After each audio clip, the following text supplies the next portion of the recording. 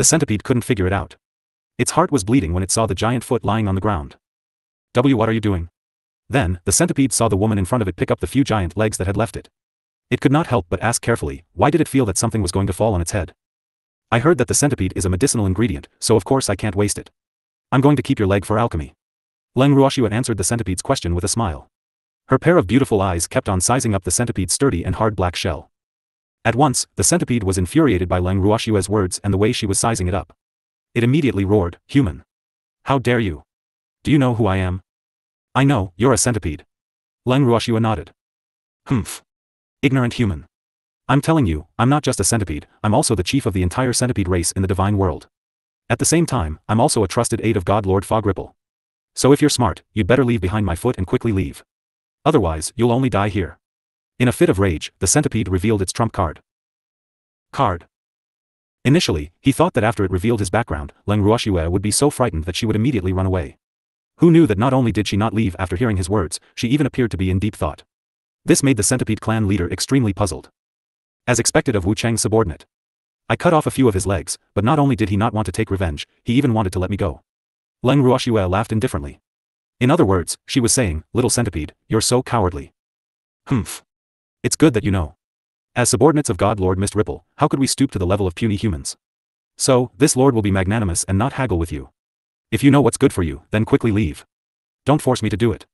The centipede clan leader did not catch the hidden meaning behind Leng Ruoxue's words. Instead, he spoke with pride. It was honored to be a subordinate of God Lord Mist Ripple. But in reality, it had thought of taking revenge after Leng Ruoxue had chopped off a few of its legs. It was just that it had some instinctive fear of Leng Ruoxue's fire attribute divine power. Thus, it would rather suffer a little than to be entangled with this human. However, how could Leng Ruoxue be dismissed so easily? Especially after hearing that the other party was a trusted aide of Ripple, she would not leave so easily. People from Rime Ice. How could he let her go? After some thought, Leng Ruoxue continued to smile, if you want me to leave, I'll leave. Just take the initiative and offer me your body. Oh. This shell of yours should be pretty good for forging. Despicable human. How dare you try to steal my outer shell? You must be tired of living. After the centipede heard this, it was furious again. It really felt that the woman in front of it really didn't know what was good for her. It didn't even want to argue with her, but why was she still so insensible? Little did it know that Leng Ruoxue had only made up her mind to pester it endlessly after hearing it call itself a subordinate of the Ripple Mist. Therefore, the moment it revealed its identity, its fate was already decided. You'll know if I'm tired of living after you try. Come on. Let's continue, Chief Centipede. Leng Ruoxue beckoned at the centipede, whose body was on fire from anger. Then, she flashed out the cold shadow in her hand, signaling for the other party to quickly make a move. However, the centipede clan leader did not act rashly. He looked at the calm Leng Ruoxue, then glanced at the sword in her hand that was emitting a cold aura. Suddenly, he turned around and retreated decisively. As he left, the centipede clan leader thought to himself, I don't want to waste my time with this lunatic. It was such a waste of time. Leng Ruoxue was dumbfounded when she saw this. While she was still in a daze, the swift centipede clan leader had already disappeared into the grey fog, without a trace. Leng Ruoxue was extremely depressed. What a mistake. She had never expected that the giant centipede would escape. What should he do now? The other party was Wu Yan's subordinate, and he was really unwilling to let her go just like that. Wait a minute. Why would Wu Yan's subordinates be here? Could it be that it also knew that he was somewhat unsightly, so it hid here? As such, it seemed that she could not let the centipede go. With such a powerful beastie, it would definitely be a big problem to keep it. Tsang, we have to find that centipede and destroy it. After thinking for a while, Leng Ruoxue spoke to Tsang Dao very seriously. And, that guy's entire body is a treasure. Not only can it be used to refine pills, it can also be used to refine weapons. It's indeed a rare material. Leng Ruoxue was speechless. That was not what she meant. She just wanted to weaken the fog, but she couldn't deny that Tsang's words were true. That centipede was a treasure. Tsang, let's go find that centipede. Leng Ruoxue couldn't be bothered to argue with Tsang and directly said, Girl, don't be anxious. Wait for another 2 or 3 days, and we'll meet it again. Tsang had a look of confidence as he said mysteriously, What?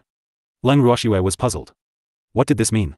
Aren't you curious as to why that centipede is here? Why? Leng Ruoxue was very cooperative. There's a precious herb here, and that centipede was ordered to guard it. Originally, this centipede was the guardian beast of that medicinal herb, but it was later subdued by that B*TCH, Wuhan, so it became Wuhan's slave. This time, Azure didn't keep him in suspense and explained.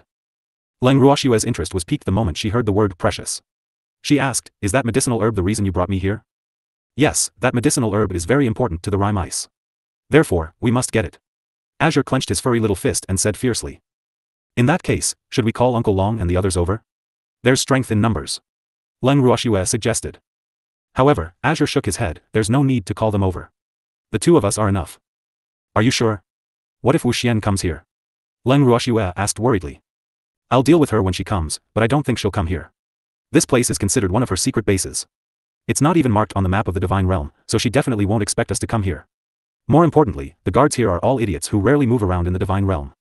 They have never seen us before, so they naturally don't know about the enmity between us and Fog Ice, so don't worry. We'll definitely be able to get those herbs. Azure was full of confidence. This was also the reason why it didn't allow Leng Ruoxue to call Uncle Long and the others over. In the land of evil demons, there were countless pairs of eyes watching them.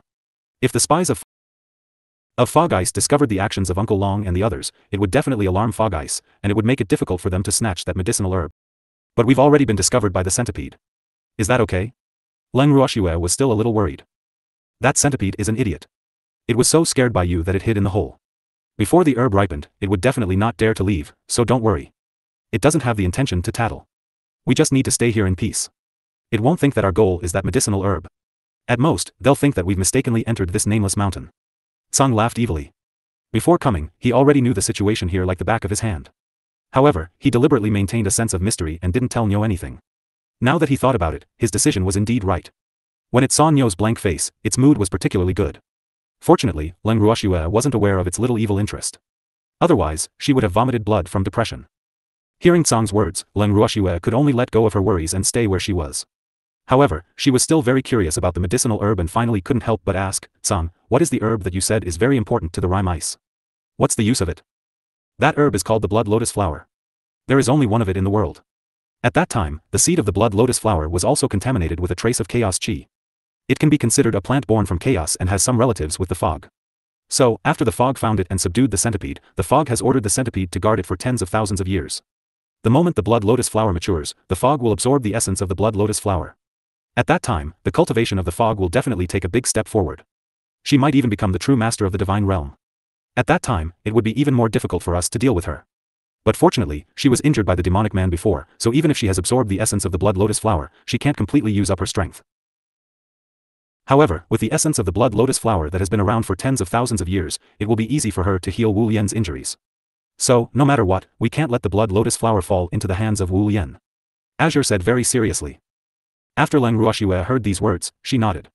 She had never seen Tsang show such a serious expression, so she naturally paid more attention to it. But she still had some questions. Azure, how did you discover the existence of the blood lotus flower? Leng Ruoxue was very curious. I've known about it for a long time and have been paying attention to it. However, the blood lotus flower grows extremely slowly. It's been tens of thousands of years. Any other natural treasure would have been able to take form long ago, but that little flower hasn't developed any spiritual consciousness yet. It still recognizes me. Azure said with a bitter expression. It's been a long time indeed. In that case, you've been eyeing the blood lotus flower for a long time. Leng Ruoxue listened to Tsang's complaints and couldn't help but let her imagination run wild. Between this beast and flower, there was clearly. Girl, how can you say that? We can't let it fall into the hands of fog. I hate that woman. My greatest pleasure is to make trouble for her and make things difficult for her. So, we must get the blood lotus. Azure reminded him seriously. Yes, just because that flower is what Wu Mo wants, I can't give it to her. However, what kind of flower was the blood lotus flower? And what does it have to do with Shui Lian? Leng Ruoxue could not help but ask. It doesn't matter. They just look a little similar. However, snow lotuses are basically white, while blood lotus flowers are as red as blood. They are very bright. Tsang explained. Leng Ruoxue nodded her head, understanding the situation. So the flower will mature in 2 or 3 days, she continued. Yup. After it matures, it will be able to develop intelligence. I'm really looking forward to what it will be like. Azure said happily. Looking at its appearance, Leng Ruoxue was even more certain that there was something going on between Tsang and that flower. Afraid that Tsang would find out, Leng Ruoxue quickly put away her improper thoughts and smiled. Congratulations, you finally have the chance to meet. Girl, you'll see it too. Azure reminded. Yes. Leng Ruoxue nodded, but she couldn't help but think to herself, I'm not looking forward to it as much as you. I just don't want that flower to be obtained by Wu Shao. Just like that, the two of them began to wait patiently. However, on the second day, the blood lotus flower that Tsang had been waiting for did not mature. On the third day, from the morning, Leng Ruoxue could clearly feel the increase in the spiritual energy in the mountain. Furthermore, there was an uncountable amount of spiritual energy swarming towards their location. Seeing this, Leng Ruoxue and Tsang knew that this was a sign that the blood lotus flower was maturing. Without waiting for Leng Ruoxue to open her mouth, Tsang teleported Leng Ruoxue to a dark cave. The cave was so dark that he couldn't even see his fingers. Leng Ruoxue wanted to light up a small flame but was stopped by Tsang. Girl, don't light a fire, Tsang Huan transmitted. You'll scare the blood lotus flower. That little fellow is very timid. Hearing Tsang's words, Leng Ruoxue could only give up and silently endure the darkness in front of her. Actually, she really didn't like such a dark place, especially when there were a few other slightly unfamiliar auras besides them here. This made Leng Ruoxue even more disgusted. Needless to say, those unfamiliar auras must have been sent by the mist to guard the blood lotus flower. Just as Leng Ruoxue was feeling depressed that she did not know when the blood lotus flower would truly mature, suddenly, a small spot of light lit up not too far away from her. It was like a firefly emitting a faint light. Slowly, the light expanded bit by bit. However, the speed at which the light expanded was really too slow. By the time the light was the size of a baby's fist, an hour had passed. However, the spiritual energy in the cave had obviously increased.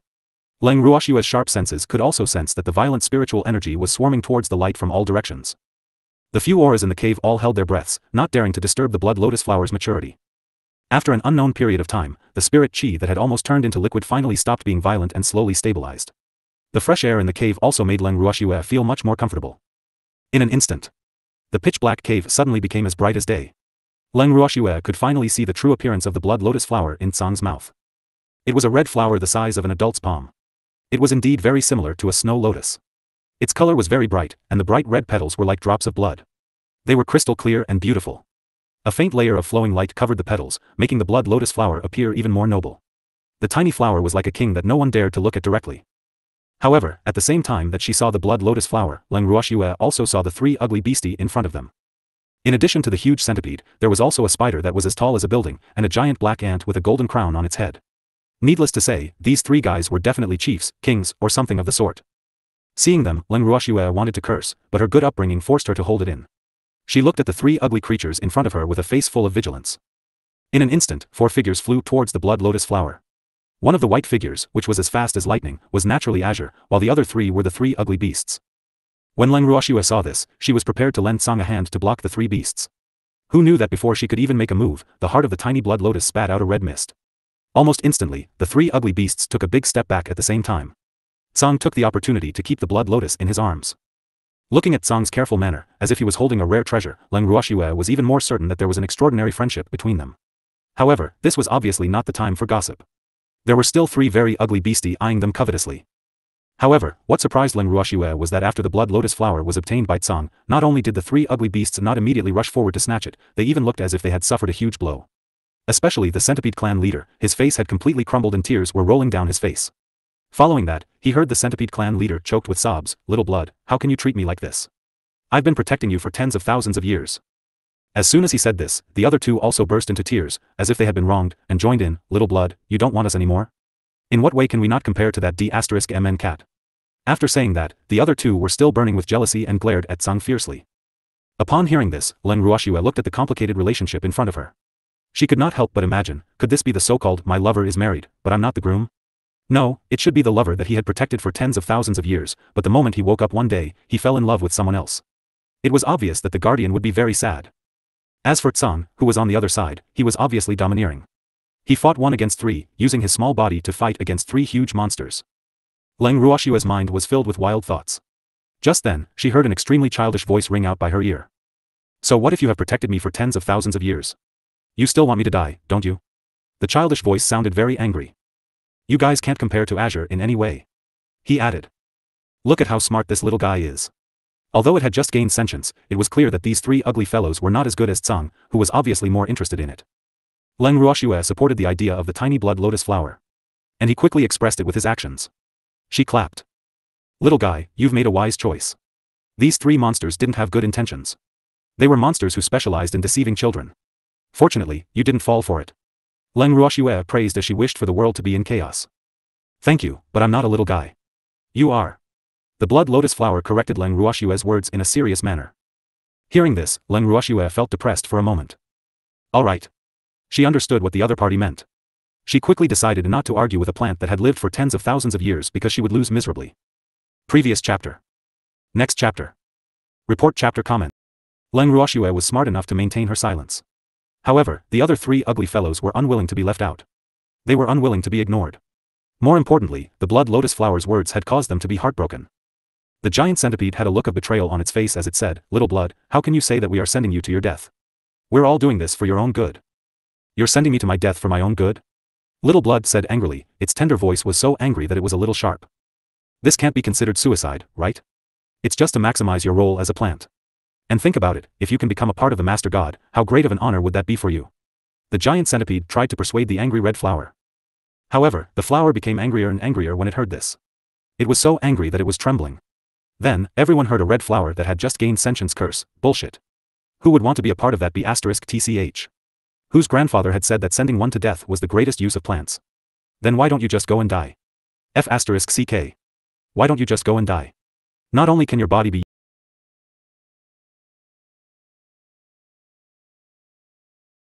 used to refine pills, but it can also be used to refine weapons, so it's much more useful than me. Why don't you take the initiative to offer yourself and let others kill you? The blood lotus flower was furious, and the consequences were severe. Moreover, with its anger, the red mist that spurted out from the center of the flower became even more intense. The three beastie, led by the centipede, hurriedly took a few large steps back in fear. Azure held the blood lotus flower with an indifferent expression and looked at the three with a faint smile. Leng Ruoxue's face was filled with black lines. She couldn't understand how a little guy who had just gained sentience could learn to curse. Could it be self-taught? The possibility of this should be very low, right? Moreover, that person didn't admit that she was the little guy's flower and even called Wu Chen a bitch. This was most likely the Tsang sect. It had to be said that Leng Ruoxue was right. These words were really from the Azure sect. Although Azure rarely appeared by the blood lotus flower's side, he could still communicate with little flower spiritually. Over time, the pure blood lotus was instilled by Tsang into the fog that it was a bad guy. It was a slut. It was the idea of Grandmother Wolf, who wanted to eat it, and it was deeply ingrained in the blood lotus flower's heart. As for the three beasts who had been ordered to protect the blood lotus flower, Azure had also spoken ill of them. Because of this, even if Azure didn't appear often, Flowery didn't really care about those three. Moreover, it did not have any intelligence, so even if they wanted to communicate, there was no way. The three beasts definitely did not have Azure's ability to communicate with the blood lotus flower that had no intelligence. As such, the three of them were naturally in a tragedy. Xiaohua only treated them as servants. At least with someone to protect them, it didn't have to worry too much about its safety. More importantly, it was very clear that as long as it was not mature, the Ripple Witch would not be willing to eat it. That was why it had been living a carefree life for the past tens of thousands of years. Now that it had matured, it meant that danger was coming. It was time for the two sides to fall out. Now that it had the protection of the thick-skinned Azure, it naturally didn't need to fear these three guys. It had to be said that Azure's upbringing had been very successful, and the blood lotus flower was very dependent on it. The closeness between the beast and the flower had greatly provoked the three ugly beasts, who were burning with jealousy. Seeing how the other party treated Tsang as a love rival, Leng Ruoxue was both amused and speechless. However, she knew that the little flower was not to be trifled with. The red mist that came out of the flower's pistol was poisonous. Although she didn't know what would happen if she came into contact with it, but looking at the three of them, fearful expressions, the poison was probably not light. Leng Ruoxue was secretly making guesses at the side. The three beastie, who had lost their rationality and flown into a rage out of humiliation, were conversing privately through voice transmission. They would even cast their gazes towards Leng Ruoxue from time to time, causing her to be baffled. Why were the three of them looking at it? Just as Leng Ruoxue was feeling puzzled, she heard Qing Ju's chuckling in her heart. She could not help but wipe the sweat off her forehead. Before she could ask, Qing Ju's voice was heard. Big sister, they're trying to get their hands on you. What? Leng Ruoxue didn't understand. Even though they were enemies, shouldn't they be dealing with their love rival now? Why did he have any ideas about her? However, before Leng Ruoxue could ask, she saw three huge black shadows pouncing towards her from the corner of her eye. She dodged nimbly and jumped to a safe place at the side, causing the three to miss. The three beasties' anger burned even more when they saw that they had failed. The centipede clan leader was so furious that he spat out a black poison at Leng Ruoxue. At the same time, the giant spider spat out countless light yellow, web-like threads from its mouth, which were scattered towards Leng Ruoxue. The big black ant waved its two huge pincers and pounced towards Leng Ruoxue once again. The attacks that these three beasts used were all their most powerful attacks. When Leng Ruoxue saw this, she was so angry that she wanted to curse the heavens. Damn it! This bunch of bastards who bully the weak and fear the strong. As soon as the centipede clan leader saw the flame, he was instinctively afraid and slowed down his pace.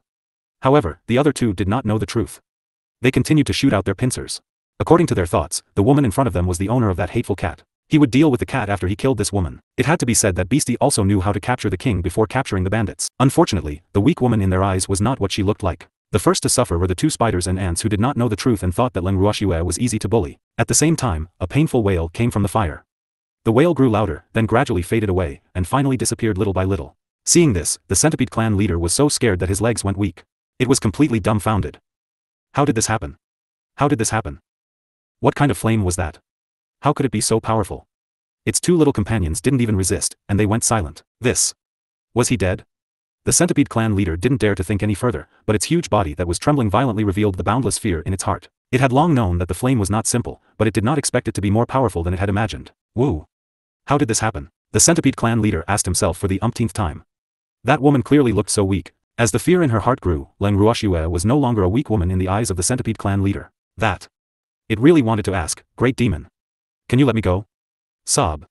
It deeply regretted provoking Leng Ruoxue. Just as the Centipede clan leader was filled with worry and trying to think of a way, the 30-foot-tall flame not far away gradually extinguished. But even so, it was enough to scare the Centipede clan leader out of his wits. Let me go.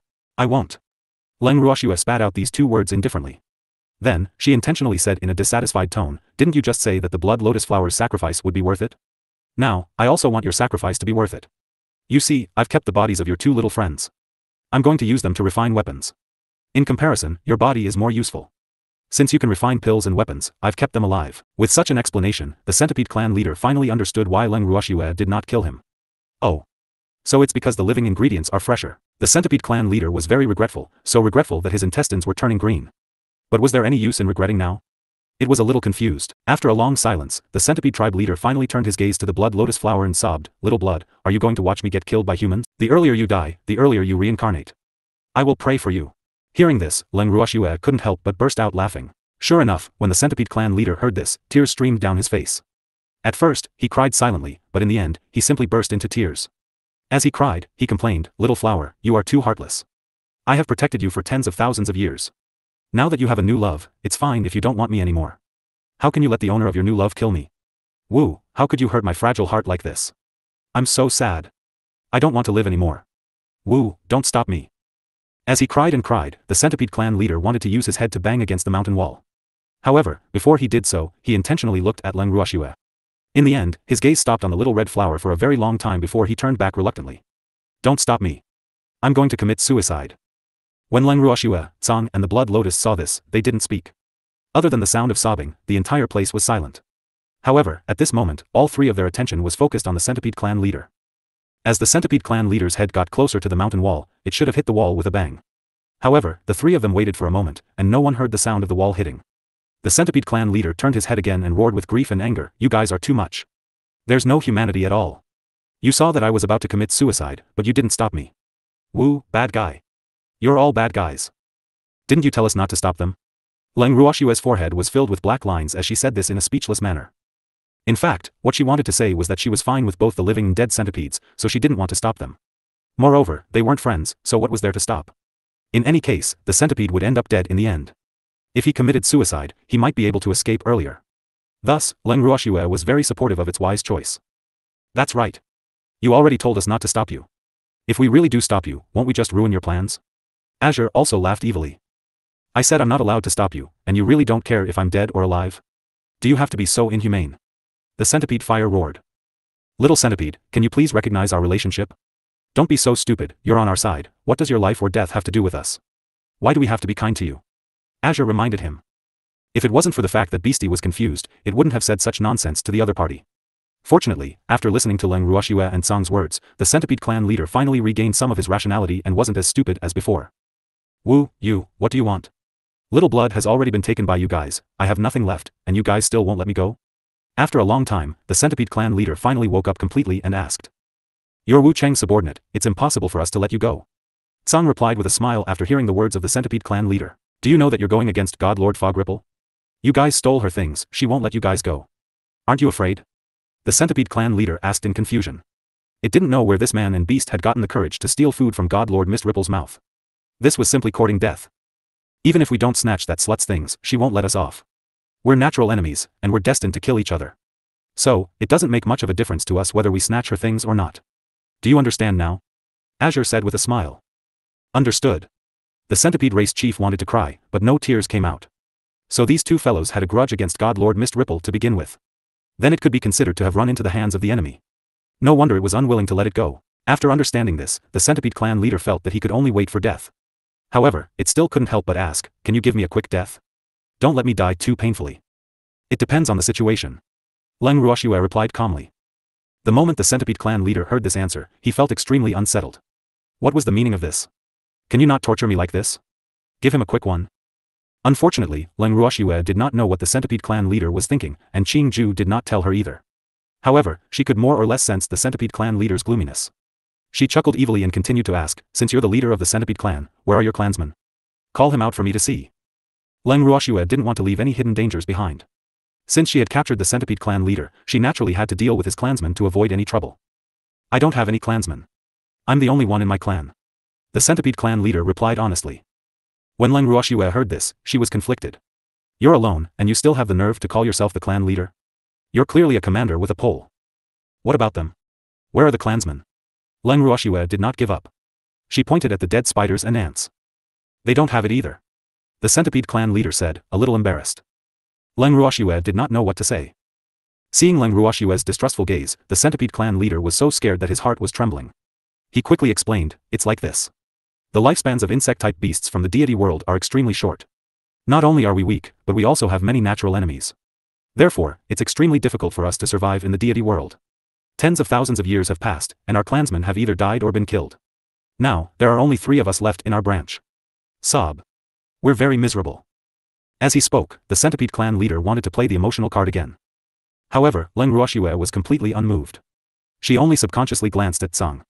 Seeing Tsang nod, Leng Ruoxue then stopped doubting the Centipede clan leader's words. Then, she took out a rope and tied up the Centipede tribe leader, who was tactful and did not struggle, firmly. She then threw him into the house with the other 2 behemoths. After she was done, Leng Ruoxue smiled at Tsang and said, "Tsang, can we leave this time?" "Yes. However, there are still some collections of the 3 beastie in this mountain. We have to steal them." Azure smiled evilly. "I know the place," the Blood Lotus hurriedly said upon hearing this. When Leng Ruoxue heard this, she felt a little sympathy for the Centipede clan leader's 3 beasties. They were protecting a little flower who was a traitor. However, this was good. It was very much to her liking. Following that, under Xiao Hua's guidance, the Centipede clan leader and the other 2 beasts' collection became Leng Ruoxue's. The 3 beasts had collected a lot of good things over the years, including countless high-quality medicinal herbs. However, according to the Blood Lotus Flower's complaint, these medicinal herbs were collected by the 3 of them to give to the Mist Ripple bitch. When Leng Ruoxue heard this, she felt even more at ease. It would be a waste not to take Fog's things. After tidying up the treasures of the 3 beastie, Leng Ruoxue was prepared to let Tsang bring her home. Who knew that Tsang would wave his hand and ask her to wait?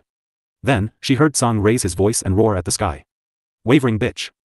I sold your petals for 1 jingsher each, and the Blood Lotus Flower that you've been coveting now belongs to me. Ha ha ha." This arrogant laughter, accompanied by the pressure Tsang Yen released, spread throughout the entire divine realm. Upon hearing this, Leng Ruoxue broke out in cold sweat. Why didn't he run away after doing something bad? Why did he announce it to the world? However, in the entire immortal realm, only Azure would dare to do this. He just didn't know if Fog would be so angry that she would vomit blood after hearing these provocative words. Leng Ruoxue was suddenly filled with anticipation. The facts proved that she had guessed correctly. At this moment, although Wu Xiao had been healing in seclusion, Tsang's voice was too powerful. The barrier she had set up could not block it at all. Therefore, when the voice entered her ears, she, who was healing, spat out a mouthful of dark red blood and fainted from anger. By the time she woke up and teleported to the mountain where the Blood Lotus Flower grew, the mountain was already empty. The extremely furious Wu Xian was so angry that she directly used her divine power to bombard the innocent mountain. In the end, she fainted beside the broken mountain rocks. The frightened subordinates then hurriedly carried her back to the Divine Master's estate. At the same time, in the Leng family's residence in the Land of Demons, there was a long silence because of the provocative words that came from the sky not long ago. At that time, Uncle Long and the others were chatting in the living room. The people present at that time included the Ascender Alliance's chief and Li Jing. As they did not see Leng Ruoxue, they did not leave. However, just as everyone was having a good time chatting, the sudden voice gave them a big shock. In comparison, Uncle Long and the others were still calm. Although they were breaking out in cold sweat, the Ascender Alliance's master and Li Jing had already turned pale and ashen. Because the petals of rime ice were bought by the 2 of them. If this matter was known by Wu Yan, she would probably come to settle the score with them. After an unknown period of time, the Alliance Master's question finally came from the silent living room. That voice just now, was it Miss Leng's little white cat? Yes, I am. Uncle Long looked at the Alliance Master sympathetically. He had heard from the Alliance Master that Tsang had sold 2 petals to him and Li Jingkai to save them. When he thought of this, he immediately consoled her. Don't worry, no one will know that you bought the petals of the Mist Ripple bitch. Can you not call her AB*TCH in front of them? The Alliance Master couldn't help but feel disgusted. He really couldn't take it anymore. Although he didn't have a good impression of Wu Chen, this illegitimate master god, at least on the surface, he would still respect her. But now, these guys in front of him had to add the word bitch when they talked about Wu Chen, which made him quite uneasy.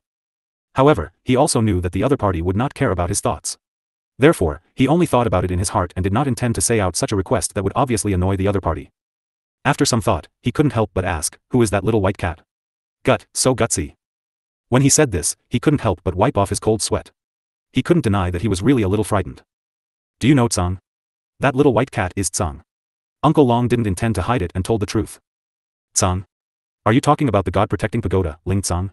The Alliance Master's eyes suddenly widened as he spoke in disbelief. Anyone who had lived in the divine realm for a long time would know of Tsang's great name. However, he had never thought that the little white cat would be Tsang. Uncle Long nodded and didn't say much. On the other hand, the Alliance Master was still in shock. His mouth was half open, and after a long time, he finally said, wasn't it said that Azure doesn't have a master? Then what is its relationship with Miss Leng? Tsang has acknowledged little Xue as his master. Why? Haven't you heard? Uncle Long pretended to be surprised, then put on a look of realization. It's not strange that you didn't hear about it. How could the Ripple Witch let such an important piece of news spread? And our Xue keeps a low profile, she's never willing to show off about these things. Hearing Uncle Long's words, the Alliance Master didn't know what to feel. In fact, he really wanted to ask, Sir, aren't you showing off by saying this? However, he knew that he must not offend his master in her territory. At the same time, he felt that he should reconsider Leng Ruoxue's position.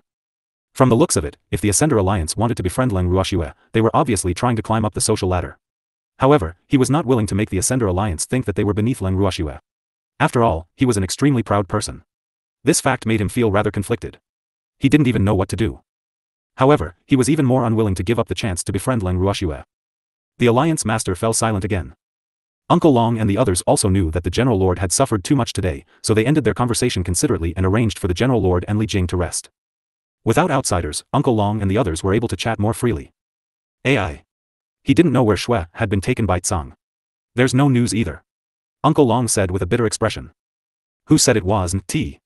That detestable girl, isn't she afraid that we'll be worried? At the mention of this, the master of the Ning family gritted his teeth in hatred, but he couldn't contact Xue, so he couldn't do anything. However, he was very clear that the reason he couldn't contact Xue was definitely Tsang's doing. Because other than him, no one else had such great ability. It can't be considered as no news. Didn't Azure mention the blood lotus flower before? Dongfang Yu couldn't help but interject when he heard the two old men's complaints. But then, he received angry glares from Uncle Long and Master Ning, and then he heard the two angry, handsome old men shout in unison, do you know where the blood lotus flower is? Hearing this, Dongfang Yu could only keep his mouth shut. Sob. I can't afford to offend a jealous old man. Seeing that Dongfang Yu was being honest, Uncle Long felt that it was not interesting, so he left the living room in a huff. After he took the lead and left, the people present also left one by one. At this moment, Leng Ruoxue had no idea that her family was in a small argument because of her whereabouts. Tsang, where are we going? Aren't you going home? Seeing Tsang bring her to a foreign city, Leng Ruoxue was lost. Previous chapter. Next chapter. Go back. However, let's go do something else before we go back. Azure smiled evilly. What? Leng Ruoxue was very puzzled. Was Tsang still not satisfied after taking away the blood lotus flower that the Ripple Mist slut had taken a fancy to? What else do you want to do? It had to be said that Leng Ruoxue was right again. In reality, ever since Leng Ruoxue and the others were attacked by the fog, Azure had been holding back a grudge. It was just that it had been holding back and not looking for trouble with the fog. It was so patient because it was waiting for the day the blood lotus flower ripened. It had long decided at the moment the blood lotus flower ripened would be the moment when it would feel the most heartache. After all, who would be able to stand the fact that something that they had been looking forward to for tens of thousands of years now belonged to someone else? But now, it felt that since it had stolen the blood lotus flower, it could do something else in passing. In any case, they were all Rhymice, so it was the same as stealing one, and it was the same as stealing two. In that case, it didn't seem like it was a big deal to get more. With this thought in mind, it brought Leng Ruoxue back here. Of course, this was only their first stop. After all, it was the closest to the nameless mountain where the blood lotus flower resided. Girl, I remember you saying that you've recruited all the guild leaders in the godly continent? Azure asked with a smile. Yes. Leng Ruoxue nodded.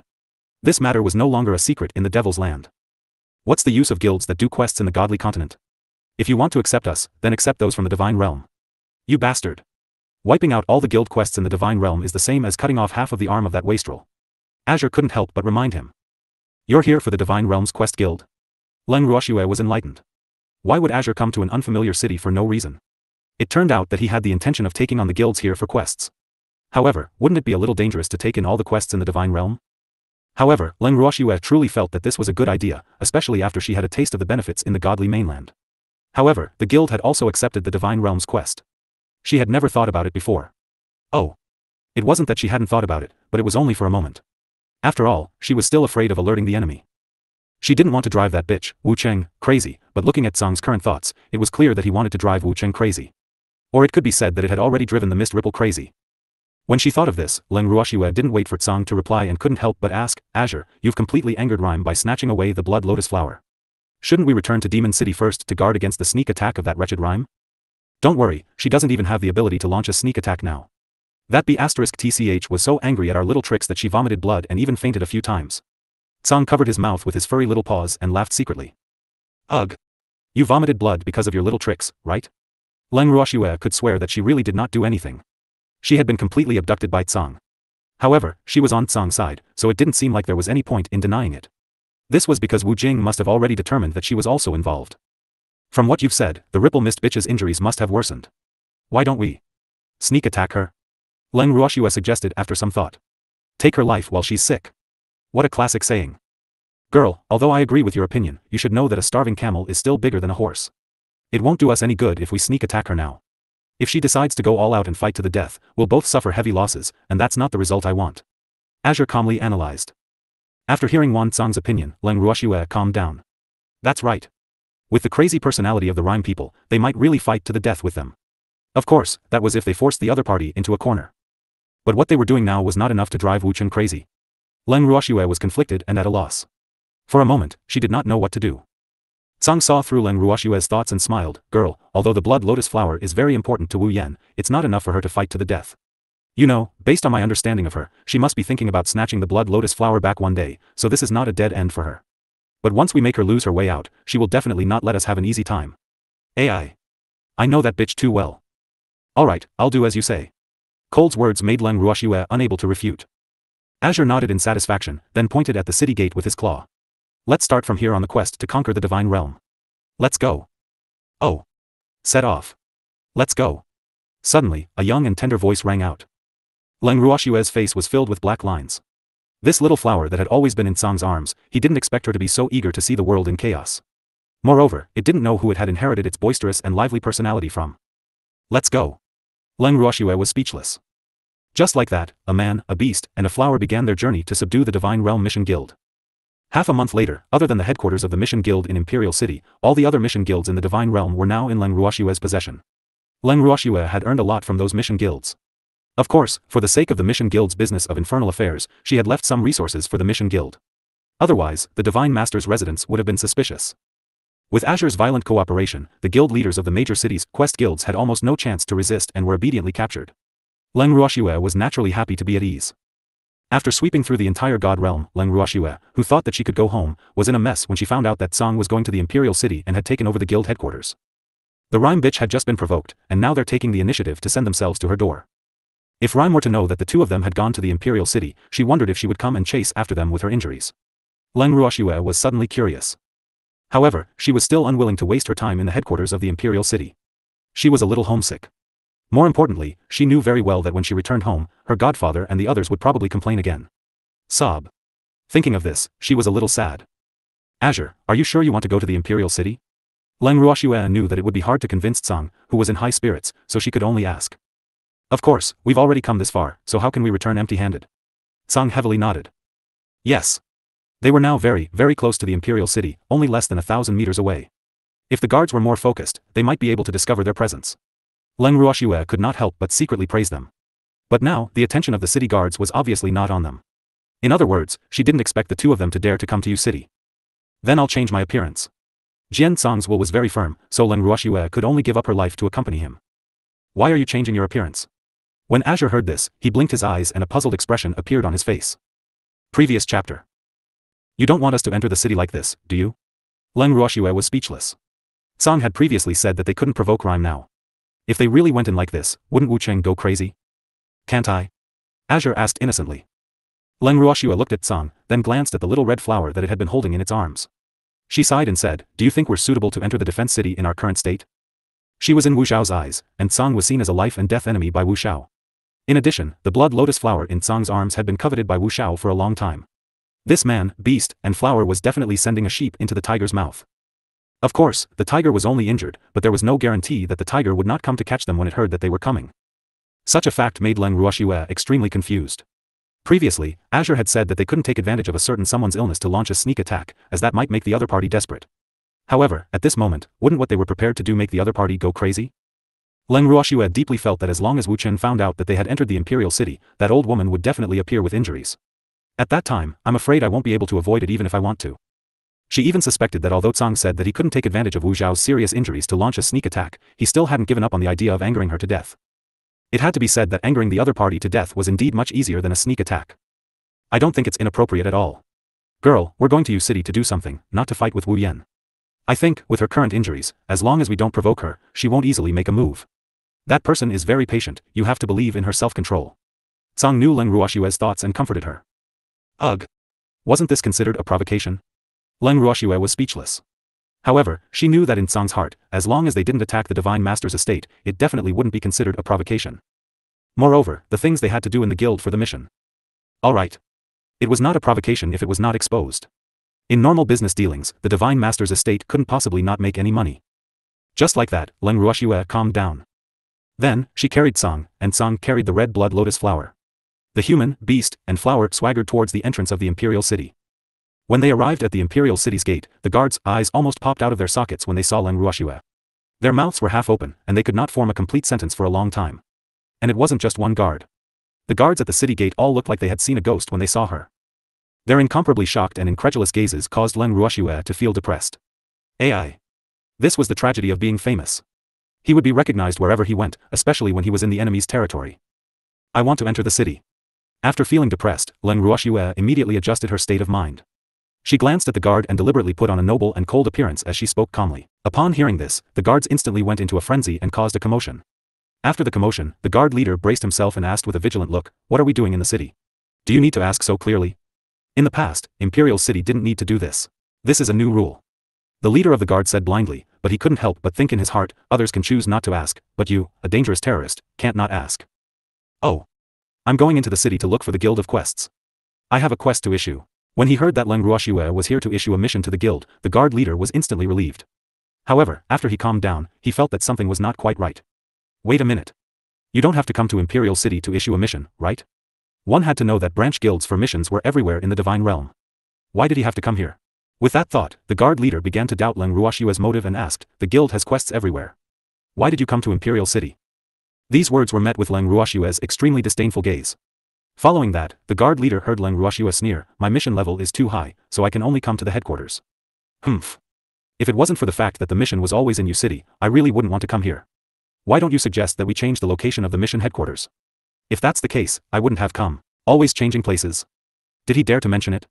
The leader of the guards was incited by Leng Ruoxue's words and instantly wilted. He explained with a smile, I just wanted to ask more clearly. I don't have any other meaning. Who asked you to be a terrorist? He had to be on guard. I understand. I know that my relationship with Rhymice has given you a headache in the past, but please believe in my sincerity. This time, I came to Imperial City only to find the Mission Guild to issue a mission. Leng Ruoxue was very understanding. He truly felt that he shouldn't have suspected Leng Ruoxue. If she really wanted to cause trouble, would she have obediently entered the city through the city gate? However, even if he believed Leng Ruoxue's words, he didn't dare to make the decision to let her into the Imperial City. He could only smile carefully and say, "Miss Leng, I can't make the decision if you want to enter the city. You have to go back and ask for instructions. Can you please wait for a moment?" "Sure." Leng Ruoxue smiled and nodded.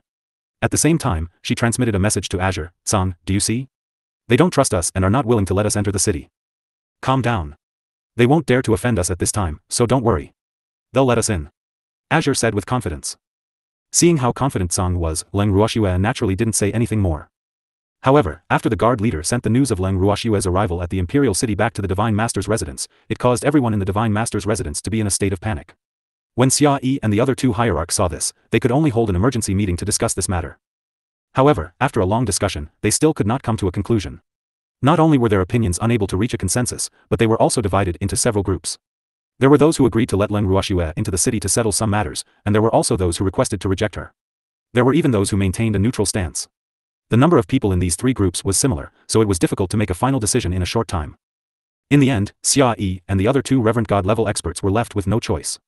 According to their original intention, they could let Leng Ruoxue into the Imperial City. However, as the Reverend God of the Divine Master's estate, her every word and action would attract too much attention. Hence, they could not voice their opinions at will. Otherwise, they might even incur the Divine Master's dissatisfaction. After thinking for a long time, the three Reverend Gods unanimously decided to let the Divine Master make the decision. After sending a guard to inform the black-robed man who was guarding the entrance of the Divine Master's secret room, Xia Yi and the other two felt that their mission was complete and went back to their own business. When the man in black found out that Leng Ruoxue had come to Imperial City, his first thought was that this was a matter of great importance. In addition, the Divine Master had said before he went into seclusion to heal his injuries that unless it was an extremely important matter, he was not to disturb her. Previous chapter. The man in black was naturally aware of the grudges between the Divine Master and Leng Ruoxue. Hence, after sensing that the situation was extremely troublesome, he immediately entered the secret chamber for further instructions. Wu Yan's face was pale. She was sucking blood to heal her injuries. When she heard that Leng Ruoxue had come to the Imperial City, she was so agitated that she spat out a mouthful of blood. The man in black was so frightened that he knelt down immediately. Humph. She still dared to come here? You're really not afraid of death? Wu Mo's small face was pale and bloodless. She narrowed her beautiful eyes and said with some resentment. If it wasn't for Leng Ruoxue, how would she be injured? If it wasn't for Tsang's provocation, how could her injuries have worsened? But now, not only did those people not know how to hide, but they also dared to approach her. They were really tired of living. Mist gritted her teeth in hatred, and at the same time, a bone-piercing pain came from the bottom of her heart, causing her face to turn even paler. How detestable. If she wasn't injured, she would have captured Leng Ruoxue and tortured her in every way possible before sucking her fresh blood dry. She believed that Leng Ruoxue's blood would be even more perfect than the blood lotus flower since she had the chaotic divine body. However, she could only think about it now. She hated it. Delicious food was right in front of her, but she couldn't get it. If this happened to anyone, it would definitely be a fatal blow. But now, she had no choice but to endure. This was because she was very clear about her own situation. Even though that person had left the god world, she had Tsang to protect her. She could not do anything to Leng Ruoxue. Ah! Wu Yan lost her mind and roared madly. Her embarrassment turned into anger, and her face was twisted with hatred. The kneeling man in black was so scared that his whole body began to tremble. Suddenly, two vines with suction cups flew out of Ripple's hands and stabbed into the man's body. The man in black revealed a pained expression, but before he could scream, the man in black stopped breathing in a few seconds. After a few minutes, the man in black turned into dust and disappeared without a trace. After venting her anger, Wu Yan gradually calmed down. Then, she shouted towards the outside of the secret room, "Men. Please give your orders, master." Another man in black walked in. After this black-clothed man entered the secret room, he didn't see the person who had entered before. He had already guessed that the person was most likely dead. Let Leng Ruoxue into the city and send people to keep a close watch on her. Wu Xian gritted his teeth and said. She had thought it through. Even if she forbade Leng Ruoxue from entering the Imperial City, it would be useless. Not only would that fellow not listen to her, he might even force his way in. At this moment, it was obvious that he had no way of intimidating Leng Ruoxue. Since that was the case, why not fulfill her wish? Leng Ruoxue wouldn't be able to cause any big waves in his territory anyway. Wu Yan was very confident in her control of the Imperial City. Otherwise, she would not have dared to make such a decision. The man in black received the order and immediately turned to leave. At the same time, Leng Ruoxue was already getting impatient from waiting outside the city gates. Your god lord's estate's efficiency is so low. It's been so long, and you still haven't come to a conclusion? Leng Ruoxue's face was filled with dissatisfaction. After she finished speaking, she even took a bite of the fruit in her hand. At this moment, she would not just stand there and wait like a fool. Instead, she had already taken out a reclining chair, a pot of tea, fruits, snacks, and other food. She ate while waiting. Seeing her like this, the guards who heard her words were all speechless. Many of the guards couldn't help but mutter to themselves, "This ancestor. You're eating and drinking, what's wrong with waiting?" He wasn't tired. Unlike them.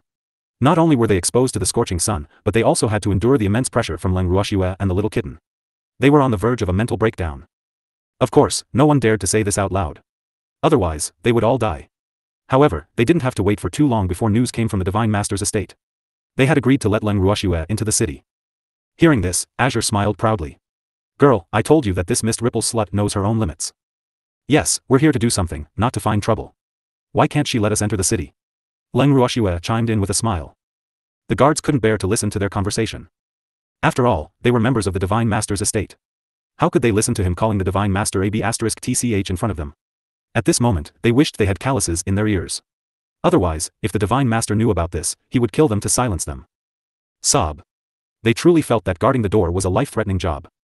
The guards who were cheering in their hearts excitedly sent off Leng Ruoxue and Tsang's team. Their eyes were filled with tears as they cheered in their hearts. They had finally sent away the terrifying woman and beast. It wasn't easy. After entering the city, Leng Ruoxue, who was walking on the streets of Yu City, could clearly feel that someone was following them in the dark. However, she did not pay much attention to it and continued to walk calmly on the busy streets. She couldn't be blamed for being so calm. After walking in the city for a while, almost all the passers-by in the city were watching them, so they could only force her to calm down. When they finally reached the headquarters, Leng Ruoxue saw the main doors and quickly entered. May I know what you need help with? When the waiter sensed that someone had entered, he gave a standard welcome speech. However, the moment he saw Leng Ruoxue's beautiful face, he forcefully swallowed the last few words. It wasn't because of how beautiful she was, but because she was the famous Leng Ruoxue. Oh. Oh my god. Leng Ruoxue. What was Leng Ruoxue doing here? He didn't see wrong, did he? The waiter's eyes widened in disbelief. He was afraid that his eyes were playing tricks on him, so he even rubbed his eyes vigorously. In the end, he realized that Leng Ruoxue was still standing in front of him with a smile. With a bitter smile, the waiter stuttered. Miss Leng, welcome, please, may I ask? After speaking for a long time, the waiter still couldn't say a complete sentence. His small face was red from holding back, and he was extremely anxious. When Leng Ruoxue saw this, she only smiled faintly and said, I want to see your president. It was said that the current president of the mission headquarters was definitely a confidant of Fog Ice and was very loyal to Fog Ice. Sometimes, it seemed that his status was even higher than the 3 Reverend God-level experts in the Divine Master's estate. Hence, when she found out about this, Leng Ruoxue was especially interested in this president of the headquarters. However, when the waiter heard this, he said with an awkward expression, it's not convenient for the guild leader to meet with guests right now. What's wrong? Did you get beaten up? Leng Ruoxue guessed. The waiter was speechless. He thought to himself, Miss Leng. Do you have a grudge against my guild leader? Can't you think of something better? However, the waiter couldn't deny that this Miss Leng's guess was really accurate. Although the president wasn't really beaten up, he was almost beaten up. After thinking for a while, the waiter hesitated and said, the guild leader wasn't beaten up. He's just sick. You're sick. I'm the best at treating illnesses, let me take a look at him. The moment Leng Ruoxue heard that there was a patient, she immediately perked up. This. The waiter didn't know what to say. Didn't they say that Leng Ruoxue didn't like to meddle in other people's business?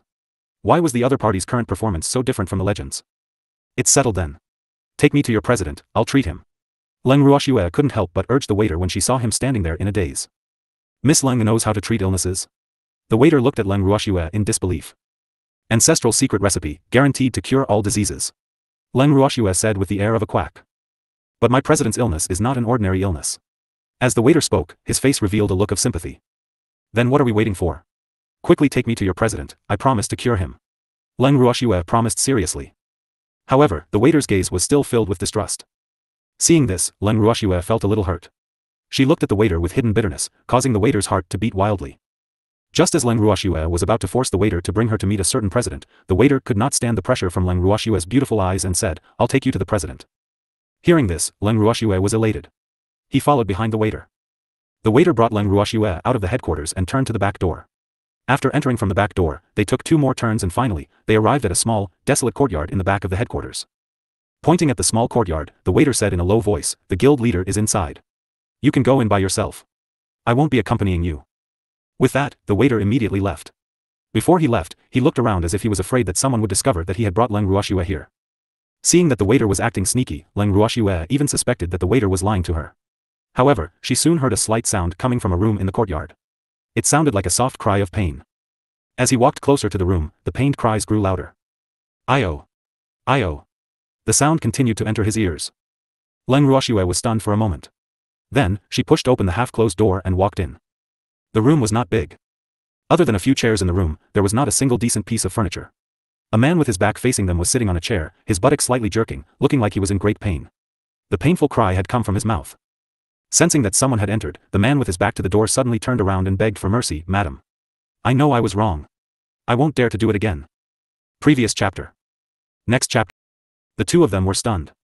The man who spoke was dumbfounded, while Leng Ruoxue was speechless and shocked. Who was this pighead? Could he be the guild leader of the headquarters of the Missions Guild? At this moment, the face of the man in front of her was so swollen that one could not even see his true appearance. His eyes were only a slit, and his lips looked like 2 fat sausages hanging from them. When she saw this image not far away, Leng Ruoxue could not help but sigh. The person who created this image was really ruthless. Are you Miao Jia, the president of the Missions Guild? Leng Ruoxue probed. She really could not believe that the pighead in front of her was the famous Miao Jia. Why yes. Leng Ruoxue, what are you doing here? Miao Jia was shocked. He was extremely shocked. He could not figure out why Leng Ruoxue would come here and even see him in this state. Sob. This was too embarrassing. At that moment, Miao Jia wished he could just kill himself. It was much better than Leng Ruoxue seeing his embarrassing state. Seeing Miao Jia's apocalyptic look, Leng Ruoxue smiled and consoled him, President Miao, you don't have to feel embarrassed. Who doesn't have a tiger at home? AI. In this day and age, being afraid of one's wife was the way to go. So, your choice is wise. You, how did you know? Miao Jia tried his best to open his eyes wide to express his shock, but unfortunately, his eyes were swollen. No matter how hard he tried, there was only a thin slit. However, his subtle expression at this time completely revealed his inner thoughts. He would never believe that someone would dare to tell Leng Ruoxue about his family's matters. How did she guess that there was a tigress in his family? Could it be that Leng Ruoxue had been monitoring him all along? That's why she knew everything about him. Miao Jia made wild guesses. Leng Ruoxue, on the other hand, could tell what he was thinking with a single glance. At the same time, she could not understand how a person who did not even know how to hide his expression could become the president of the headquarters of missions. Could it be that the rumors were true, that he and Wu Yan had an unclear relationship? Leng Ruoxue felt that this was not impossible. After sighing, she replied honestly, I'm guessing. Miao Jia's face revealed an expression of obvious distrust. Leng Ruoxue was speechless. Why didn't the people from the headquarters trust her? She was very honest, okay? AI. The scars on your face are too obvious. I'm a woman, and I know that only women like to create such scars on their men to make them behave. Hee. I'm sure President Miao Jia isn't someone who can't keep his head down, right? Otherwise, your wife wouldn't have treated you like this. After being depressed for a while, Leng Ruoxue gloated. Who said that? Don't wrong me. Hearing Leng Ruoxue's words, Miao Jia was completely enraged. Boo-hoo. There's a tigress at home, how would he dare to mess around? Look. This wasn't even a big deal. He had been beaten up so badly that he could not see anyone. If he really did something, he was afraid that his little life would be lost. It doesn't matter if I wronged you or not, right? The key is whether your madam believes you or not. Leng Ruoxue reminded him. After she said that, Miao Jia was completely listless. Sob. It was because madam didn't believe in his innocence that he was beaten up like this. Miao Jia complained in his heart. All of a sudden, he had a flash of inspiration. His eyes, which were swollen to the point of a slit, burst out with a dazzling light. He looked at Leng Ruoxue with anticipation and said, Leng Ruoxue, you're a woman too. Can you help me? What can I help you with? Leng Ruoxue was taken aback. She truly felt that Miao Jia's train of thought was too erratic. When they first met, he was still shocked and alert. How could he ask her to help him in such a short time? Help me think of a way to make my madam believe me. Wu, no matter how I tried to explain, she wouldn't believe me. I'm really going to die. As if he had found someone to confide in, Miao Jia started to cry in front of Leng Ruoxue. Leng Ruoxue was a little speechless when she saw Miao Jia sobbing and treating her like a close sister. However, she still kindly reminded him, your wife doesn't believe you. It must be because you're untrustworthy. After saying that, Leng Ruoxue deliberately paused for a few seconds to look at Miao Jia's expectant eyes. Then, she continued, actually, I'm not very good at dealing with family problems. Besides, I have something important to tell you. What is it? As long as you help me solve my problems, I will help you deal with your own. Miao Jia immediately coaxed him. Really? Leng Ruoxue blinked her eyes and asked with a smile. Of course. It had to be real. Just help me. As long as you can find a way to make the tigress at home believe me, then you're my savior. Miao Jia began to flatter Leng Ruoxue. However, Leng Ruoxue was not a 3-year-old child. She would not easily believe Miao Jia's promise, so she did not say anything. Instead, she grabbed an old chair not far away, cleaned the dust, and sat down. Looking at Leng Ruoxue's nonchalant actions, Miao Jia felt a little worried. After choking for a while, Miao Jia began to persuade again, Leng Ruoxue, please help me think of a way. Wu. I'm really at my wit's end. If I had any tricks up my sleeve, I wouldn't have come to you for help. I told you I'm not good at dealing with family problems. Why are you looking for me? Leng Ruoxue continued to put on a cold and noble look. Didn't you just make it in time? If I look for someone else instead of you, I'll lose face again. Miao Jia's words sounded like he was going all out, but Leng Ruoxue was speechless. So it wasn't embarrassing to ask her for help? Just because she had already seen the other party's embarrassing state? AI. What the hell is this? Actually, Leng Ruoxue was quite happy to see Miao Jia in trouble. Although that guy was not related to him, he was still a member of Fog City.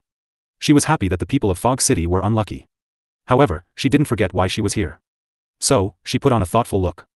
After thinking for a while, she said to Miao Jia, it's not that I can't help you think of a way, but can you really help me solve my problem?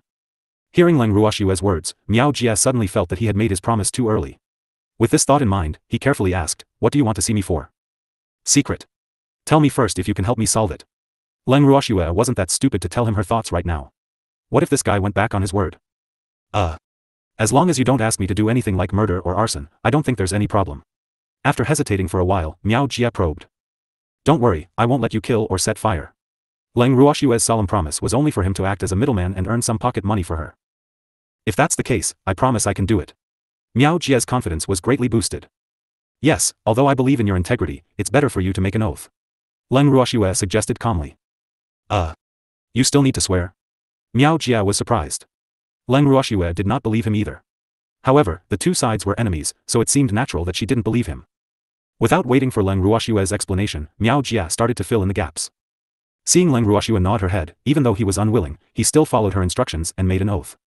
After the contract's rules confirmed it, the deal of help between the two of them was officially established. After finishing this step, Miao Jia began to urge Leng Ruoxue to help him find a way to deal with the tigress at home as soon as possible.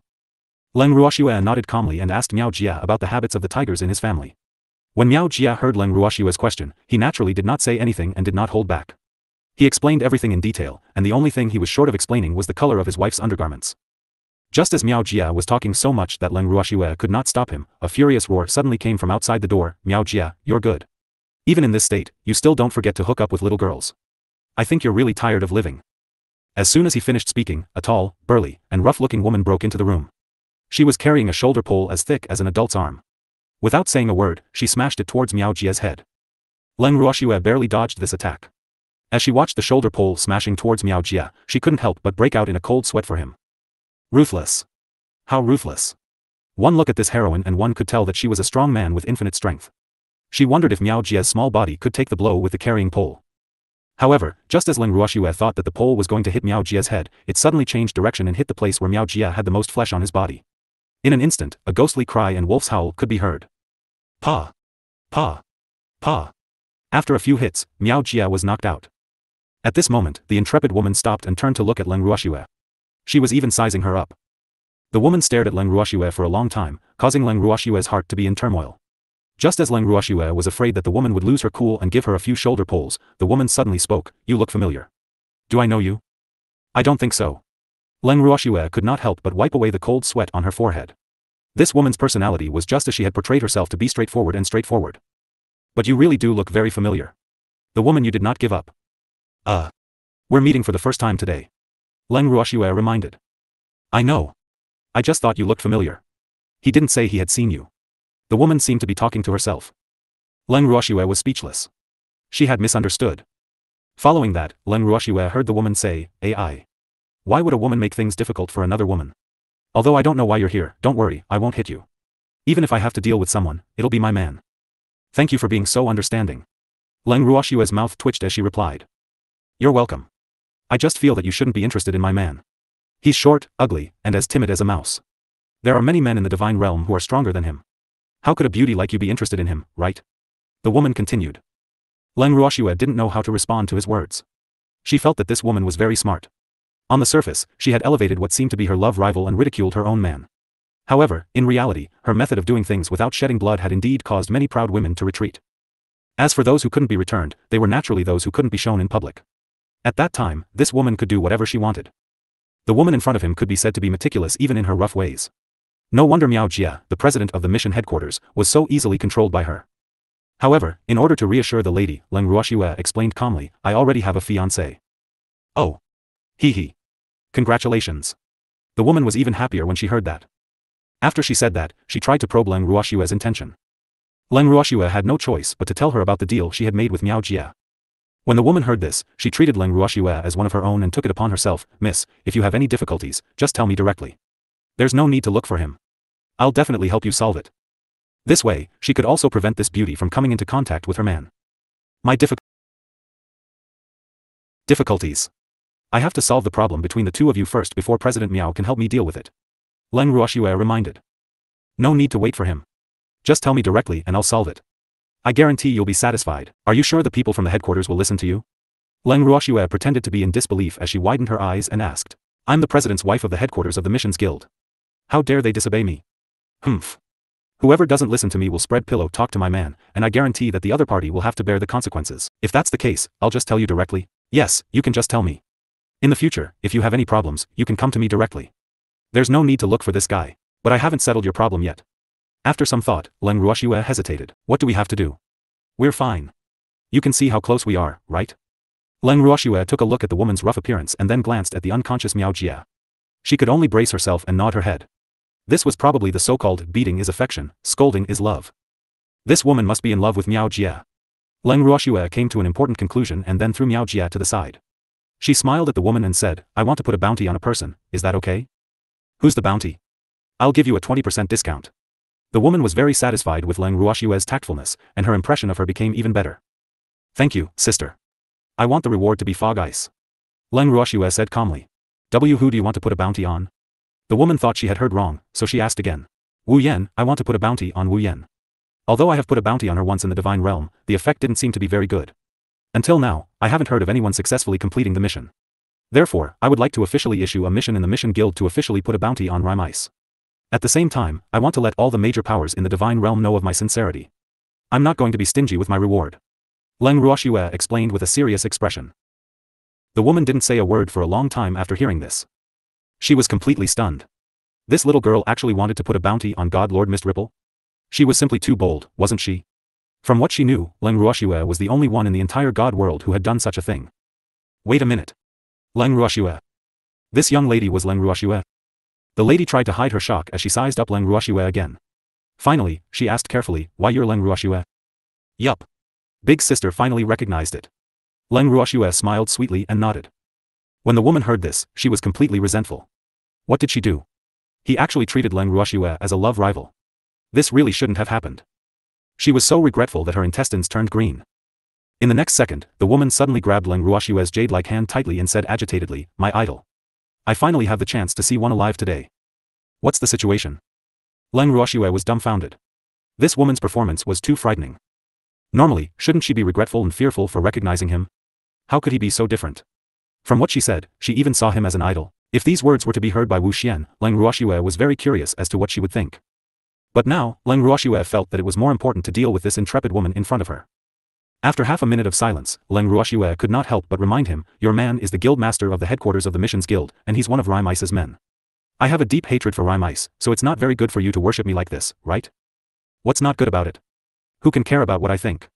I'm telling you. Ever since I heard of your deeds, I've always yearned for you and have been friends with you for a long time. Now that I've suddenly seen you in person in front of me, I'm so happy. As the woman spoke, she even began to dance with joy. Leng Ruoxue broke out in a cold sweat. She was speechless and asked, aren't you afraid that your words will reach the ears of the mist? I'm not afraid. I've never been afraid of her. The woman said disapprovingly. However, if you want to put a bounty on her in the headquarters, it seems a little troublesome. The woman then added. Leng Ruoxue nodded to show that she understood. In reality, the bounty on the miasma was just a temporary measure. She had long known that the mission headquarters would not issue such a bounty for her, so this was originally just an excuse. Subduing the mission headquarters was her real goal.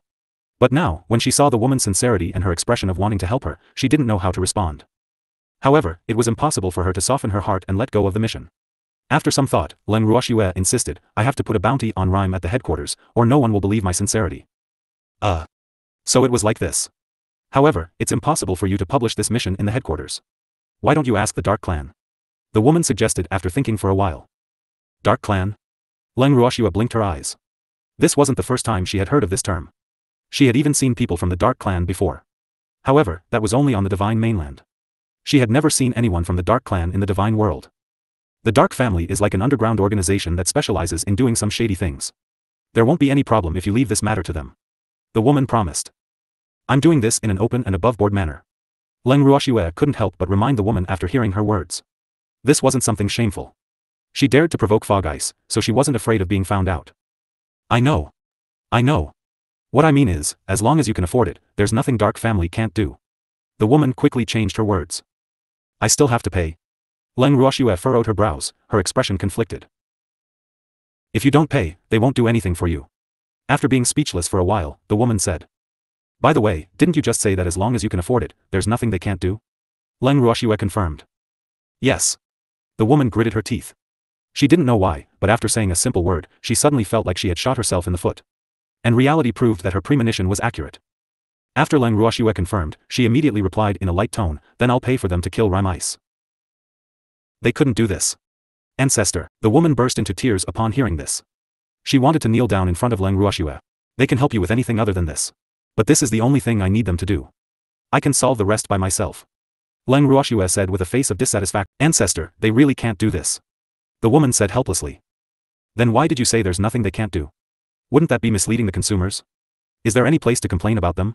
Upon hearing this, the woman knelt down beside Leng Ruoxue's feet with a thump.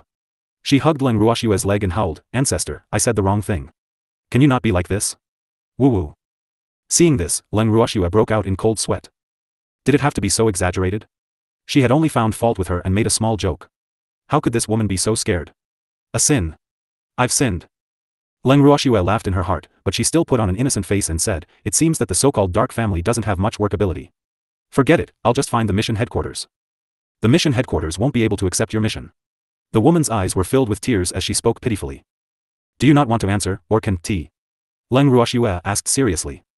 Is there a difference? The woman was speechless. Of course there is. If you don't want to answer it, it means you can answer it but you don't want to answer it. If you can't answer it, it means you can't answer it at all. Do you think there's a difference? Leng Ruoxue deliberately emphasized on her words, confusing the woman. In the end, the woman gave up on arguing with Leng Ruoxue and told her directly, the mission will always be something you don't want to accept, and you can't accept. Otherwise, whoever receives it will be in trouble. I see. It seems like I can only use force. Leng Ruoxue nodded to show that she understood. This was exactly what she wanted. Who should I use force on? At this moment, a voice interrupted their conversation. When the woman saw that Miao Jia had woken up, she was about to flare up again. However, she suddenly remembered that Leng Ruoxue was still around, so she quickly pulled Miao Jia into her arms. The man was hers, and she did not wish for her man to become an unlucky person for Leng Ruoxue to vent her anger on. Miao Jia grimaced in pain from her sudden pull, but he didn't dare to resist and let his wife hold him. Seeing that Miao Jia had woken up, Leng Ruoxue smiled and asked with concern, you're awake? Does it still hurt? I was just talking about you with your madam. Is that so? Miao Jia was overjoyed. He could feel that his wife had become much gentler to him. He was ready to fulfill his promise. He smiled at Leng Ruoxue and said, what do you want to talk to me about? As long as it's not murder or arson, there's no problem. Miao Jia's promise made the woman worried. However, before she could stop him, her stupid man had already asked Leng Ruoxue to make her request. What a woman's heart. Instantly, it was in his throat. However, Miao Jia didn't notice the woman's nervousness and asked again, by the way, who did you say you were going to use force on? The mission headquarters. Leng Ruoxue smiled and answered. Who is it? Miao Jia tried his best to open his swollen eyes wide, thinking that there was something wrong with his ears. Then, he tugged at his wife's sleeve and whispered, Madam, pinch me. Am I hearing things? You're not hallucinating. She wants to put a bounty on Rhyme, and if the mission is always rejected, she's prepared to use force. The woman shouted at Miao Jia in exasperation. After that, she pinched his butt hard, causing Miao Jia to wail in pain. This caused him to be even more injured. Miao Jia's heart trembled as he turned to look at Leng Ruoxue with a pale face. You want to put a bounty on the god lord of Rhyme Mist? Wrong, I want to put a bounty on that fog ripple bitch. Leng Ruoxue corrected him with a smile. Miao Jia was confused and asked, what if I don't agree? Didn't your wife tell you? If you don't agree, I'll use force. At that time, your mission will. You know what I mean. Leng Ruoxue's words were definitely a threat. Miao Jia's face turned even paler in fear, and even the woman felt a little uncomfortable. At this moment, she truly felt how terrifying Leng Ruoxue was. Previously, when he talked and laughed with her, he was probably purely making fun of her. Woo. For the first time, she felt that she had kicked an iron plate. But at the same time, he was also glad that he had not done anything to offend Leng Ruoxue. Otherwise, the consequences would be unimaginable. You really dare? This is the Imperial City, and the Divine Master is in the Divine Master's estate. If you act rashly, she won't let you off. After panicking for a while, Miao Jia miraculously calmed down. He hoped that he could convince Leng Ruoxue to give up on that idea. After all, this was the Divine Master's territory. Not everyone could do whatever they wanted. Who knew that when Leng Ruoxue heard this, she only smiled faintly and said, why would I not dare? Since I dared to come here, I've naturally made all the necessary preparations. So what if it's Imperial City? So what if Wu Xian was in the Divine Master's estate? Do you know how badly she's hurt? To tell you the truth, she doesn't have the energy to catch me even if she wanted to. Because she's hiding in a secret room in the Divine Master's estate to recuperate. Sir Divine Master is injured? Hearing this, Miao Jia and the woman were shocked and said in unison. Previous chapter. Next chapter. Don't you guys know? Leng Ruoxue asked in surprise when she heard what the two of them said. She didn't expect that Wu Yan would keep it a secret so well that even her legendary confidant didn't know about her injury. However, Leng Ruoxue could understand it after thinking about it. After all, this was not something to be proud of. It would be bad if too many people knew about it. After listening to Leng Ruoxue's words, the two of them shook their heads like rattle drums. Both of them had a blank and helpless expression on their faces. However, upon closer inspection, their expressions were slightly different. Miao Jia was slightly worried, while the woman seemed to be gloating. After discovering this interesting fact, Leng Ruoxue said to Miao Jia sympathetically, President Miao, aren't you the confidant of that bitch, Ripple? Don't tell me that you don't know about her leading her men to attack us. This. Miao Jia revealed a constipated expression and was in a dilemma. How was he supposed to answer this? He knew. Of course he knew. He also knew that the result of the attack wasn't too satisfactory, but he didn't know the details. In addition, after the people who went with Lady Fog Ripple to the land of demons returned, they all had an unfathomable expression and didn't talk about anything. It made it impossible for him to get any information. And now, the news of Lady Fog being injured came from the mouth of the enemy. Wait a minute. Was Leng Ruoxue lying to him? With a suspicious expression, Miao Jia could not help but look at Leng Ruoxue. To be honest, he did not believe Leng Ruoxue's words at all. However, he didn't dare to question it too much. Otherwise, if he angered this ancestor, he would be the one in trouble. He truly felt that now that he had angered Leng Ruoxue, even if the Divine Master was in the residence, he would not be able to save her. Hence, he thought he was very obedient and treated Leng Ruoxue with respect. However, that flash of suspicion did not escape Leng Ruoxue's eyes.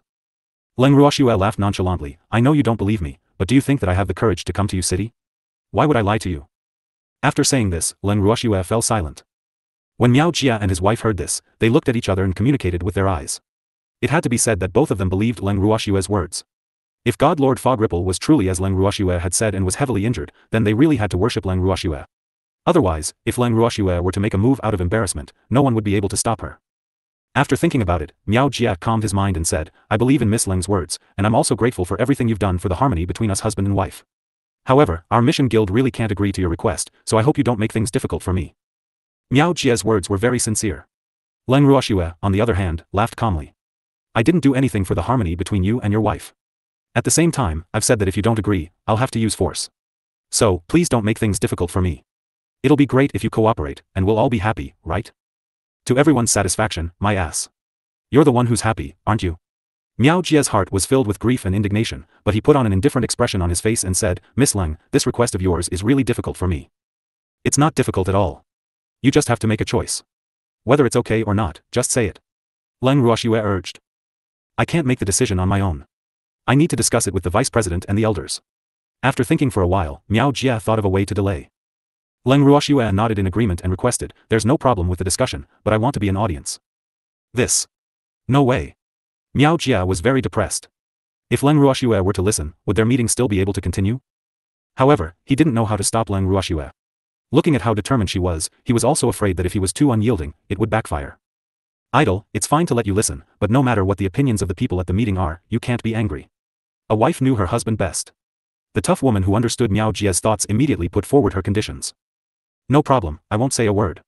You just need to discuss and come up with a result. Leng Ruoxue was very understanding. In fact, she agreed to the meeting only because she wanted to save time. After all, the mission headquarters was different from the branch. There were countless vice presidents, elders, and other higher-ups here. If she were to subdue them one by one, she might be exhausted to death. If any of the higher-ups escaped, it would definitely be detrimental to the work of the spies in the headquarters. That was why Leng Ruoxue wanted to get rid of all the higher-ups in the headquarters in one go. Seeing that Leng Ruoxue had agreed, Miao Jia's heart that was in his throat could finally be slightly at ease. However, the fierce-looking woman was not as open-minded as Miao Jia. She felt that this might be the beginning of a disaster for missions. As the president's wife of the headquarters, she was calmer than Miao Jia at all times. However, she did not have the ability to stop Leng Ruoxue from taking action against the headquarters. After giving Miao Jia a few days to prepare for the meeting, the woman arranged for Leng Ruoxue to stay in the best guest house in the mission headquarters. She even came over every day to chat with Leng Ruoxue and strengthen their relationship. This was also a chance for her man to be lenient. At least, that was what she thought. As for Leng Ruoxue, she did not seem too happy about the appearance of the lady, but she was not too cold either. The two of them were chatting casually. Suddenly, Leng Ruoxue asked the lady, how's your man's injury? He's already fine. Because there's something important to do, I gave him a healing medicinal pill. He's now alive and kicking again. The woman said with embarrassment. When she said this, her cheeks were slightly red. Leng Ruoxue looked at the woman in shock and disbelief. She originally thought that the woman would let Miao Jia's pig-like face recover naturally. After all, everyone in the mission headquarters knew that their president had been beaten up by the president's wife again. The woman felt even more embarrassed under Leng Ruoxue's gaze. She took the initiative and said, Idol, it's boring to stay in the yard all day. Why don't we go out for a walk? Yeah, I haven't had a good tour of the headquarters yet. Leng Ruoxue nodded in agreement. She stood up and allowed the lady to bring her around the spacious and luxurious courtyard of the headquarters. As he walked, a woman's voice suddenly came from behind a rock by the side of the courtyard's path.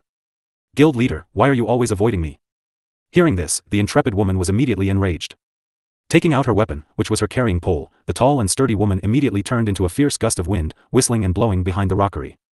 Then, Leng Ruoxue heard a series of ghostly wails and wolf howls coming from behind the fake mountain. Sighing helplessly, Leng Ruoxue sat down on a stone bench by the side of the path and silently lit a row of candles for Miao Jia. What a pitiful fellow. Why didn't he run further away if he wanted to steal a fish? Previous chapter. Next chapter. Madam. It was a misunderstanding. It's really a misunderstanding. Arg. Madam, don't hit me, you hit me again. Humph. I'm hitting you. I'll beat you to death, you shameless things. Leng Ruoxue sat as she listened to the lively debate. Not long after, Miao Jia was pulled out from behind the rockery by the ear by the woman. The moment Miao Jia saw Leng Ruoxue, he immediately asked for help. Miss Leng, please help me. Help me explain. How can I help you explain when you're caught red-handed? Leng Ruoxue was speechless. I'm innocent. Wu, I really didn't do anything. Why do you have to accuse me like this? Miao Jia said, feeling wronged. He had been resting well behind the rockery. How could he have known that the crazy woman would suddenly appear and tell him a lot of nonsense? And just when he was about to leave, his fierce wife appeared again. Now, he would not be able to wash himself clean even if he jumped into the endless sea. Wrongly accused you? Humph. You've said this every time. Do you think I've wronged you? Woman Flame roared. Well, I didn't do it anyway. Miao Jia said as he nodded his head seriously. Leng Ruoxue couldn't bear to listen to Miao Jia anymore. She truly felt that in the current situation, it did not matter whether Miao Jia was wronged every time or not. His words were destined that his explanation would be useless. Unwilling to be caught up in the couple's special interest, Leng Ruoxue prepared to return to her room to rest. Of course, before she left, she did not forget to remind Miao Jia to be more efficient. Watching Leng Ruoxue's back view, Miao Jia was really depressed. It seemed like his image in Leng Ruoxue's heart could not be changed. Madam. After Leng Ruoxue left, Miao Jia immediately looked at the woman with a fawning smile. Who knew that the woman would only snort coldly and walk away without a word? Miao Jia saw this and could only follow behind. Leng Ruoxue, who had returned to the guest courtyard, was not interested in how the couple had resolved the matter. She entered her room and did not come out again. When Miao Jia sent someone to inform her that all the higher-ups were present, the meeting was set for the next morning in the council hall. When it was time for the meeting, Leng Ruoxue didn't need anyone to lead the way and found the meeting hall with great familiarity. At this moment, the meeting hall was already filled with a dense crowd. Leng Ruoxue could not help but sigh. There were indeed many higher-ups in the headquarters of missions. In reality, other than Miao Jia, the vice-presidents, and the elders, the presidents and consecrators of the various branches had also attended the meeting. Otherwise, Miao Jia would not have made Leng Ruoxue wait for so many days in vain. According to Miao Jia's idea, if there was no consensus, they would vote. The minority was subordinate to the majority. This way, he could get rid of Leng Ruoxue. It was a pity that even though his thoughts were perfect, he had clearly forgotten that Leng Ruoxue had said that if they didn't agree, she would use force. Not only that, but there was another matter that made him quite depressed. That was, the person he had sent to the Divine Master's estate to report this matter to the Divine Master had yet to return. He wondered what the Divine Master's intentions were. However, he couldn't wait any longer. If he continued to delay the meeting, Leng Ruoxue might fly into a rage at any moment. After all, it had already been a few days since he said that they would have a meeting. However, most of the higher-ups who attended the meeting were obviously not prepared to see Leng Ruoxue in the headquarters, especially when they were in a meeting. They could not help but doubt the president's intentions. However, the branch guild leaders who had been subdued by Leng Ruoxue were exceptionally happy to see her. Of course, compared to the elders present who did not know the truth, they could not show their excitement. As for Leng Ruoxue, the moment she entered the meeting hall, she very consciously found an inconspicuous corner to sit down with Zhang in her arms. But even though she thought that she was very low-key, she still attracted everyone's attention. Everyone looked at her in a daze, their mouths half open, not saying a word. After a long time, Miao Jia noticed that Leng Ruoxue was too eye-catching. He had no choice but to cough a few times to get everyone's attention back. Everyone came back to their senses and felt embarrassed. They couldn't be blamed for being too surprised. It was simply because Leng Ruoxue's reputation was like thunder to the ears, too resounding. Furthermore, only the elders who had always been in the headquarters knew that Leng Ruoxue was staying in the guest courtyard of the headquarters. The majority of the people did not know about it. Hence, when Leng Ruoxue appeared in their meeting hall, everyone was surprised and felt a little uneasy. There were rumors that wherever Leng Ruoxue appeared, there would be endless trouble. Anyone who was targeted by her would be in for a bad time. So now, could it be considered that they had been targeted by this vicious wolf? The moment this thought surfaced in some of the elders' minds, they looked at Leng Ruoxue as if they had seen a man-eating demon. Their eyes were filled with horror. Leng Ruoxue expressed her innocence in this regard.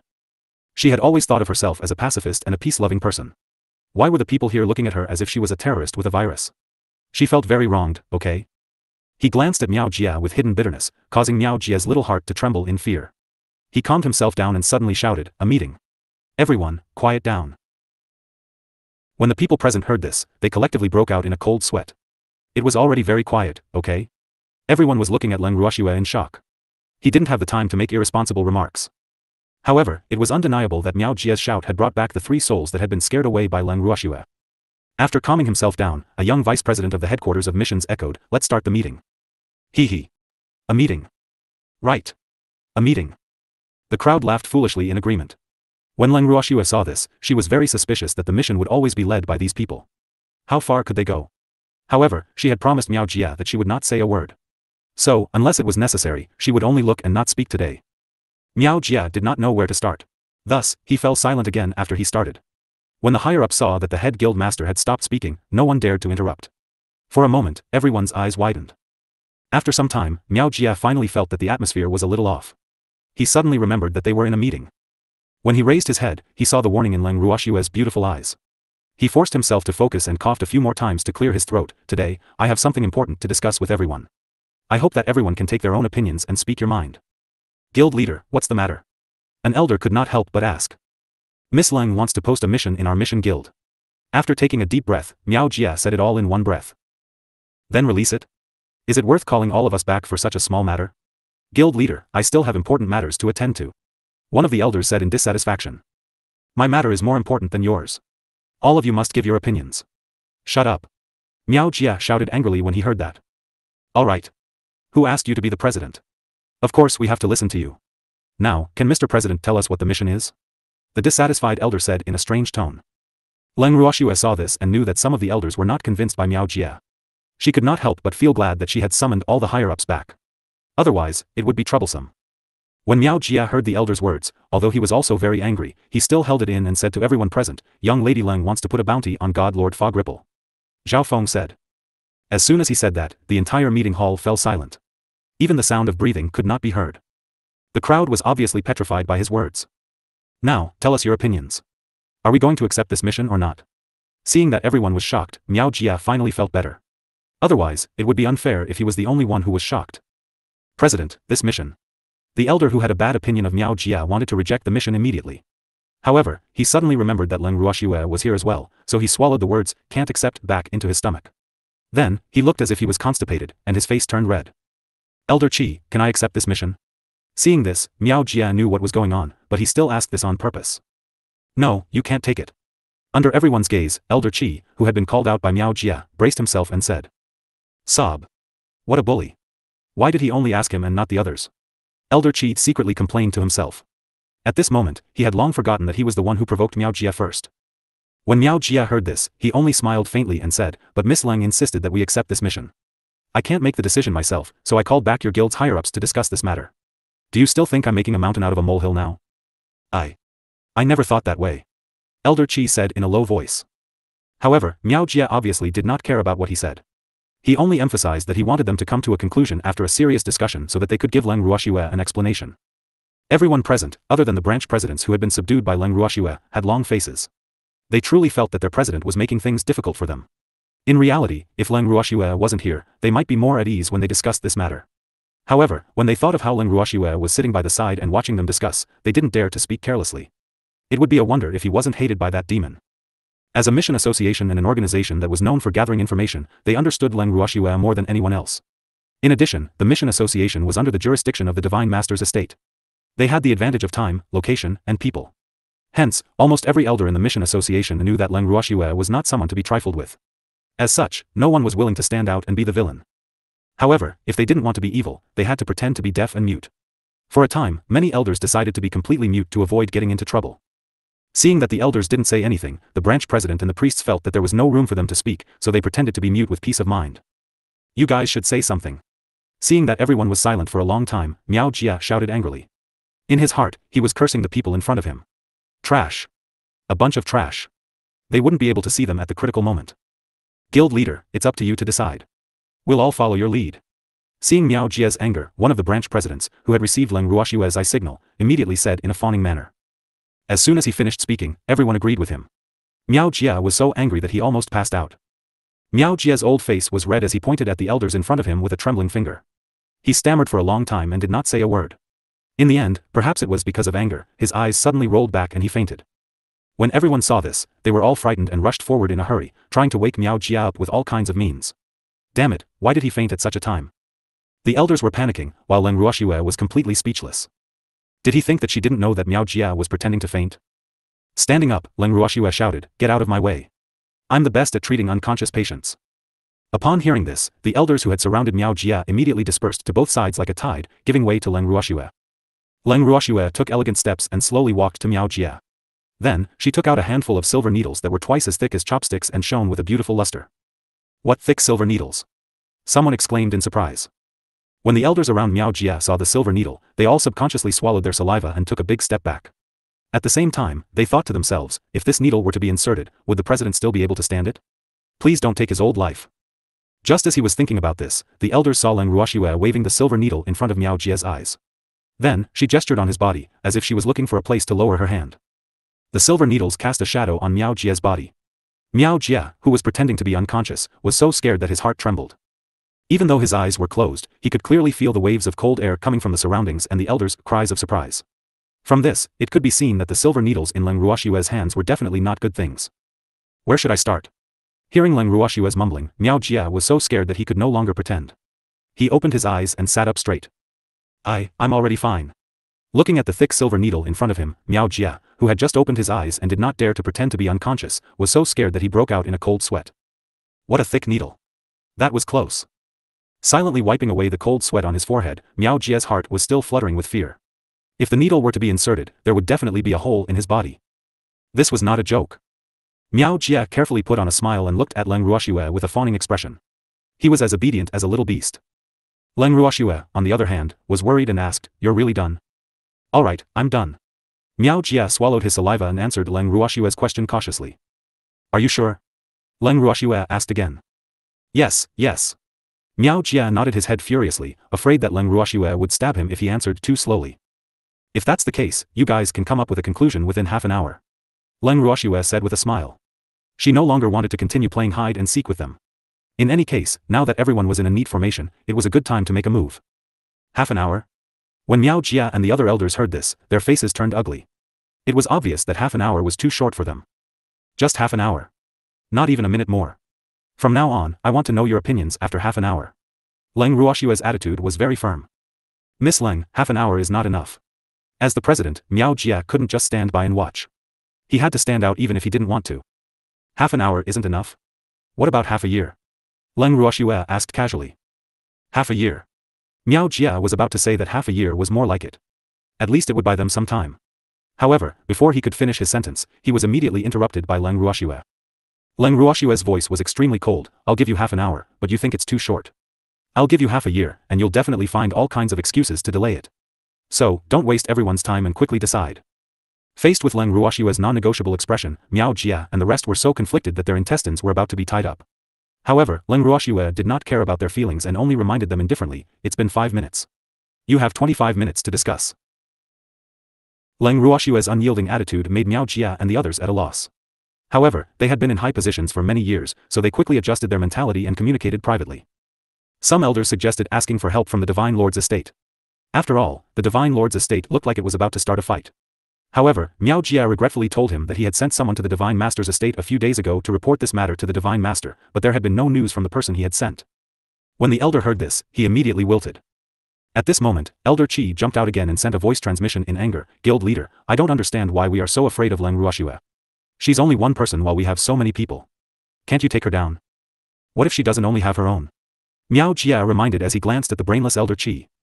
This time, Elder Qi did not dare to say anything. And secretly complained, "That's right. Legend had it that Leng Ruoxue was extremely cunning. She shouldn't have the guts to venture into the tiger's den alone. Could it be that there was really an ambush outside the city?"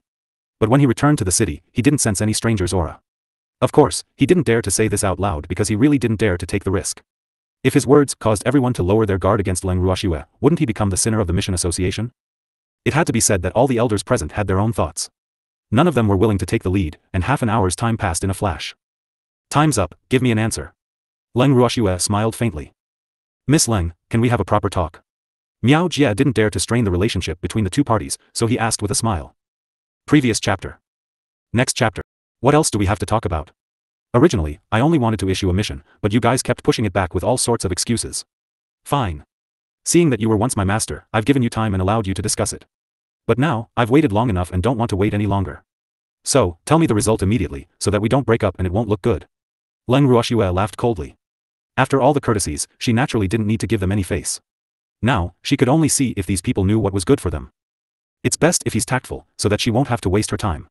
He could only follow her rules. As for the higher-ups of the headquarters of missions, they did not dare to voice their anger after hearing Leng Ruoxue's words. They were not stupid. They could tell that Leng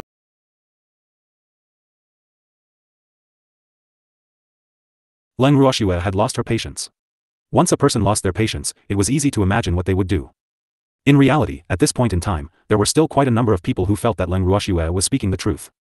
After all, no matter how powerful Leng Ruoxue was in the rumors or how powerful she was, her power did not only belong to her. It was the reverend god-level experts around her. Now, those reverend god-level experts had not appeared yet, so naturally, there were people who looked down on her. However, many of these people were like Elder Qi. They were the type who would make a fuss when there was nothing to do, but if there was something to do, they would hide behind, bullying the weak and fearing the strong. Therefore, even if some of them disapproved of Leng Ruoxue's unyielding attitude, they would not say anything when no one stood up for her. The atmosphere in the meeting hall fell silent for a moment. Leng Ruoxue saw that the higher-ups of the headquarters of missions were all silent as if their mouths were sewn shut. She could only smile faintly and say, "Is this considered a silent agreement?" What silent agreement? Miao Jia couldn't help but ask. "It's a silent agreement that I can issue the wanted quest for the Mist Rippleby *tch.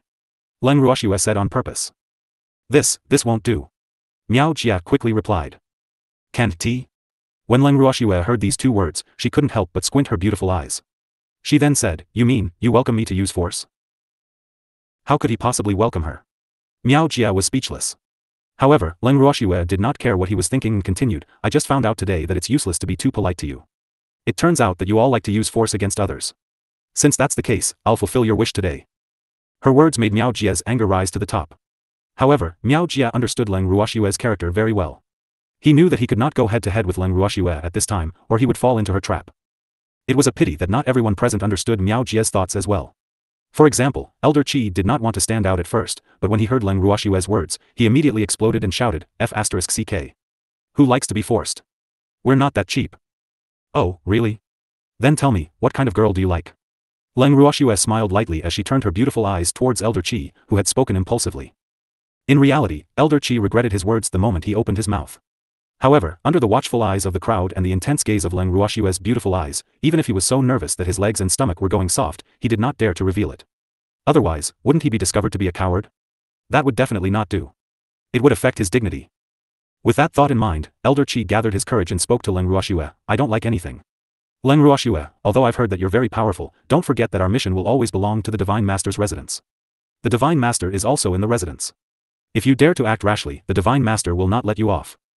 Although the president had said that there was no news from the people he had sent to the Divine Lord's residence, Elder Qi believed that the Divine Lord would never give up on them. After all, they would earn a lot of money for the Divine Lord's residence in a year. They could really be considered a hen that laid golden eggs. If the guild that was on a mission was destroyed by Leng Ruoxue, the Divine Lord would not only lose money, he would also lose face.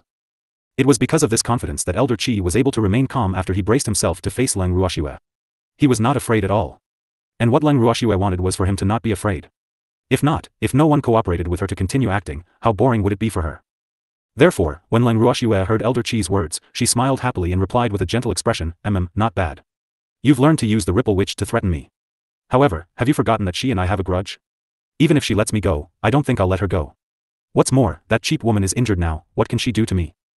As soon as he finished speaking, the crowd, who had thought that Elder Qi was courageous and even wanted to idolize him, immediately turned pale with fright. The God Lord was injured? Was this for real? Was he lying to them? Everyone looked at Elder Qi with suspicion. Elder Qi felt uncomfortable under the countless burning gazes, but he had no choice but to brace himself and say, "Humph. Who knows if you're telling the truth? You can only fool children with your words, but you want to lie to us? I don't have any. I can't do anything if you don't believe me. But don't blame me for not reminding you. If your master god is safe and sound, do you think she will let me enter the city?" Leng Ruoxue asked with a smile. "Humph. That's because our divine master is magnanimous and doesn't care about you," Elder Qi said stubbornly. However, he was already beginning to doubt Leng Ruoxue's words. However, he did not dare to show it on his face and could only let his thoughts run wild in his heart. However, his little thoughts did not escape Qing Ju's eyes. Qing Ju did not need Leng Ruoxue's instructions to report Elder Qi's thoughts to Leng Ruoxue.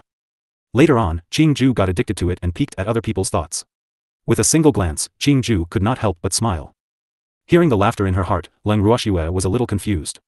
Seeing this, Qing Ju could only honestly tell everyone what they were thinking. After Leng Ruoxue heard this, she could not help but sigh. The higher-ups of the Mission Guild were really a pile of loose sand. These people more or less wanted to see the others embarrass themselves. So after Elder Qi stepped up, the others did not even say a word of help, allowing Elder Qi to fight alone. They were really a bunch of disloyal people. Leng Ruoxue really did not know what help these people could give her after she took them in. She hated people who didn't have team spirit the most, so to be honest, she didn't like any of them. AI. Leng Ruoxue sighed speechlessly. She was not willing to leave them to rhyme, but she found it hard to swallow if they became her own people. Chicken ribs. They were really a bunch of chicken ribs. Actually, I don't really like you guys. After Leng Ruoxue sighed, she spoke the truth. Previous chapter. Next chapter. Seeing Leng Ruoxue suddenly say this out of the blue, everyone felt that it was a little strange. However, they believed that when Leng Ruoxue said that she despised them, it was absolutely true. Because from her eyes, it was already clearly expressed. Instantly, everyone's heart was filled with mixed feelings. Too much. This was really too much. They hadn't even said anything yet. Leng Ruoxue was the one who despised them first. What the hell is this? Was there any justice left in this world? Since you don't like us, you can leave. Why are you still here? Leng Ruoxue's words had greatly agitated Elder Qi. Therefore, he had jumped out without a care and had lost his rationality. When Leng Ruoxue heard this, she could only look at Elder Qi helplessly and honestly replied, I want to leave, but as long as you accept my mission, I'll leave immediately. Miss Leng, I don't understand. Why do you have to come here to post a mission? Didn't you already put a bounty on the Divine Master in the Divine World? Miao Jie, who had been silent for a long time, finally couldn't help but ask. Why? Didn't your wife tell you? Leng Ruoxue asked instead of answering. Tell me what? Miao Jie asked in a daze. What did this have to do with his wife? I've already spoken to your wife. Go back and ask her. Leng Ruoxue teased. Miao Jie's face turned red when he heard that. Ask madam? How to ask? The madam was still ignoring him. He didn't beat him up either, so this made him quite uneasy. Sob. Don't tell me that madam doesn't want me anymore. Ugh. That's a little off topic. Miao Jie quickly pulled himself back from his thoughts and looked at Leng Ruoxue shamelessly, hoping that she could answer his question. However, Leng Ruoxue didn't want to repeat herself, so she only said indifferently, isn't the quest guild a place to release quests? If I don't come here to post my mission, who else can I find? Miao Jie was speechless. Leng Ruoxue's question was very profound, but the mission she was about to issue was even more confusing. All the higher-ups of the mission guild, now fully display your duties and obediently accept the mission for me. We'll all be happy. Otherwise, I can only let you all down. Leng Ruoxue smiled as she reminded him.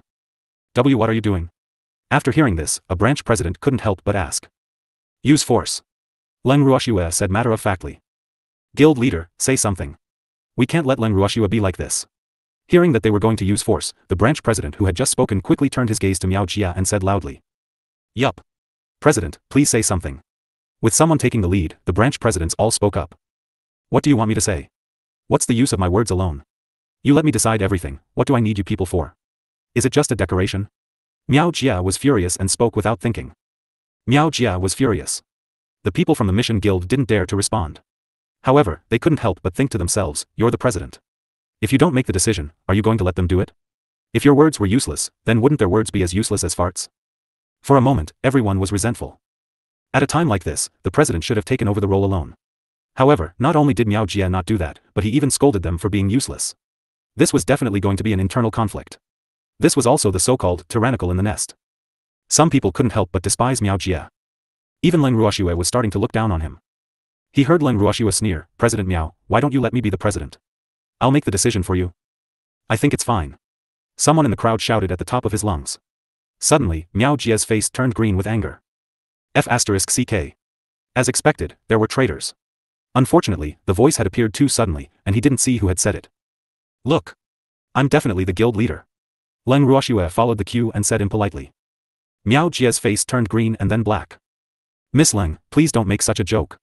Miao Jie said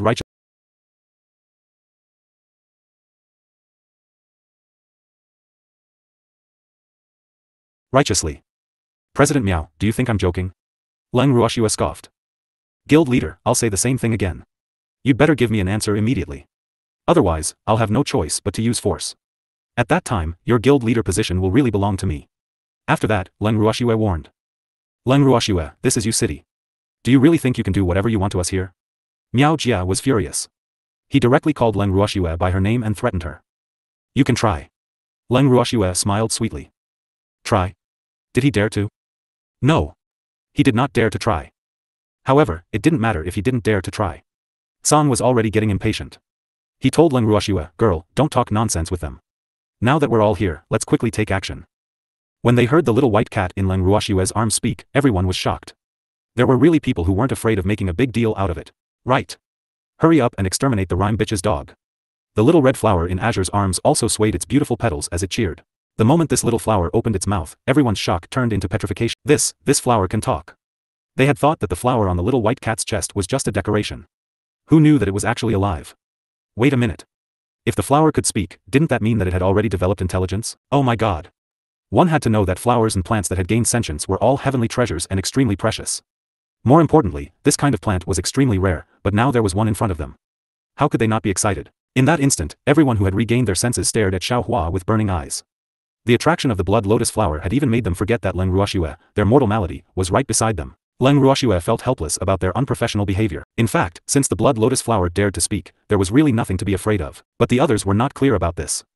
The appearance of the snow lotus flower made some of the elders' thoughts alive again. Many of them secretly thought that if they could get this treasure and give it to the Divine Master might be happy and make them the president of the mission headquarters. Leng Ruoxue, we will not accept your mission. Since you have disrespected the Divine Master, we naturally cannot let you leave so easily. However, if you are willing to keep this flower, we will treat it as if nothing had happened. How about it? All of a sudden, an elder spoke a bunch of grand words and even expressed his stance on behalf of everyone present, but his purpose was self-evident. Leng Ruoxue laughed when she heard that. Elder Wu Ming, do you represent yourself or the headquarters? I really didn't expect this. She had said so much nonsense before, but no one had taken the initiative to make a statement. However, a little flower had made some people jump out on their own initiative. Of course I represent the mission headquarters. President Miao Jia, you don't have any objections either? Miao Jia hesitated for a moment, but he still answered truthfully, we really can't accept your mission. He did not say a word about who the flower belonged to. In fact, he was also somewhat interested in that heavenly treasure, but as the president of a guild, he couldn't just openly claim the flower as his own in front of everyone. What about you guys? Leng Ruoxue then asked the other elders. Most of the elders were silent, but a few of them nodded. Very good, a flower has allowed you to make a quick decision. Since that's the case, I can end my courtesies before violence. Song, let's do it. Humph. You must be tired of living to have designs on my little blood. Yes, yes. Big thigh, annihilate them all. The blood lotus flower jeered. Hearing the word thigh, Leng Ruoxue was a little embarrassed. However, Azure clearly didn't care and was quite eager to try. Seeing that Leng Ruoxue, a human, a beast, and a flower, looked like they were really about to start a fight, Miao Jia suddenly felt a little uneasy. He carefully confirmed, Leng Ruoxue, do you really want to fight? Do you think I'm joking? Come on. I've played with you long enough. Now, let's have a showdown. The losing side will be at the mercy of the winner. Leng Ruoxue said calmly. Leng Ruoxue, you're only one person. You're overestimating yourself if you think you can fight against so many of us. Seeing Leng Ruoxue's shameless boasting, Elder Qi couldn't help but roar in anger. You guys try and you'll know if I'm overestimating myself. Leng Ruoxue laughed coldly as she spoke in a nonchalant manner. As soon as she finished speaking, a white lightning bolt shot out from Leng Ruoxue's arms. Whoosh! Whoosh! After a few flashes, only white rays of light were left in the air, but wherever the lightning went, a group of elders fell. Those elders didn't even have the time to scream for help before they directly fainted. At this moment, the elders who were still safe and sound finally felt fear. It was really too terrifying. How did the little white cat do it? This scene made Miao Jia's face turn pale. How? How did this happen? However, that cat was enough to make Miao Jia tremble in fear. All of a sudden, he deeply felt that he and the others had made the wrong decision. Leng Ruoxue was just like the legend said one should never provoke her. Just as Miao Jia's expression was changing like a color palette, Zhang had already turned around and returned to Leng Ruoxue's paw. Miao Jia heard the sound of a heavy object falling to the ground. Miao Jia looked up and his expression changed drastically. You. Miao Jia pointed at the object on the ground with a trembling finger. It was the subordinate he had sent to the Divine Master's estate. He was so shocked that he could not speak. Guild Master, sob. I didn't even have the chance to go to the Divine Master's estate before I was captured by them. When the subordinate saw Miao Jia, he cried as if he had seen a family member. You. Miao Jia looked at Leng Ruoxue with a complicated expression. He took a few deep breaths before continuing. The current result is the real purpose of you coming to the headquarters, right? The arrest warrant for God Lord Cloud Ripple was just an excuse. At this point, what else did Miao Jia not understand? Not bad. I came to the Imperial City to take over the headquarters mission. If that's the case, why didn't you make a move earlier, and instead let me cause so much trouble like a jumping clown? He deeply felt that he had been completely played by Leng Ruoxue for the past few days.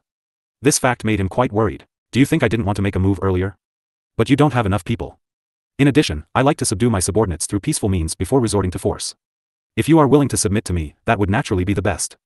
So, please believe me, I've been giving you time. I won't force you until the end. Unfortunately, you've disappointed me greatly, because you're too insensible. In reality, she was very polite to the headquarters. Other than the fact that the headquarters was established by her master, it was also because the higher UPS here were basically all divine emperors. Since they were experts, they naturally couldn't be treated as they pleased. After hearing Leng Ruoxue's explanation, Miao Jia's feelings became even more complicated. It turned out that it was their arrogance that had harmed them. Why did you leave me alone? Why didn't you let me end up like them? Miao Jia asked again after a long time. You're the guild leader of the mission's guild, of course you have to be different. Now, make your decision. I can't betray the Divine Master. Miao Jia said after some hesitation. Even though he knew that his answer might anger Leng Ruoxue, he really couldn't. Because of your father and the others? Leng Ruoxue said. From Green Vessel's mind-reading ability, she knew more about Miao Jia. This was also one of the reasons why she had not made a move. Miao Jia was shocked when he heard that. How did Leng Ruoxue know? He didn't even tell his wife about this. Moreover, he had the idea of getting that flower for a moment, and it was also to save his father.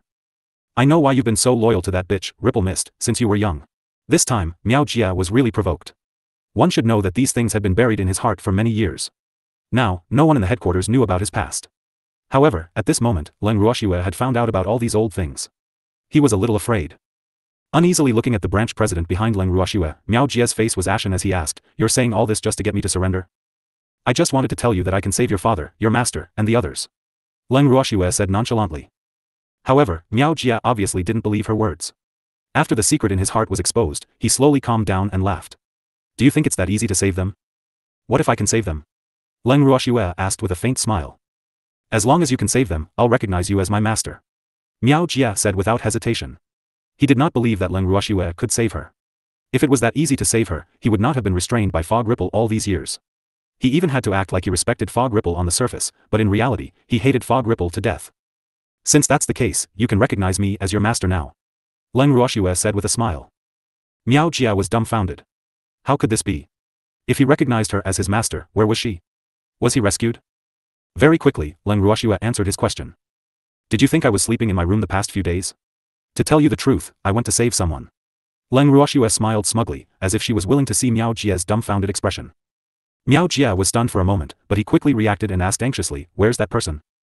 "Jia, At this moment, an old man's voice sounded from outside the meeting hall. Miao Jia looked in the direction of the voice and saw a familiar figure in his memory. Tears welled up in his eyes and he pounced on the legs of the person who spoke like a child. He hugged the person's leg and started crying. "Father!" Miao Jia howled loudly. The man he was hugging looked extremely old. His body was hunched over and riddled with scars. His clothes were slightly tattered and even emitted a damp and moldy smell. His current appearance made Leng Ruoxue, who was watching from the side, feel speechless. This person was definitely doing this on purpose. He had been rescued for a few days, but he had not changed his clothes or treated his injuries. At the very least, he had to take a bath and wash his face, right? However, in order to make his son feel the pain he had suffered for so many years, this man had actually appeared in such a manner. Miao Jia was probably even more shocked now. Previous chapter. Next chapter. However, Leng Ruoxue more or less understood what the other party was thinking. She knew that Miao Jia's father was just afraid that Miao Jia had been brainwashed by the fog over the years and had lived a comfortable life for so long that he would forget about his hatred. However, in reality, although Miao Jia had always shown his loyalty to the fog, he was also constantly thinking about saving his father, master, and the others. However, as time went by, his hard work had not yielded any results. Slowly, he became disheartened. After Leng Ruoxue heard about this from Qingju, she did not immediately look for Miao Jia. Instead, she went to rescue the people he cared about. Such an unexpected result was a huge blow to Miao Jia, but it was also easier to win his heart. Originally, Leng Ruoxue did not want to go through so much trouble to treat Miao Jia. After all, he was just a relatively important chess piece in her own spy network back then. However, after knowing Miao Jia's background, she immediately changed her mind. Miao Jia's father, Miao Yuan, was the first president appointed by her master when he created the Mission Guild. However, after her master fell, Miao Yuan was not willing to join the fog, so he was imprisoned by the fog. However, the treatment he received was much better than Dongfang Yu and the others. After all, Miao Yuan and the others were not considered as her master's true subordinates. Moreover, the fog had to use him to restrain Miao Jia and make him work like a slave for her, so she did not abuse him too much. However, Miao Yuan did not think so. That fellow was extremely loyal to his master and did not think highly of Wu Chen at all. Naturally, he would not be grateful that Wu Chen had shown mercy to him. Moreover, Wu Chen had imprisoned those who did not obey her leadership. As such, Miao Yuan would not appreciate her kindness. Therefore, even though Miao Yuan had been hiding for the past few days, he did not manage to deal with his image properly. Miao Yuan just wanted Miao Jia to take a good look at him and give him a warning. Miao Jia didn't let him down. After seeing his father's miserable state, he said angrily, "Father, Wu Chen promised me that she would treat you well. She actually lied to me? To think that I've been working so hard for her all these years." Miao Jia was so angry that he stopped calling her divine master and directly called her by her name. When she heard that she would be treated the same way as Wu Cheng, Leng Ruoxue felt uncomfortable in her heart. She really didn't want to be associated with Wu Cheng. At this time, Miao Yuan also said angrily, "You brat, only you will believe that ingrate's words. Her words are all lies to 3-year-old children." "Father, I was wrong." Miao Jia quickly lowered his head and admitted his mistake with red eyes. He looked exactly like a 3-year-old child right now. "It's good that you know you're in the wrong. In the future, you have to listen to young master's words, understand? Miao Yuan ordered with a stern face. Young master? Miao Jia was bewildered. He had no idea who the young master his father was talking about was. Idiot. In the future, you will have to listen to young master Leng Ruoxue. Miao Yuan called out his name directly. At this point, Miao Jia had no choice but to understand. However, he was still a little confused. How did Leng Ruoxue suddenly become a young master? Young master, I will be obedient in the future. He said obediently. Leng Ruoxue chuckled when she saw Miao Jia's serious and childish words. She did not expect Miao Jia to have such a silly and cute side. However, she still said in a serious tone, be good. Miao Jia was embarrassed, and his face turned red. His face was burning as if it was on fire. Suddenly, Miao Jia heard a faint snickering sound and came to a realization. There were still outsiders here. Why did he acknowledge Leng Ruoxue as his master? The outsiders he was referring to were naturally the branch presidents who were watching the commotion with wide eyes. Understanding Miao Jia's thoughts, Leng Ruoxue pointed at the branch presidents and said, they've been my people for a long time. Miao Jia was shocked. These branch presidents had been working for Leng Ruoxue since a long time ago. Could it be that she had planned all of this long ago and was now just waiting to cast the net to catch them? AI. Miao Jia could not help but sigh. No wonder Leng Ruoxue looked so confident. Look at what she had done without them noticing. However, the more he understood, the more he felt that he had been like a clown. With that thought, he looked at Leng Ruoxue with hidden bitterness and pointed at the elders who had fainted on the ground. What about them? Naturally, it's a forced master. Leng Ruoxue said without a trace of emotion. Hearing Leng Ruoxue's words, Miao Jia felt that she was treating him very well. However, in order to show his loyalty, Miao Jia took the initiative to sign the contract. After all, he was once a member of Fog City. Even if Leng Ruoxue didn't mind, he couldn't give others the chance to gossip about him. As for Leng Ruoxue, she was naturally very satisfied with Miao Jia's way of doing things. After that, the elders who were awakened one by one were told collectively that they would either recognize their master or die. Choose one. Under Leng Ruoxue's violent suppression, most of the elders tactfully chose to recognize her as their master. In reality, they had no choice. I can't just die, right? They did not have such a high level of awareness. He wasn't that unyielding either. However, there were always one or two elders who felt that they were different, such as Elder Qi. Even at a time like this, he still did not forget to use the Divine Master to threaten Leng Ruoxue. He also expressed his deep disdain towards the elders' submission. Leng Ruoxue, it's not like you defeated us. I'm not convinced. I won't recognize you as my master, and the Divine Master won't let you go. The Divine Master will take revenge for us. Elder Qi shouted fearlessly. Even Miao Jia, who heard this, could not help but break out in a cold sweat for him. Of course, he didn't care about Elder Qi's life or death. He was just worried about Elder Qi's audacity. If he angered his new master, he really didn't know what this seemingly gentle but actually bad-tempered master would do. As expected, the moment Elder Qi finished speaking, Leng Ruoxue's smile became even more charming. She then asked, from Elder Qi's words, you mean you want to fight me one-on-one? That's right. I will only submit to you if you defeat me. Elder Qi cowered, but he still gathered his courage and replied. Very good. I like it when you're this tough, come on. I'll give you a chance. Leng Ruoxue was neither angry nor annoyed, and her voice was unusually calm. I'll let you make the first move, how about it? Leng Ruoxue added. Instantly, Elder Qi's old face turned red because of Leng Ruoxue's words. F***ck. He was a man. If a woman gave way to him, where would he put his face? Leng Ruoxue, stop looking down on me. I don't need you to give in. Elder Qi was so angry that he shouted at the top of his lungs. All right then. Leng Ruoxue looked at Elder Qi helplessly, then looked at the others with an innocent expression. The expression on her beautiful face seemed to be saying, look. He was the one who didn't allow me to. Previous chapter. Next chapter. Seeing this, everyone's lips twitched and cold sweat broke out. However, what happened next petrified them all.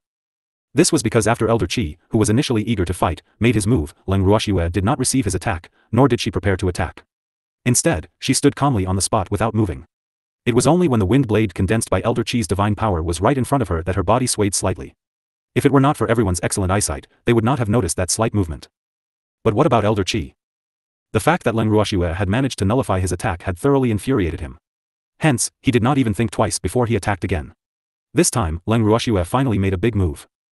She immediately turned into a stream of light and shot towards Elder Qi. When she was right in front of him, Leng Ruoxue gracefully lifted her leg and kicked Elder Qi's waist. Then, the crowd saw Elder Qi flying towards the wall of the assembly hall like a kite with a broken string. With a loud bang, the originally solid wall of the meeting hall had a human-shaped hole in it, and Elder Qi was embedded in the wall. Even though Leng Ruoxue rarely did such a thing, she had seen a lot and learned quickly. Hence, the entire set of movements was so smooth that it dazzled the eyes of everyone present and made them exclaim in admiration. The things that Leng Ruoxue had done and the strength that she had displayed had caused them to be completely petrified and shocked. After a long time, they finally regained their senses. However, the way they looked at Leng Ruoxue had completely changed. With Elder Qi standing out, the other elders who had wanted to stir up trouble were all like newborn chicks, obedient and honest. No one wanted to be embedded in the wall like Elder Qi and become a mural. At this time, they both sympathized with Elder Qi's encounter, but they could not help but be glad that he had sacrificed himself. Otherwise, they would probably be included in the mural now. However, after Elder Qi became a mural, he did not faint. Instead, he was extremely clear-headed. After struggling a few times, Elder Qi saw that he couldn't break free, so he shouted at the top of his voice, "Put me down, quickly put me down." Leng Ruoxue, did you hear that? Who are you talking to, huh? Leng Ruoxue squinted her beautiful eyes and said indifferently. Woo. I was wrong, please let me down. I don't want to stay up there. When Elder Qi heard this, he immediately gave in.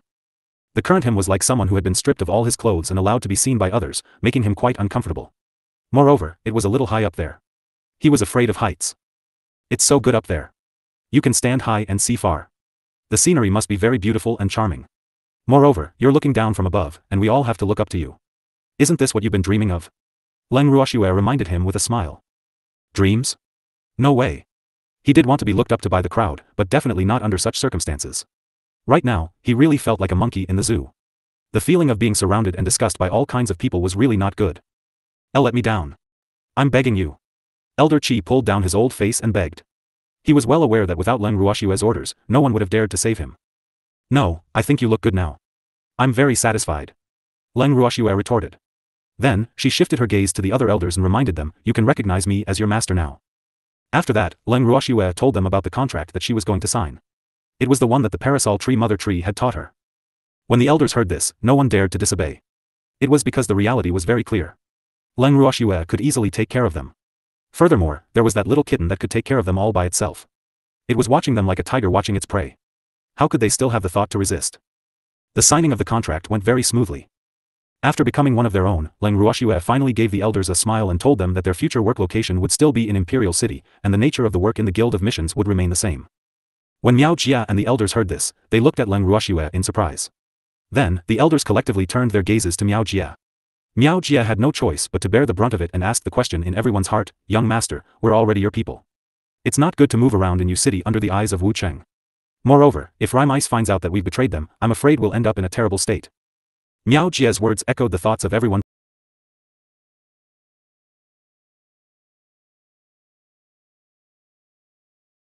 Everyone present. As soon as he finished speaking, everyone shifted their gaze back to Leng Ruoxue in unison. The anticipation in their eyes was self-evident. They didn't want to stay in Yu City anymore. This was obvious. Rimais doesn't know that you've betrayed us. As long as you don't say it out loud, you'll still belong to the Divine Master's estate. Leng Ruoxue smiled as she consoled him. Ugh. Did the new master want them to? Now, everyone understood. However, such a thing was indeed very dangerous. As long as they were exposed, what awaited them would be death. Master, what should we do with Elder Qi? There's also some of the headquarters' normal staff. These people are not easy to deal with. At this time, an elder who thought of this couldn't help but remind. Can't you guys handle the normal staff? Leng Ruoxue asked in disbelief. We don't have a problem with the ordinary staff, but it's a big problem for Elder Qi. The elder said after some thought. He's even less of a problem. As long as you don't put him down, he won't be able to come down himself. Leng Ruoxue laughed evilly. Elder Qi had said it quite firmly. Hearing this, all the elders looked at Elder Qi, who was hanging on the wall as a mural, with sympathy. Then, that elder said worriedly, we're afraid that he'll talk nonsense. There are so many people coming and going here. It'll be terrible if something reaches the Divine Master's estate. I see. Why don't we give him some mute medicine so that he can't make a sound? Leng Ruoxue's suggestion was met with deep agreement from the elders. Listening to Leng Ruoxue and the rest talking about how to deal with him, Elder Qi was so depressed that he wished he could faint. However, at this moment, he was full of energy and couldn't faint even if he wanted to. However, the feeling of listening to everyone talking about him was really uncomfortable. Please spare me. I was wrong. I'll recognize you as my master. Elder Qi wanted to cry but had no tears. You're not sincere enough, Leng Ruoxue obviously despised him. Tears streamed down Elder Qi's face, and he wished he could kneel down in front of Leng Ruoxue. Why did the other elders not receive such treatment, but he had to be tortured like this? It was not fair. This is not fair. It was extremely unfair to him. The furious Elder Qi made up his mind and said with tears streaming down his face, then what do you want? Just tell me. Previous chapter. Didn't I say that you're not sincere? Leng Ruoxue looked at Elder Qi as if she was looking at an idiot. Then, she bade goodbye to Miao Jia and the rest before turning around and leaving the meeting hall. Don't go. Don't go. Come back. Woo-woo, put me down. Elder Qi begged in pain, but all he could see was Leng Ruoxue's back. Seeing Leng Ruoxue leave without any hesitation, Elder Qi had no choice but to turn his resentful gaze to Miao Jia. He pleaded softly, President, help me put in a few good words and get that little ancestor to agree to let me down. Woo-woo. Miao Jia felt great listening to Elder Qi, who had always liked to find trouble, begging him. He could not deny that he was very relieved to see Elder Qi's current state. However, as a person of high status, his thoughts could not be seen in the light. Therefore, he looked at Elder Qi with a pained expression and said helplessly, Elder Qi. It's not that I want to criticize you, but you know that my master is not to be trifled with, so why did you have to throw an egg at a rock? AI. Master is currently in a fit of anger, so I don't dare to speak up for you. After he finished speaking, Miao Jia supported his father and turned around to leave. Seeing that the new master and the president had left, the elders and branch presidents were naturally unwilling to stay any longer. Moreover, they had more important things to do. For example, the people around the president. They really didn't recognize those people, so they thought of asking Miao Jia in private. After a while, Elder Qi was the only one left in the large meeting hall. Put me down. Put me down. Elder Qi's unyielding voice echoed in the spacious meeting hall, but no one responded to him. The next day, Miao Jia came over excitedly to tell Leng Ruoxue that he had told the elders about the identities of Miao Yuan and the others. The elders were all extremely surprised and wanted to hold a celebratory banquet for their father and the others. They had specially invited Leng Ruoxue to attend. When Leng Ruoxue heard this, she gave it some thought and still reminded him honestly, Miao Jia, I don't mind if you want to hold a banquet, but what I want to tell you is that Miao Yuan and the others cannot stay in the headquarters like this. Otherwise, if they are discovered by the Ripple Mist bitch, it will bring danger to all of you. Then what should we do? Miao Jia immediately panicked when he heard that. There are two choices. One is that I bring them back to Demon City, and the other is that I give them some disguise pills. You let them think about it. Leng Ruoxue gave him two options. Thank you, young master. The celebration banquet was held as scheduled. Before the banquet, Miao Jia did not mention this to them. However, once the banquet ended, he immediately told Miao Yuan and the others about Leng Ruoxue's suggestion. After Miao Yuan and the others heard this, they all decided to disguise themselves and stay in Yu City after careful consideration. However, they were worried about their identity. After all, there would always be so many people on the mission at once, which would make people suspicious, and Fog was suspicious by nature. However, Miao Jia calmly told them that they didn't need to worry about this matter. As the president of the missions guild, it was easy for him to arrange fake identities for them. Miao Yuan and the rest immediately agreed to Miao Jia's plan. Just like that, the issue of Miao Yuan and the others' identities was easily resolved. Leng Ruoxue had also completed the mission that the headquarters had taken in. She was prepared to return home with the large amount of resources that Miao Jia had handed in. Of course, she did not forget about Elder Qi before she left. She went to see Elder Qi and told the old man that she was leaving. When Elder Qi heard this, he immediately burst into tears and shouted that he wanted to recognize him as his master. However, his voice was weak. It was obvious that he had been tortured to the point of a mental breakdown in just a short period of time. This time, Leng Ruoxue didn't make things difficult for him. She really didn't want to waste any more time in Yu City. When Elder Qi heard this, he immediately acknowledged her as his master. He didn't need Leng Ruoxue to tell him about the master recognition contract because he had heard it clearly when Leng Ruoxue had told the other elders. The moment the contract was formed, Elder Qi's heart that had been in his throat for a long time finally relaxed. However, when Leng Ruoxue rescued him from the wall, Elder Qi was still bawling his eyes out. He sighed seriously. He no longer wanted to be a mural and no longer wanted to be looked up to by others. The feeling of being looked up to was really not good. Sob. He should just be an honest elder. Furthermore, he could tell that Leng Ruoxue was different from other masters. If he wanted to cause any more trouble, Leng Ruoxue would definitely not allow him to do so. One had to admit that Elder Qi had grown up. After settling this last matter, Leng Ruoxue then carried Song and left the headquarters as if there was no one else around. On the way to the city gates, Leng Ruoxue met the three reverend god-level experts from the Divine Master's estate by chance. They stared at each other for a long time, but none of them said a word. However, Leng Ruoxue didn't ignore the few gazes that were fixed on her from behind. But she was very calm and walked to the city gate with elegant step. When he was less than 100 meters away from the city gate, the leader of the city guards saw him at a glance. It wasn't because he had good eyesight, but because Leng Ruoxue was too eye-catching. He couldn't even pretend not to see her. He ran towards Leng Ruoxue excitedly. The head guard's face was flushed red as he asked, Miss Leng, are we leaving the city? This was great. He was finally going to send this demon away. Only the heavens knew how worried he had been these days. The leader of the guards was so happy that he almost danced with joy. However, it was a pity that Leng Ruoxue revealed a cheeky smile to the head guard and told him that she wasn't going out of the city and was just going for a stroll. The guard leader's face fell when he heard that.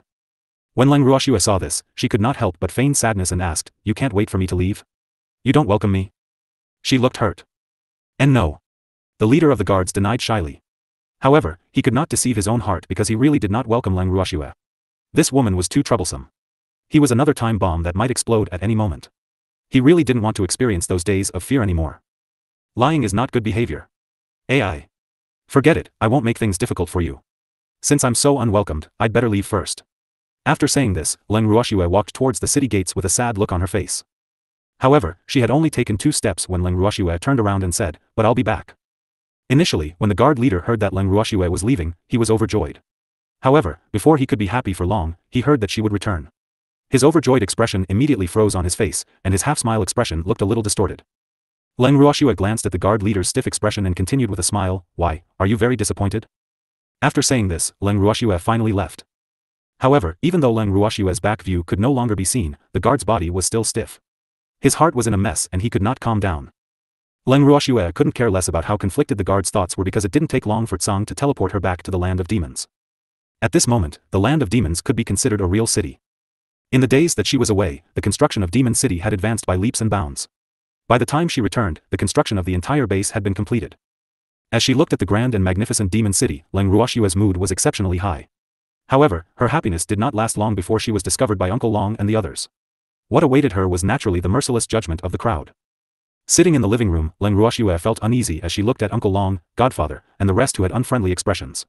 Don't look at how she was imposing in front of outsiders, but in front of these people she saw as family, she couldn't be tough at all. Therefore, from the moment she sat down in the living room, she was like an obedient baby. She lowered her head obediently and did not say a word, waiting for the crowd to flip out. At the same time, she couldn't help but sigh.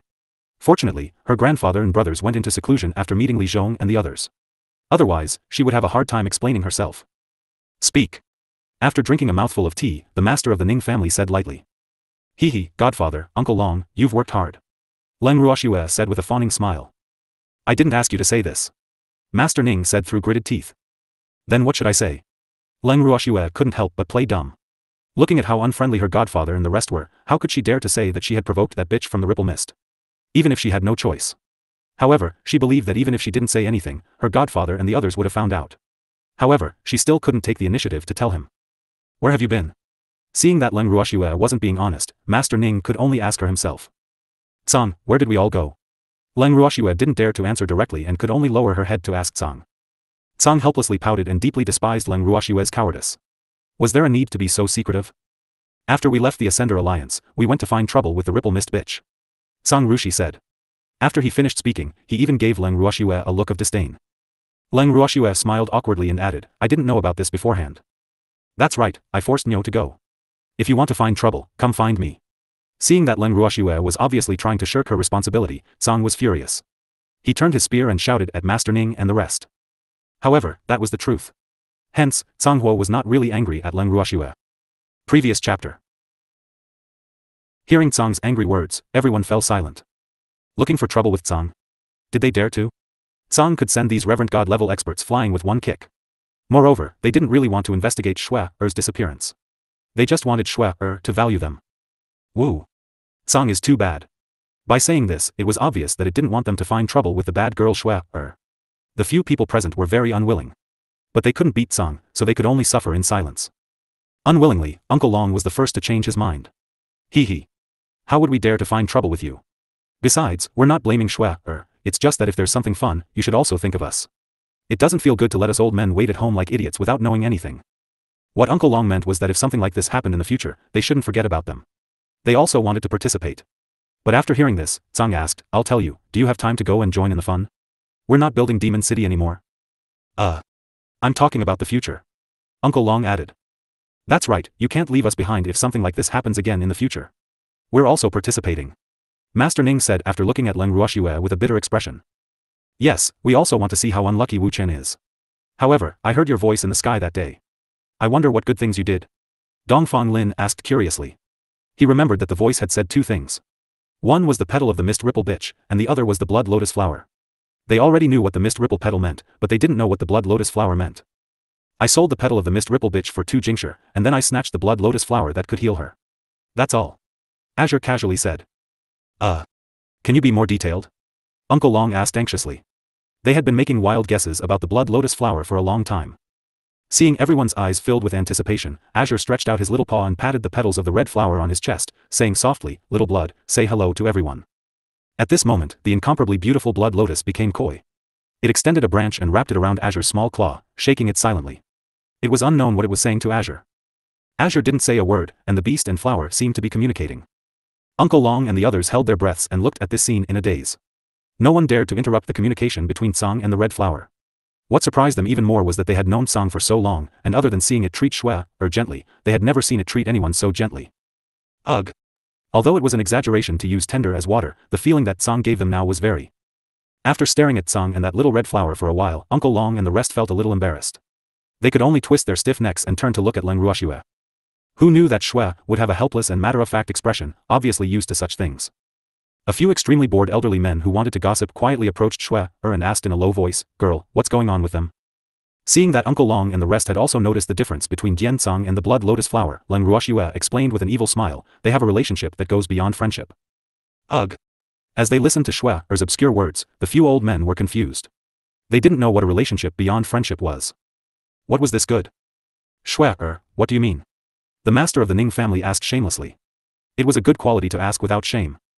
About the same as me and the demon. Leng Ruoxue explained. Uncle Long and the others finally understood. As expected, there was something. They knew it. Why did Song suddenly kidnap Shui for no reason, so it was to save his little lover? A hero saving a beauty. Everything could be explained now. It was forgivable to go through fire and water for a beauty. Uncle Long and the others thought about it randomly and found an excuse for not daring to cause trouble for Tsang. Leng Ruoxue looked at their expressions and knew what Uncle Long and the others were thinking. However, she didn't care what they were thinking. She only knew that with Tsang's matter, they would forget about her. This was what she wanted. And the truth was just as Leng Ruoxue had thought. Now that they discovered spring, Uncle Long and the others couldn't be bothered to find trouble with Shui.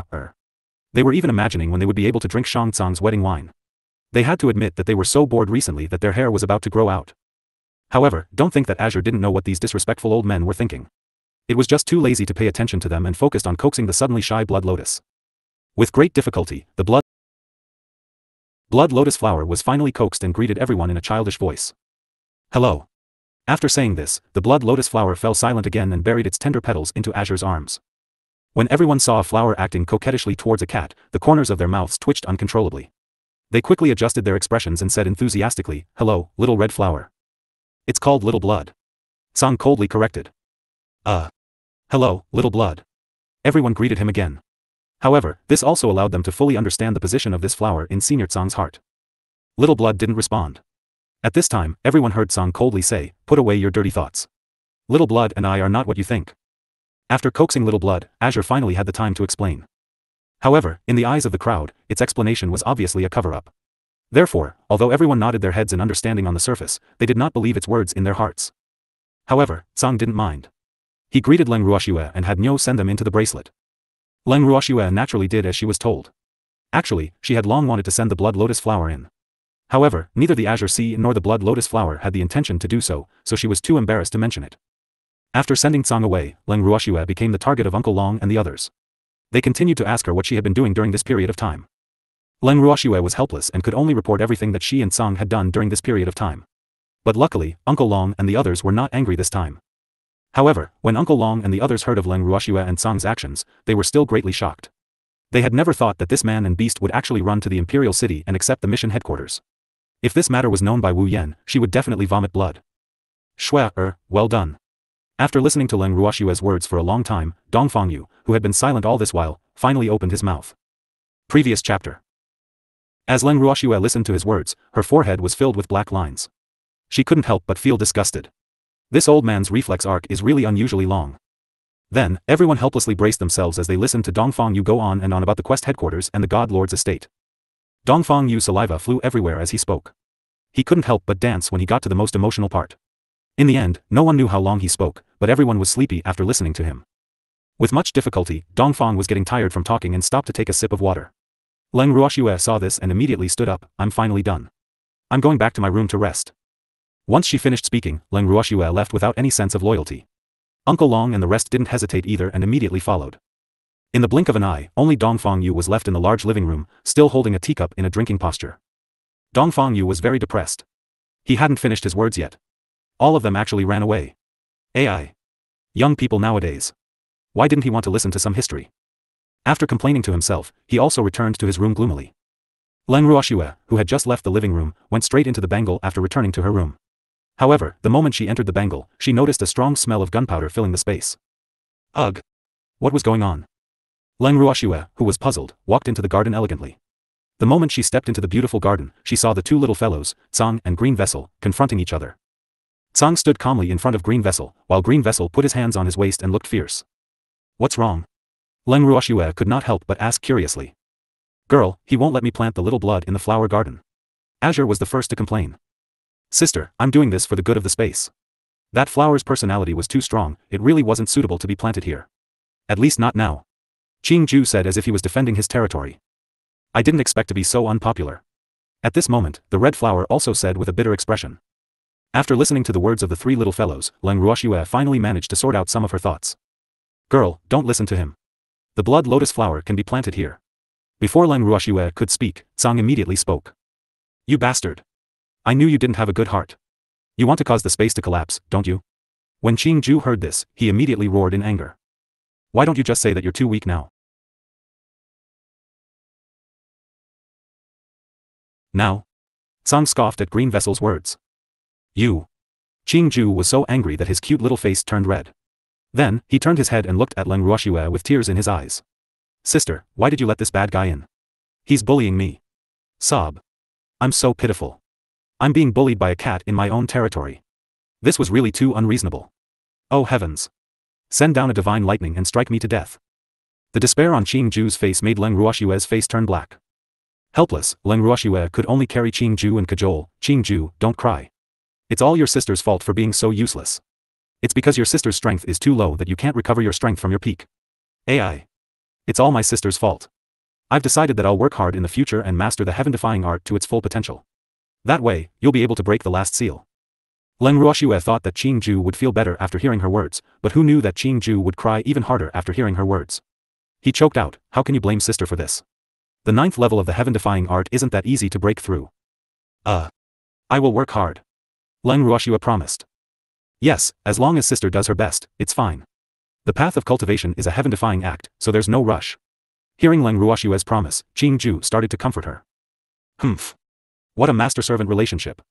At this moment, an extremely discordant voice suddenly rang out. Leng Ruoxue instantly felt the surrounding temperature drop by quite a bit. Then, she caught a glimpse of Tsang's dark face and his eyes that were spitting fire, staring at her fiercely. Leng Ruoxue's heart trembled. Could it be that Tsang was jealous? This wasn't a fun thing to do. Leng Ruoxue was a little scared, but it was clear that Green Vessel was not an easy person to get along with. Of course, she would not let go of any opportunity to deal a blow to Tsang. She smiled and said, that's right.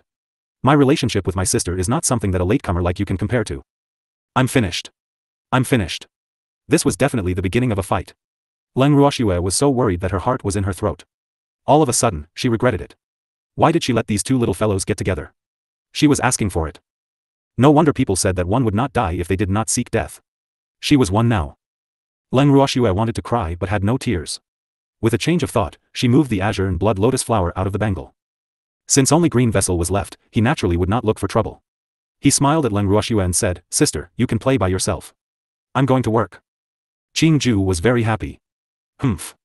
I shouldn't have let that D*MN cat in. However, that silly cat had a way to hide her aura, so he couldn't stop her. But now, with the blood lotus flower, if that guy wanted to come in, hee. No way. At the very least, he couldn't let them harm his land.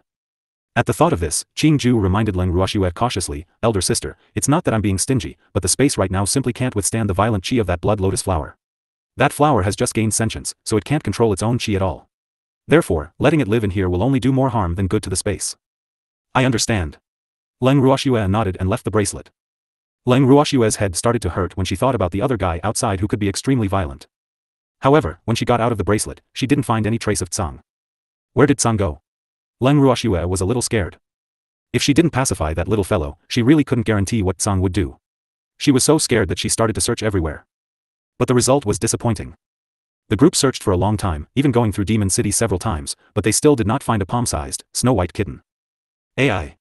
Leng Ruoxue was really anxious now, and she couldn't stop sighing. What's going on? Shouldn't Tsang be in the space? Uncle Long was puzzled. How long had it been? How did Senior Tsang disappear again? Leng Ruoxue sighed again before telling Uncle Long and the others everything. When everyone heard this, they were all speechless. It turned out that a certain cat had run away from home because of jealousy. Wait a minute. Run away from home? Oh my god. This was no small matter. Who knew what a certain cat would do in a fit of anger? They understood Azure's personality too well. That fellow was not someone who could be wronged. Moreover, this grievance was given to him by Shui. At the thought of this, Uncle Long looked at Leng Ruoxue with a look of deep sympathy. Then, he sighed and said, Shui, actually, you don't have to worry too much. It's probably just a momentary rage. Who knows, it might come back tomorrow. I hope so. Leng Ruoxue did not think that it would be so easy. Tsang had always been willful, and this time, he had completely angered it. However, she didn't want everyone to be too worried, so she could only give them a perfunctory look. And the truth was exactly as Leng Ruoxue had thought. Azure didn't return at all. It wasn't just one day, but several days in a row. This time, everyone had to admit that things were really serious. Not long after, news from the divine realm had reached the city of demons. The imperial city was attacked by unknown people, and all the walls had collapsed. Leng Ruoxue and the rest didn't even need to guess to know that the unknown person in the legends was definitely Tsang. Leng Ruoxue, who was in the living room, had already sighed countless times. Uncle Long and the others didn't say a word. They really didn't know what to say. Fortunately, the God Lord's estate was the unlucky one this time. Otherwise, if Tsang came to Demon City and wreaked havoc, they would not be able to stop him. When they thought of this, Uncle Long and the others were extremely glad. Even if Tsang was angry, he could still distinguish between inside and outside. Shui, we have to find Senior Tsang as soon as possible. The longer we delay, the angrier Senior Tsang will be. After thinking about it, Master Ning couldn't help but remind him. Of course I know, but I haven't thought of how to coax it. Leng Ruoxue said gloomily. If she had known, she would have gone to the God-protecting pagoda long ago. But you can't just close your eyes. I'm afraid Senior Tsang will be even angrier if you act like this. The master of the Ning family was speechless, but it was rare to see Shui, being afraid of wolves in front and tigers in the back, and also hesitant. How about? You guys help me think? However, when everyone heard her words, they shook their heads in unison. They couldn't figure it out either. It's not easy. Leng Ruoxue also knew that things were difficult to handle. As if he had sensed something, the demon, who was in a very low mood in the Nine Nether prison, suddenly had a bright light flash in his eyes, and a faint smile appeared on his lips. Shui, are you thinking of me too? Not far away, the servants who were carefully keeping a distance from the evildoer but did not dare to go too far in case their lord summoned them. When they saw their lord suddenly smile, they immediately heaved sighs of relief. How long has it been? He finally saw his lord smile. Although his lord had always been very serious, he had never been surrounded by an endless low pressure like this. This oppressive aura had even spread to the entire Nine Nether prison, causing everyone in the Nine Nether prison to be very careful and not dare to breathe. Men! Suddenly, the demon shouted. The servant closest to him quickly ran to the demon and said in a low voice, Please give your orders, master. Find Mu Li for me. Yes. Yes, the servant. Not long after, Mu Li, who had heard the news from his master, came. Seeing that his lord was in a good mood, Mu Li also relaxed. He asked with a faint smile, My lord, is there something good? Shui, must be missing me. The demon said matter-of-factly. When Mu Li heard this, he didn't know how to react for a moment. What do you mean by should be? Is his lord not sure? Then why did his lord order him to come? What does master need Mu Li to do? Find a way to contact Minga and the others. My lord, I've been trying my best, but as you know, the rules of heaven and earth are hindering me. It'll be difficult for me to contact them. Detestable rules of heaven and earth.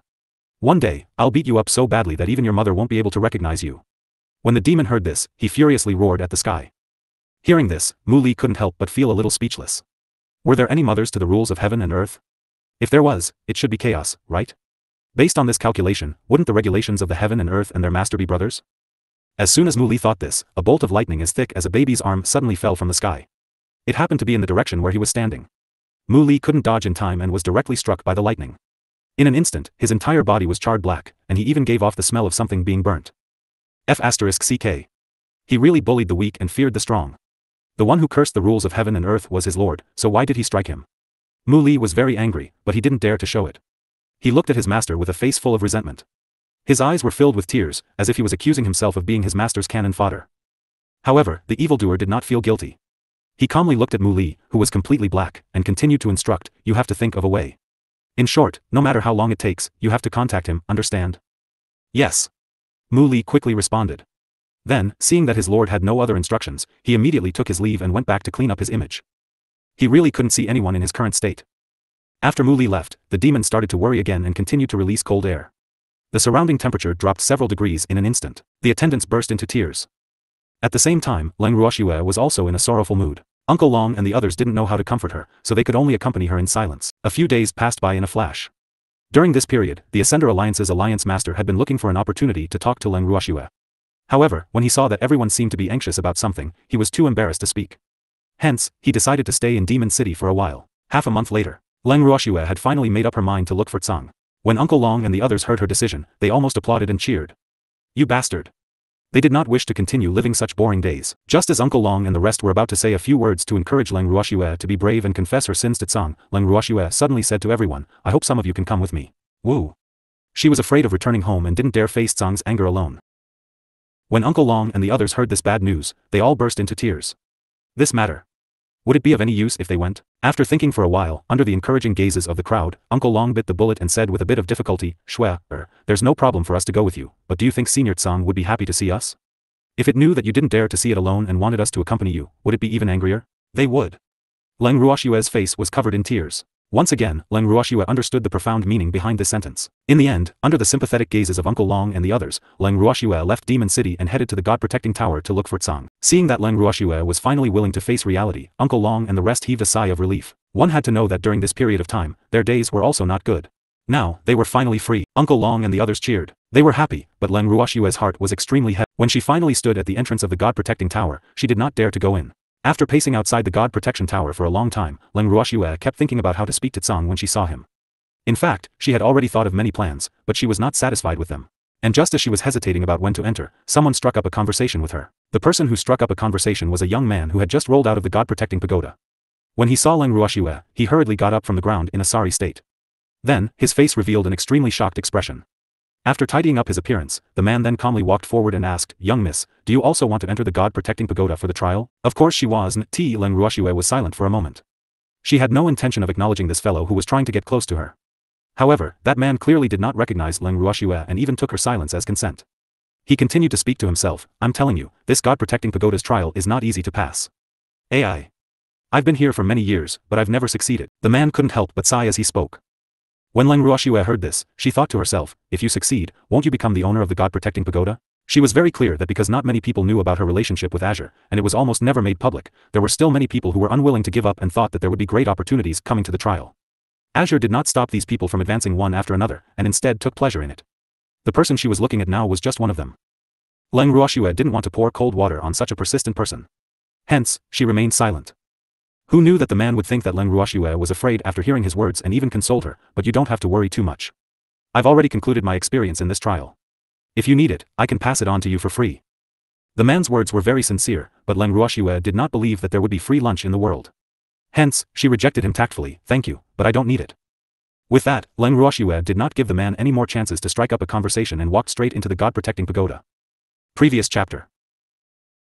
After entering the God-protecting pagoda, Leng Ruoxue suddenly realized that in order to avoid being hit on, she had actually forgotten to be timid and had entered just like that. But this was good, at least it saved her from hesitating. "Azure, are you there?" Leng Ruoxue, who had calmed down very quickly, called out softly. "No." An angry voice replied in an unpleasant tone. Leng Ruoxue broke out in a cold sweat when she heard the word "not around." This was clearly Azure's voice, and he wasn't there. Was it a ghost that was not replying? "Tsang, I know you're here, Leng Ruoxue was about to say something nice, but before she could finish her sentence, she realized that she was in another place. She was no stranger to this place. This was Azure's control center. A little white kitten was lying on the recliner and staring at her angrily. The little red flower was playing alone on the other side of the chair. It was rare to see a flower playing around. Cold sweat dripped from Leng Ruoxue's forehead. Then, she looked at Tsang and said gently, "Azure, I'm here to take you home." "Home? This is my home." Tsang's entire body exuded a faint sorrow, forming a sharp contrast with his previous appearance of anger. "Who said that Demon City is also your home?" Leng Ruoxue walked closer to Tsang and gently stroked Tsang's soft fur as she tried to please him. "Oh, really? Then how could you treat me like this? You're biased." Azure Fire complained, and the sorrow on his body was instantly replaced by anger. Instantly, he became a little cat with its fur standing on end. Leng Ruoxue felt her head throb, but she still had to explain. "Tsang, I'm not biased. In my heart, you and Qing Ju are equally important." Leng Ruoxue tried to placate him. "Really? Then why did you only move me out of that broken bracelet?" Tsang's eyes drooped and he said worriedly. "Ugh." Leng Ruoxue couldn't help but wipe her cold sweat. "If I don't move you out, am I supposed to move Green Vessel out? That's someone else's territory, so of course they can only move an outsider like you." Leng Ruoxue carefully phrased her words, "Tsang, the bracelet originally belonged to Green Vessel, so I had no choice but to move you outside. Otherwise, I'm really afraid that the two of you will fight. In addition, after I moved you out, I immediately came out as well, but you and the Blood Lotus Flower were both gone." These words made Leng Ruoxue feel a little resentful. She wanted to let Azure know that she cared about it a lot. In fact, even if she didn't say this, Azure was also well aware of this. Just like in the God Guardian Tower, in order to keep both sides calm, the one who would be driven out would definitely be an outsider. However, it couldn't get over this in its heart. It felt that Nyo was biased. Especially when Green Vessel showed off to it that it had known Nyo for a long time. This was even more intolerable. What's the big deal? Didn't he just get to know Nyo a few days ago? Song's heart was extremely unbalanced. Girl, then tell me now, in your heart, who is more important, me or that broken bracelet? You're all important. Leng Ruoxue hated this kind of multiple-choice question the most. No matter who she offended, she would be the unlucky one. We're not allowed to be important. You have to choose one. Azure didn't like this answer and angrily demanded. Song, I'm telling the truth. You're all the most important people to me, and there's no order to your ranking. Leng Ruoxue explained patiently. Just like my grandfather, my brother, and the rest, you are all my family. If you really want to fight, I will be the one in a difficult position. Song, you don't want me to be in a difficult position, right? Leng Ruoxue continued and pleaded pitifully. Did I make things difficult for you? When Azure heard this, he narrowed his eyes and said with an unkind expression. No, I didn't. No. Why would Song make things difficult for me? That's more like it. However, we haven't settled the score between us yet. I won't forgive you so easily. The moment Leng Ruoxue heard this, she felt her head throb. After coming here, seeing that Song didn't ignore her, Leng Ruoxue thought that Song would be fine after some coaxing. Who knew that this little guy was still angry? Sigh. She was simply helpless. Song, what can I do to make you not angry? Leng Ruoxue sighed softly and coaxed him. I can't help but be angry. You actually took so long to come and coax me. Song Aojiao said. After he finished speaking, he even turned his little head. His cute and adorable appearance made Leng Ruoxue's heart flutter. Song's current appearance was really too cute. The moment she thought of this, Leng Ruoxue's hands could not help but stroke Song's soft and smooth fur again. She praised, hee. Azure is too cute. Azure put on a noble and cold appearance and snorted coldly, but in his heart, he couldn't help but be secretly happy. In fact, he was deliberately acting like this because he knew very well that Nyo had no resistance to cute little animals.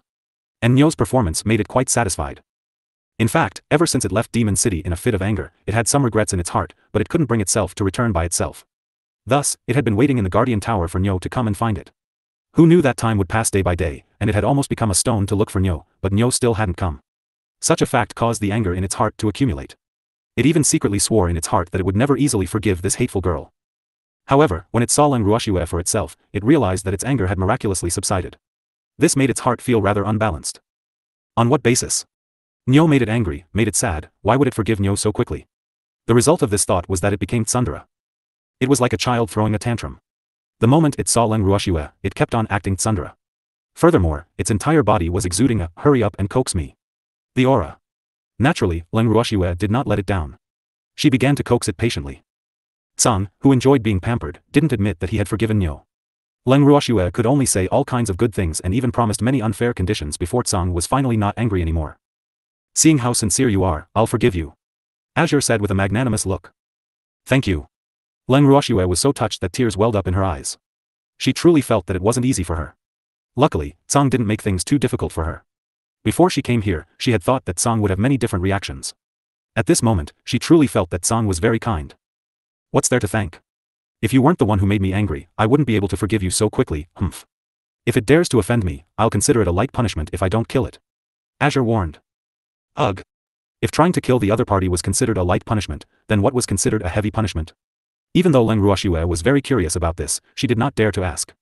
After that, she took the initiative to change the topic. Song, let's go home. I can go home, but what about Little Blood? Cold pointed at Little Blood, who was happily playing alone. How about I find a place in the garden for it to stay? Leng Ruoxue tried to probe. The garden? How can you let Little Blood live in that kind of place? When Cold heard this, he was furious again. Leng Ruoxue broke out in a cold sweat. What was wrong with the garden? It was much better than the barren mountain where the blood lotus flower had once lived. Of course, he definitely couldn't say this out loud, or else he would definitely burst away. Why don't you pick a place? Leng Ruoxue gave the choice to Tsang. Let Little Blood live in the garden of your house. There's plenty of spiritual chi there, which is good for Little Blood's growth. Tsang said with some hesitation before adding, actually, the most suitable place is still inside that broken bracelet. Azure, that place shouldn't be able to withstand Little Blood's aura. Leng Ruoxue reminded him carefully, afraid that Tsang would think that she was biased towards Qingju. However, this time, Azure wasn't angry, he just said somewhat unhappily, It's not that I can't take it, but I'm afraid that Xiao Shue's condition might be unstable. Such a situation would happen to treasures that had just developed intelligence. Because they were still too young, sometimes they couldn't control their own aura at all. In addition, the blood lotus flower was very special and not an ordinary treasure of heaven and earth. So, in fact, the broken bracelet's worries were not without reason. It just didn't want to admit it. Was there a difference? After Leng Ruoxue heard Song's words, she madly wiped away her sweat and remained silent. Just let it live in your house. Wait until Little Blood can control his breath before entering the broken bracelet. Azure confirmed. After Leng Ruoxue heard this, she could finally put her heart at ease. After settling Song's matter, Leng Ruoxue returned to Demon City with great confidence. When Uncle Long and the others saw that Leng Ruoxue had returned alone, a look of pity appeared on their faces. Everyone chimed in and he consoled Leng Ruoxue, telling her not to be anxious.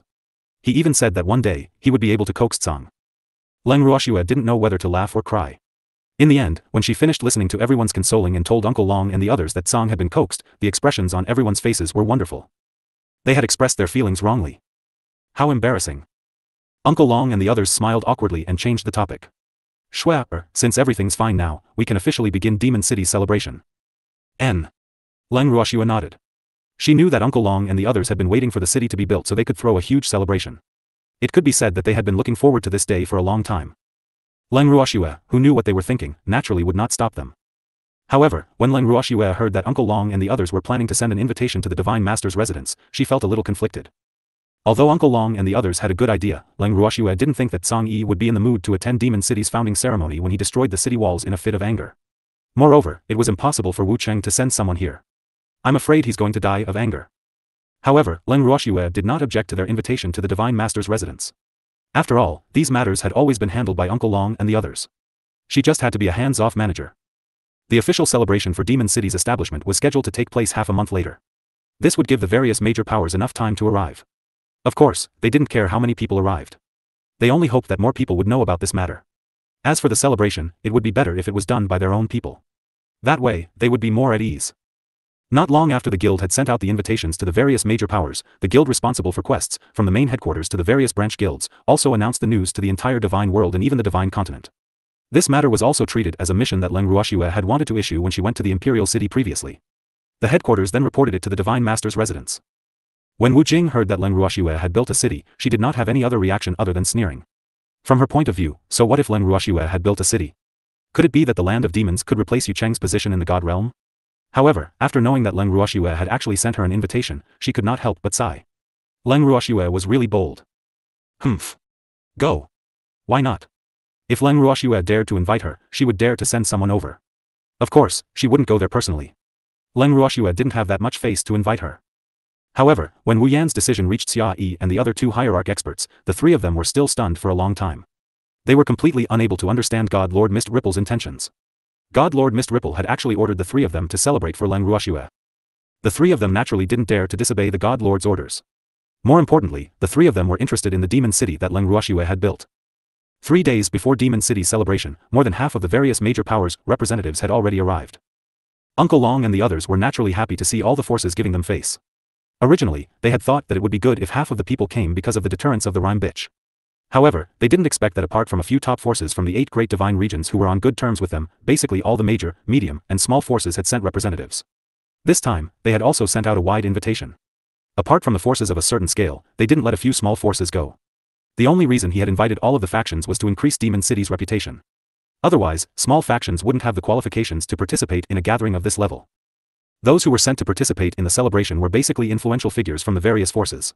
However, these people, who thought they had seen many things, were all shocked speechless for a long time after seeing the current state of the demon's land. Shocking. It was absolutely shocking. What was the demonic land like in the past? The mountains were next to each other, and all the good places in them were occupied by the major beast clans.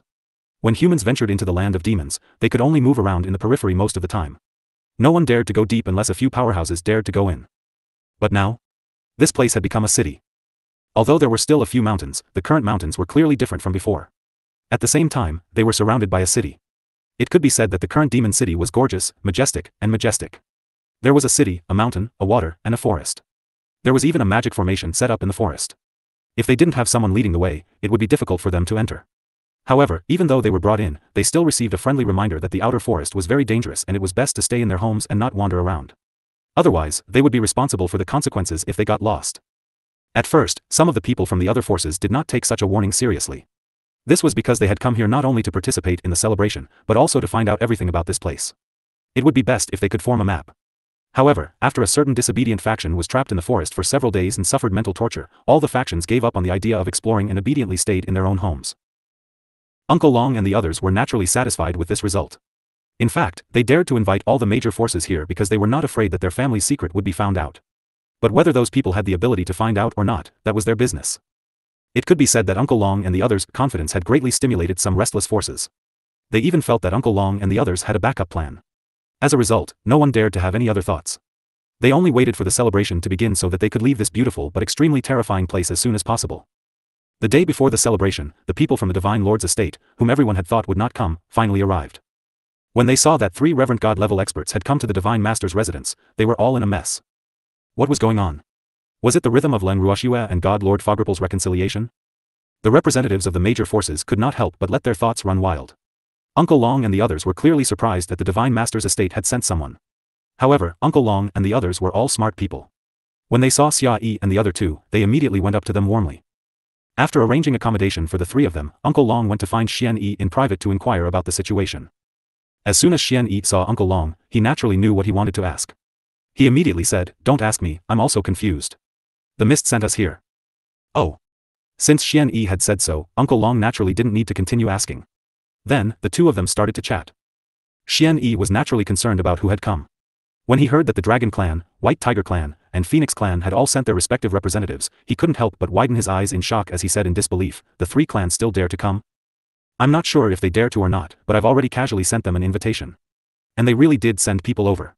However, other than the White Tiger race, the other 2 clans are clearly much more well-behaved. Uncle Long explained with an evil smile. The White Tiger race wasn't as restrained as the other 2 races. This was also because during this period of time, some of the White Tiger race's clansmen had been staying here to work and earn medicinal pills. They could be considered to have become familiar with them. Furthermore, the White Tiger King was still in their hands, so the other party wouldn't dare to be disobedient. They've suffered such a huge blow last time, they have no choice but to be honest. Xian Yi smiled in understanding. By the way, are the Dragon Emperor and the Phoenix King hiding in the Divine Master's estate? Uncle Long nodded. Then, he suddenly thought of the 2 guys who were the main culprits and asked. As far as I know, he's not here. Xian Yi said honestly. That's weird. Which mouse hole are those 2 old things hiding in? Uncle Long said to himself. What's the hurry? He'll come out eventually. They're no match for you, and as long as Rime Ice doesn't make a move, they won't be able to cause any trouble. Xian Yi was not worried at all. That's true. Uncle Long also agreed. Soon, the 2 of them changed to another topic of conversation. The 2 old friends reminisced about the past in a relaxed mood for a while before Uncle Long got up and left. The next day. It was the day of the celebration. However, a few hours before the ceremony officially began, Uncle Long suddenly received a report that someone had come. He was currently running around in the forest like a headless fly. After asking about the situation and finding out that the person was quite powerful, Uncle Long went out to welcome him personally. But when he walked into the forest and caught a glimpse of the man's clothes, Uncle Long was stunned. It was a handsome man in his 30s. He had an extraordinary bearing and his every move was that of a superior. However, at this moment, the man's expression was very excited. Although there was a trace of confusion on his face, Uncle Long could see that the man was having a great time playing alone. Uncle Long felt that if he was not mistaken, this man should be breaking the formation in the forest. Originally, this was a maze-like forest. Later on, Shui added some illusionary formations in it. As a result, the paths here were even more difficult to grasp.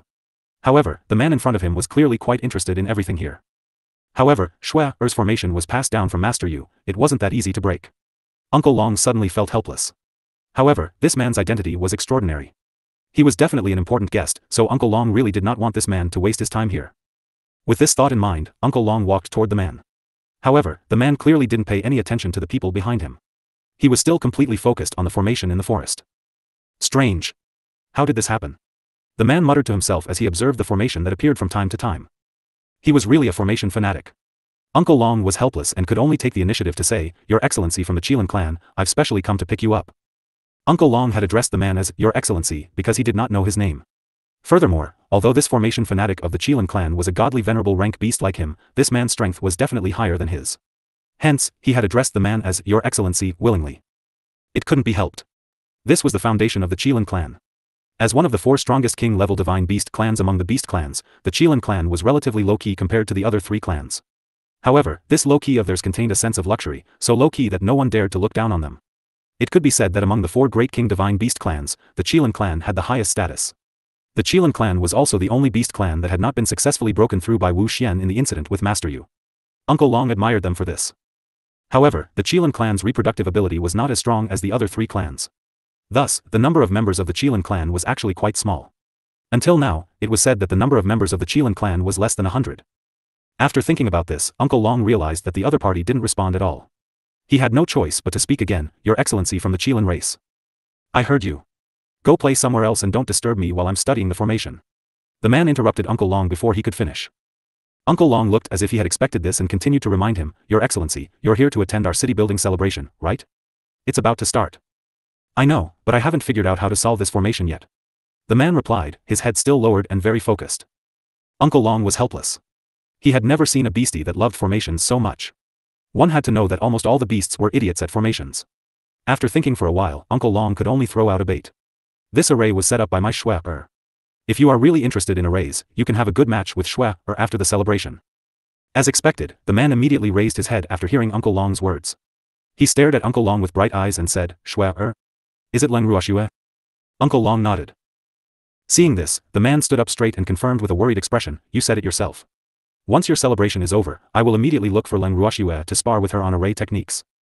Hearing the man's words, Uncle Long suddenly realized that he had caused Shui a lot of trouble. Looking at this man's infatuated expression, Shui probably had something to do. But at this moment, Uncle Long couldn't care so much. After all, the celebration was more important. This was the first time that Demon City had displayed its glory to the entire immortal realm. He absolutely couldn't delay. With this thought in mind, Uncle Long brought the man, who was obviously still reluctant to part with the formation in the forest, back to the main residence without any guilt. At this time, the main residence was already crowded with people. However, the man's appearance still caused a commotion among everyone. This was because the totem on the corner of this man's clothes was a mighty golden Qilin with its head held high. In the entire divine world, only the Qilin clan would dare to embroider a Qilin on their clothes. When the White Tiger race's first elder saw this man, he was so shocked that his jaw almost fell to the ground. He rubbed his eyes with all his might, and in the next second, he hurriedly ran over to the man and gave a deep bow, saying with extreme respect, Old ancestor, why are you here? Oh my god. This ancestor had actually come out for a walk. Could it be that the Qilin clan was about to change? The White Tiger first elder was so shocked that he broke out in a cold sweat. One had to know that this person's status was definitely one of the top in the Qilin race. Although he couldn't compare to the Qilin race leader, he wasn't that far off. More importantly, this person had never cared about worldly affairs, and was only obsessed with formations. Therefore, the Grand Elder of the White Tiger race couldn't understand why this ancestor would come here. More importantly, this person was of the same generation as the previous White Tiger King who had been sealed. Hence, even if this person was not from the White Tiger clan, he still had to respectfully address him as Old Ancestor. Of course, everyone present only knew that this man was from the Qilin race, but they didn't know his identity. When they saw the White Tiger race's Great Elder calling the other party Old Ancestor, they were all surprised for a long time. However, whether it was the man or the White Tiger race's Great Elder, they felt that there was no need to explain to them. Therefore, everyone's reaction was ignored.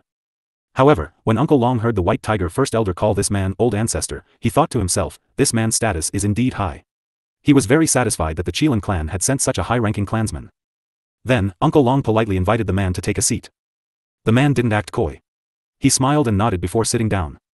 Then, he picked up an exquisite piece of dessert from the plate on the table beside him and tasted it. Then, his eyes revealed a surprised light.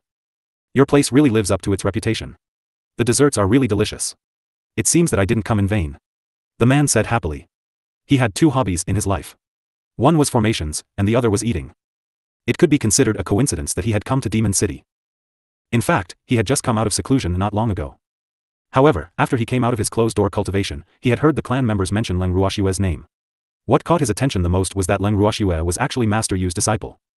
After finding out about Leng Ruoxue's identity, he started to pay attention to her. This time, when he heard that the little girl wanted to build a city and the Qilin clan had received the invitation, he volunteered to come. Of course, the main reason he came was because he was curious about Leng Ruoxue. However, after knowing that he was going to participate in the celebration of Demon City's founding, the Qilin clansman's expressions were all rather interesting and filled with disbelief. Looking at his clansman's shocked expressions, the man suddenly felt that it was quite interesting to occasionally do something unexpected. In the entire firmament, the person who had done the most unexpected things was naturally the famous and popular Leng Ruoxue. As such, his interest in Leng Ruoxue was even stronger. Now that he had heard from the dragon whale that the little girl knew how to use formations and that there was delicious food here, the man felt that this trip had not been in vain. When Uncle Long heard the man's words, he was speechless. Why is this guy either staring at the array or interested in eating? However, they were all foodies. Foodies had always had something in common with each other, so when the two foodies got together, they naturally began to talk about food as if no one was around. The more the two talked, the more congenial they became. The crowd of people who were watching with their mouths agape had all become background boards and were completely ignored. When Leng Ruoxue felt that it was about time, she went from the room to the living room. She saw everyone sitting there like fools, while Uncle Long was having a great chat with an unknown man. It was obvious that the two of them were having a great time. Originally, Leng Ruoxue didn't want to disturb the two of them when she saw that they were chatting so happily.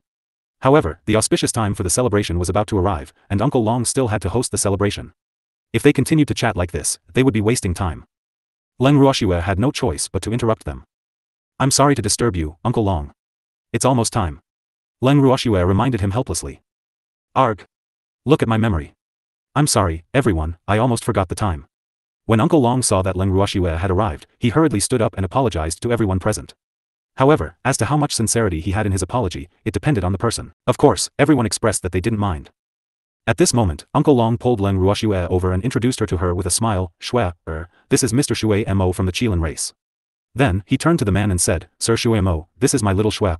Hello, Mr. Shui Mo. Hello, little girl. I've heard of your name for a long time. Let's have a good sparring when we have time. This little girl was not an ordinary person. She was indeed worthy of being the disciple chosen by the master. In a few breaths, Shui Mo had already sized up Leng Ruoxue and made a quick judgment. He had a good impression of her. However, Leng Ruoxue was confused by Shui Mo's words. Why did this powerful senior of the Qilin clan want to spar with someone the moment they met? This was not a good habit. She was a little speechless. More importantly, this person's strength was clearly above hers. As such, Leng Ruoxue could not understand why this person would target her. At this moment, she naturally didn't know that Shui Mo wanted to spar with her not in terms of martial arts but in terms of formation. However, no matter how helpless she felt, she still said politely, if there's a chance, I'll definitely exchange pointers with senior. Of course, these were just polite words. However, Shui Mo was very serious and decided that he would take action as soon as they finished their business. Just like that, unknowingly, Leng Ruoxue had been targeted by a rather persistent Qilin. A moment later, the celebration began as scheduled. Leng Ruoxue and the rest headed to the ceremony venue first. It was located in a specially open public square in Demon City, and the decorations were so gorgeous that it was almost impossible to look at. The venue was decorated with exotic flowers, each competing to bloom. The ground was covered with a red carpet, raising the entire celebration to a higher level. Of course, this was not the most important thing. The most eye-catching thing was the crystal fruit plates on the podium. Those fruits were obviously not ordinary. Each fruit was covered with a layer of faint fluorescent light, and rich spiritual energy was flowing around the fruit. He was really too rich. No. These fruits were not something that could be obtained with money. With shock, everyone took their seats. As the MC, Uncle Long started to give a long and eloquent speech once the time was up. Leng Ruoxue, who was sitting in the VIP area, listened to Uncle Long's emotional speech and couldn't help but sigh in her heart. She had known Uncle Long for so long, but she never knew that he could actually say so many things on the surface. Just as Leng Ruoxue's thoughts were running wild, she suddenly heard Uncle Long's voice. Next, let's welcome our city lord, Leng Ruoxue, to give a speech to everyone. In an instant, everyone's eyes turned to her. Leng Ruoxue was stunned. Was there a need for her to speak? On such an important day, it was only right for her to say a few words since she was crowned as the city lord. However, if she remembered correctly, there was no part of the celebration process where she, the city lord, would give a speech. Uncle Long had definitely added scenes without permission. When he saw Leng Ruoxue smiling evilly at Uncle Long, he felt extremely helpless. Uncle Long had learned his lesson. He had also launched a surprise attack. She was really not prepared for this. However, she was naturally not afraid of such a scene. With a faint smile, Leng Ruoxue stood up from the VIP seats and walked straight up to the high platform that had been set up in advance. After a moment of silence, she opened her mouth with a very polite tone. Thank you, everyone, for coming to our Demon City's founding ceremony today. From today onwards, I officially declare the establishment of Demon City. Pausing for a moment, she looked around and continued, I don't know if everyone is aware, but the reason why our Demon City has today's scale is all thanks to Rime Ice. So, I have to thank her properly. If it wasn't for her sneak attack on us a few months ago, I'm afraid we wouldn't have thought of building the land of demons into a demon city. I hope that the 3 hierarch gods of the Lord God's Manor will convey my Demon City's deep gratitude to Rime when you return. At the same time, I would like to thank the Lord God's Manor for sending people to witness the great moment of our Demon City's construction. I hope that everyone will have a good time today. After saying that, she walked down the stage that was covered with a red carpet. Previous chapter. Leng Ruoxue's words were very short, but she had specially mentioned Wu Xian and even said that she wanted to thank the other party. When the crowd heard this, they could not help but turn their eyes to the 3 reverend god-level experts from the Divine Master's estate who were also seated in the VIP seats. Xian Yi and the others immediately felt uneasy. They could clearly feel that the gazes of the crowd contained a trace of gloating. Of course, there was also probing. This made the 3 of them extremely helpless. Although not many people in the divine world knew about the sneak attack by Wu Qing a few months ago and the news was not widely spread due to the control of the God Lord's estate, this did not mean that some of the top clans did not know the ins and outs of the matter. After all, some things did not need to be said. After the previous incident, the Divine Master's estate had maintained their silence. Leng Ruoxue and the others were still safe and sound. The top forces must have known what this meant. Therefore, at this moment, the 3 of them really regretted coming to this celebration. They were here to be watched. This fact made the 3 of them feel their faces burning. Of course, the 3 of them were reverend god-level cultivators, after all. Many curious people did not dare to be too presumptuous and stare at them. However, from Leng Ruoxue's words, they could more or less make out some clues. Not only did the two sides not shake hands and make peace, but they seemed to have deepened their hatred instead. This time, a considerable number of forces also regretted coming here to join in the fun. If the Divine Master knew about this, would he find trouble with them? However, everyone's thoughts did not last long. Very soon, their attention was completely diverted. After Leng Ruoxue's speech, Uncle Long said a few more polite words, and the performance that they had arranged in advance officially began. Most of the participants were beastie, and they only performed the simplest skills such as cornice and soaring into the air. However, it was this simple action that completely stunned all the factions present, making them dumbfounded. No one had expected that Beastie would be so brilliant just by showing off his talent. Right, what was this called? Acrobatic? That's right, acrobatics. To most of the people in the firmament, this term was extremely new. One had to know that this was something that only existed in Leng Ruoxue's previous life. A considerable portion of the people who had come to participate in the ceremony today were the natives of the firmament. In Leng Ruoxue's heart, these natives had never seen such a novel thing before. Therefore, she had specially rehearsed a large acrobatic show according to the specialties of the magical beasts. Uncle Long and the others had never seen this acrobatic performance before, so they were all shocked when it was performed. Wonderful. It was really too exciting. No one was willing to blink their eyes, afraid that they would miss any wonderful action. As the performance began, exquisite food was served to the table in front of everyone, but at this time, no one was in the mood to eat. They were all staring at the wonderful, exciting, and nerve-wracking acrobatic show. After an unknown period of time, the heart-stirring acrobatic performance finally ended. Only then did everyone have the chance to let out a long sigh of relief, but they still had a stunned expression on their faces. After a while, the aroma of the food finally attracted their attention. Only then did everyone start to taste the food. After a mouthful of delicious food, everyone was once again amazed. What is this? Why is it so delicious? Looking at the disbelieving expressions on everyone's faces, Leng Ruoxue couldn't help but think to herself, which corner did this group of grandmothers crawl out from? They really haven't seen the world.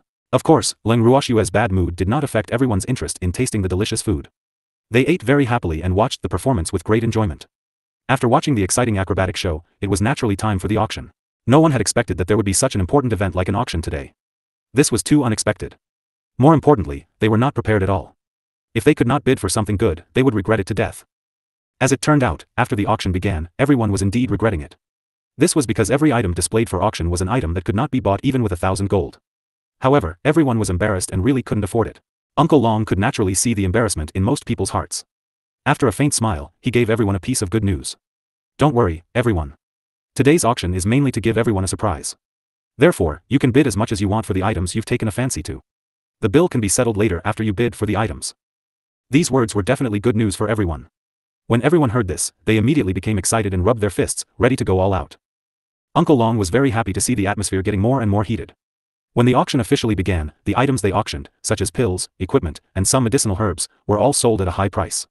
The results were naturally satisfactory. Many of the powers that had come to participate in Demon City's celebration had obtained unexpected gains. They wouldn't be able to forget the exciting programs that Demon City had specially arranged for them for a long time. The city building celebration started in the morning and continued into the late night. As such, after the celebration ended, the participating forces were still not satisfied, especially those who had not managed to get anything. They all pestered Uncle Long in unison, hoping that he would bring out more good things. However, Uncle Long was very insistent and told them in advance not to be anxious. In the future, they would organize regular auctions at the Yao Clan Tower, especially for supreme-grade pills and other rare items. They would definitely have a chance to bid for them. After hearing this, the crowd reluctantly let go of Uncle Long. After a night's rest, the major forces began to bid farewell the next day. Demon City also gradually became quiet. After yesterday, the city of demons was finally officially established in the realm of gods. Uncle Long and the others had been busy for a long time. Although they were tired, they were quite satisfied to see the celebration yesterday so successful. However, after sending most of the people away, Uncle Long and the others all collapsed from exhaustion. When Leng Ruoxue walked into the living room, she saw Uncle Long and the rest lying limply on their chairs. When she got closer, she said helplessly, "Uncle Long, if you're too tired, you can go back to your room and rest." "No. There's a guest here." Uncle Long refused. There are still people who haven't left?" Leng Ruoxue was a little surprised. Could it be people from the Weapon Masters Guild and the Alchemist Guild? Although there were many guests yesterday, she still remembered the two representatives from the headquarters. When they saw the First Elder and the other irresponsible guys, they all cried. They cried not because they missed First Elder and the others, but because these few big shots from the two headquarters didn't return home and were growing up here. However, no matter how the representatives of the two headquarters complained that they were currently without a leader, the Great Elder and the others were unmoved. Right at this moment, Shen Nua's voice rang in Leng Ruoxue's ears again. "Shui, didn't you say there was a centipede? Where was it? Quickly show me. I'm in need of it now." As soon as she finished speaking, Shen Nuo ran into the living room in a hurry, then pulled Leng Ruoxue and ran out. Uncle Long watched the two of them leave and swallowed the words he was about to say. Shen Nuo pulled Leng Ruoxue all the way back to the courtyard that was specially used for their office. There were already a few pairs of eyes waiting for them. Shui, where's the centipede? Lu Yue and Jiang Ning asked at the same time when they saw Leng Ruoxue. It was obvious that they couldn't wait anymore. Leng Ruoxue looked at them helplessly. Aren't these people a little too impatient? She had only just remembered yesterday that she had caught a 10,000-year centipede. She didn't expect that they would remember it today. What, you guys want to use it too? Leng Ruoxue blinked her beautiful eyes as she asked. Hehe, we're researching a medicine that just so happens to require the 10,000-year centipede's poison. Shui, you should have collected it, right? Don't tell us that there's none. Jiang Ning said immediately. The expression on his face was as if he was saying, if you don't, I'll be disappointed. Yes, there is, but... Leng Ruoxue was only halfway through her sentence when she turned to First Elder and asked, First Elder, do you need it too? I want a piece of the centipede's outer shell to be used for artifact refining. Oh. Leng Ruoxue then looked at Lu Feng and Mo Yen. There was no need to ask these two, they must also be thinking about the centipede's shell. Smiling calmly, Leng Ruoxue shifted her thoughts and a huge centipede was moved out of her house. When the Great Elder and the others saw the size of the centipede, they couldn't help but sigh in their hearts. Good heavens, it's indeed a 10,000-year centipede. It had actually grown so big. Ayaya. This centipede shell was good stuff. The Great Elder's eyes were shining. He couldn't help but reach out his wolf claws and touch the black centipede's shiny hard shell. Lu Feng and Mo Yen were also very interested in the centipede's shell. After the First Elder made his move, the two of them also stretched out their wolf claws and stared at their prey with bright eyes. Then, they said in unison, Shui, this centipede's quality is pretty good. Its shell can definitely be made into a few sets of top-grade armor. Yes, I know, but... I can't let you use its shell yet. Leng Ruoxue laughed evilly. Upon hearing this, the three craftsmen, led by the First Elder, immediately exploded with dissatisfaction. Little girl, you're not such a petty person. You can't even share a centipede like this with us? Little Shui, can you share some with us? It's so big, you can't use it yourself. Lu Feng begged coquettishly. Yeah, I want one too. Mo Yen was more direct. It's not that I'm being stingy, but I really can't give it to you now. Leng Ruoxue said helplessly. This guy was still alive. However, before she could explain, Leng Ruoxue heard First Elder suddenly exclaim and jump up. It's moving. What moved? Lu Yue and the others were baffled, not understanding what he was talking about. The centipede is moving. The Great Elder pointed at the motionless centipede on the ground. It can't be. Thinking up to this point, Lu Feng even gave centipede a few hard kicks before turning to the crowd. Look, it's not alive at all. First Elder, you're seeing things. You brat, you're the one who's seeing things. This guy is really alive. Is that so? Seeing that Lu Feng did not seem to believe him, the Great Elder could not take it anymore. He pulled Leng Ruoxue over and said, Girl, you're the one who took out this centipede, so you have the most right to speak. Do you think it's alive? Leng Ruoxue smiled faintly when she heard this. She then stepped forward and kicked the giant centipede. If you're still playing dead, I'll really tear you apart. Don't. Ancestor. I was wrong. It's really alive. But soon after, he looked at Leng Ruoxue in disappointment and grumbled, Shui, what do we do now? Salad. Didn't you want to use it to refine pills and weapons? Take it. I'm giving it to you. When the centipede heard this, it immediately burst into tears and wailed. Hearing Centipede's plea, First Elder and the others were all speechless. This guy was crying so miserably that they couldn't bring themselves to do it.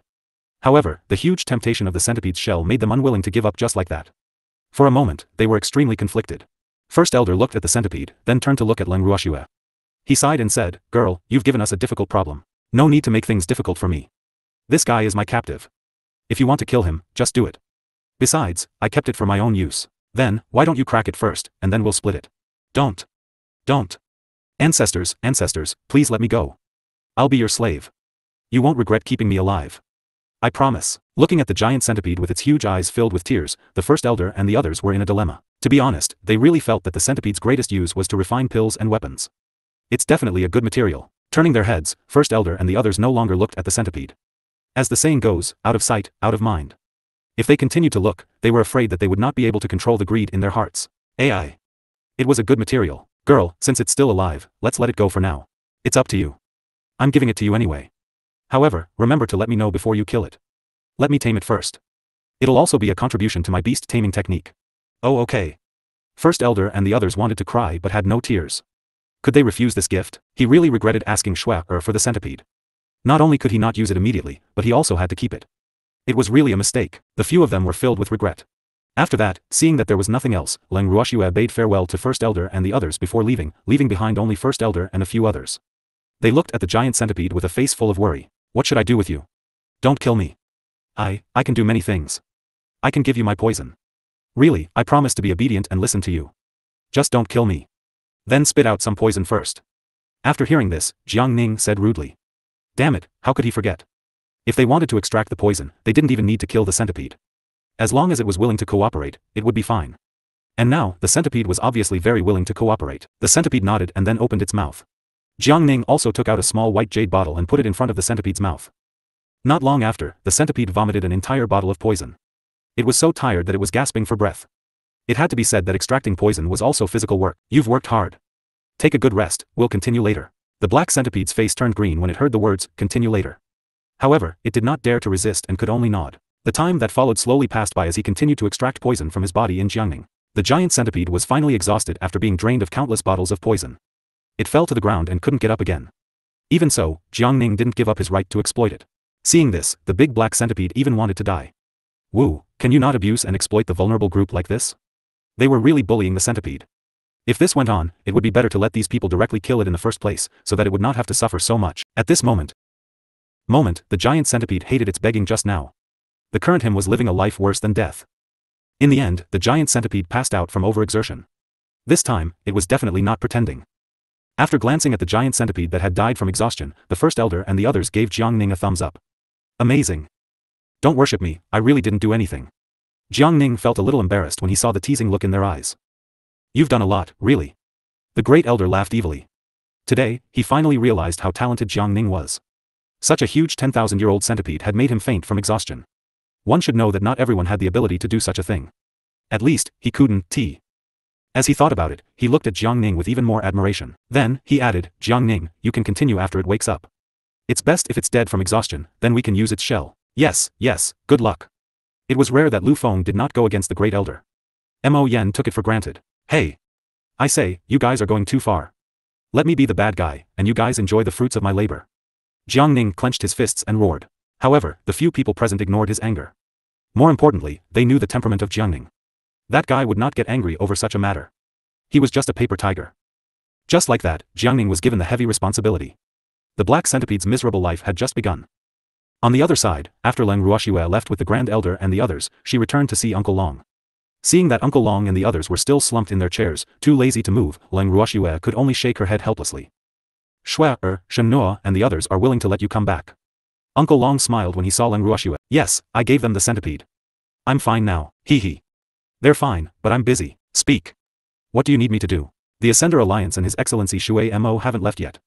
They're all looking for you. Sir Shui Mo really wants to spar with me. This can't be helped. He just came to find you. Leng Ruoxue was speechless. I finally found you. Leng Ruoxue's heart skipped a beat.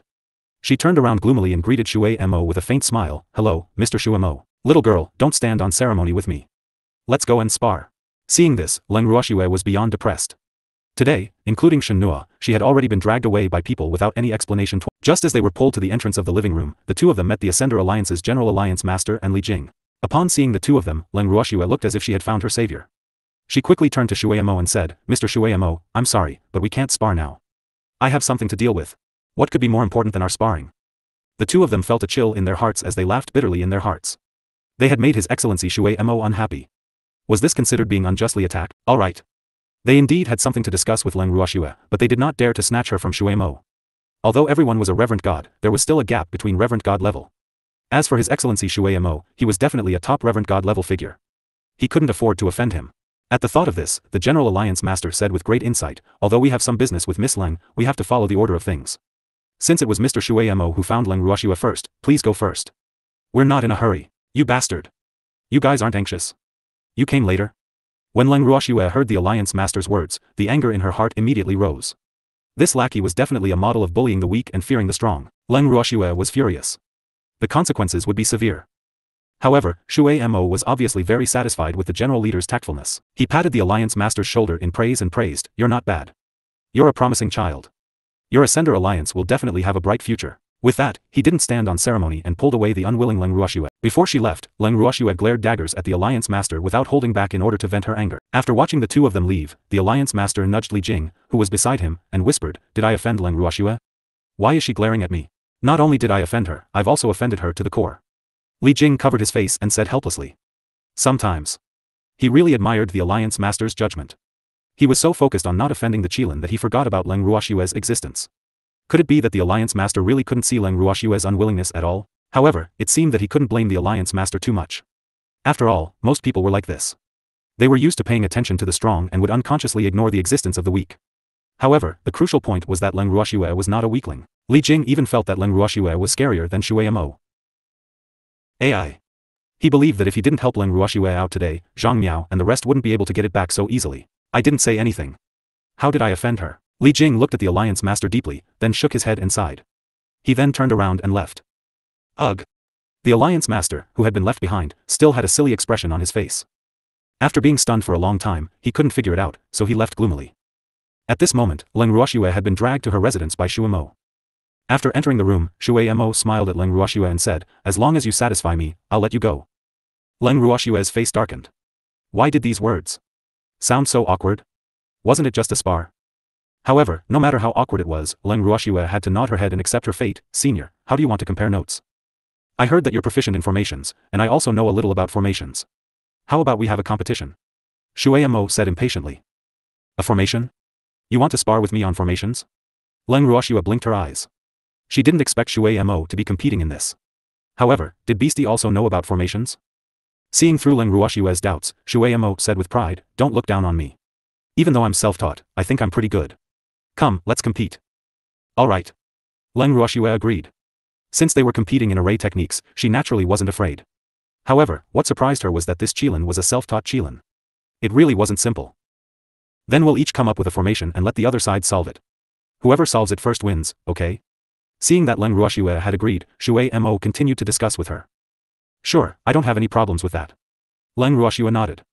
However, she felt that she was being a bully. One must know that her master had left her with quite a number of array techniques. Even though she had yet to master all of them, she believed that she definitely knew more than this Qilin who had self-taught himself about array techniques. In this comparison, she would definitely be the one with the complete victory. Ugh. Wouldn't this be an unfair victory?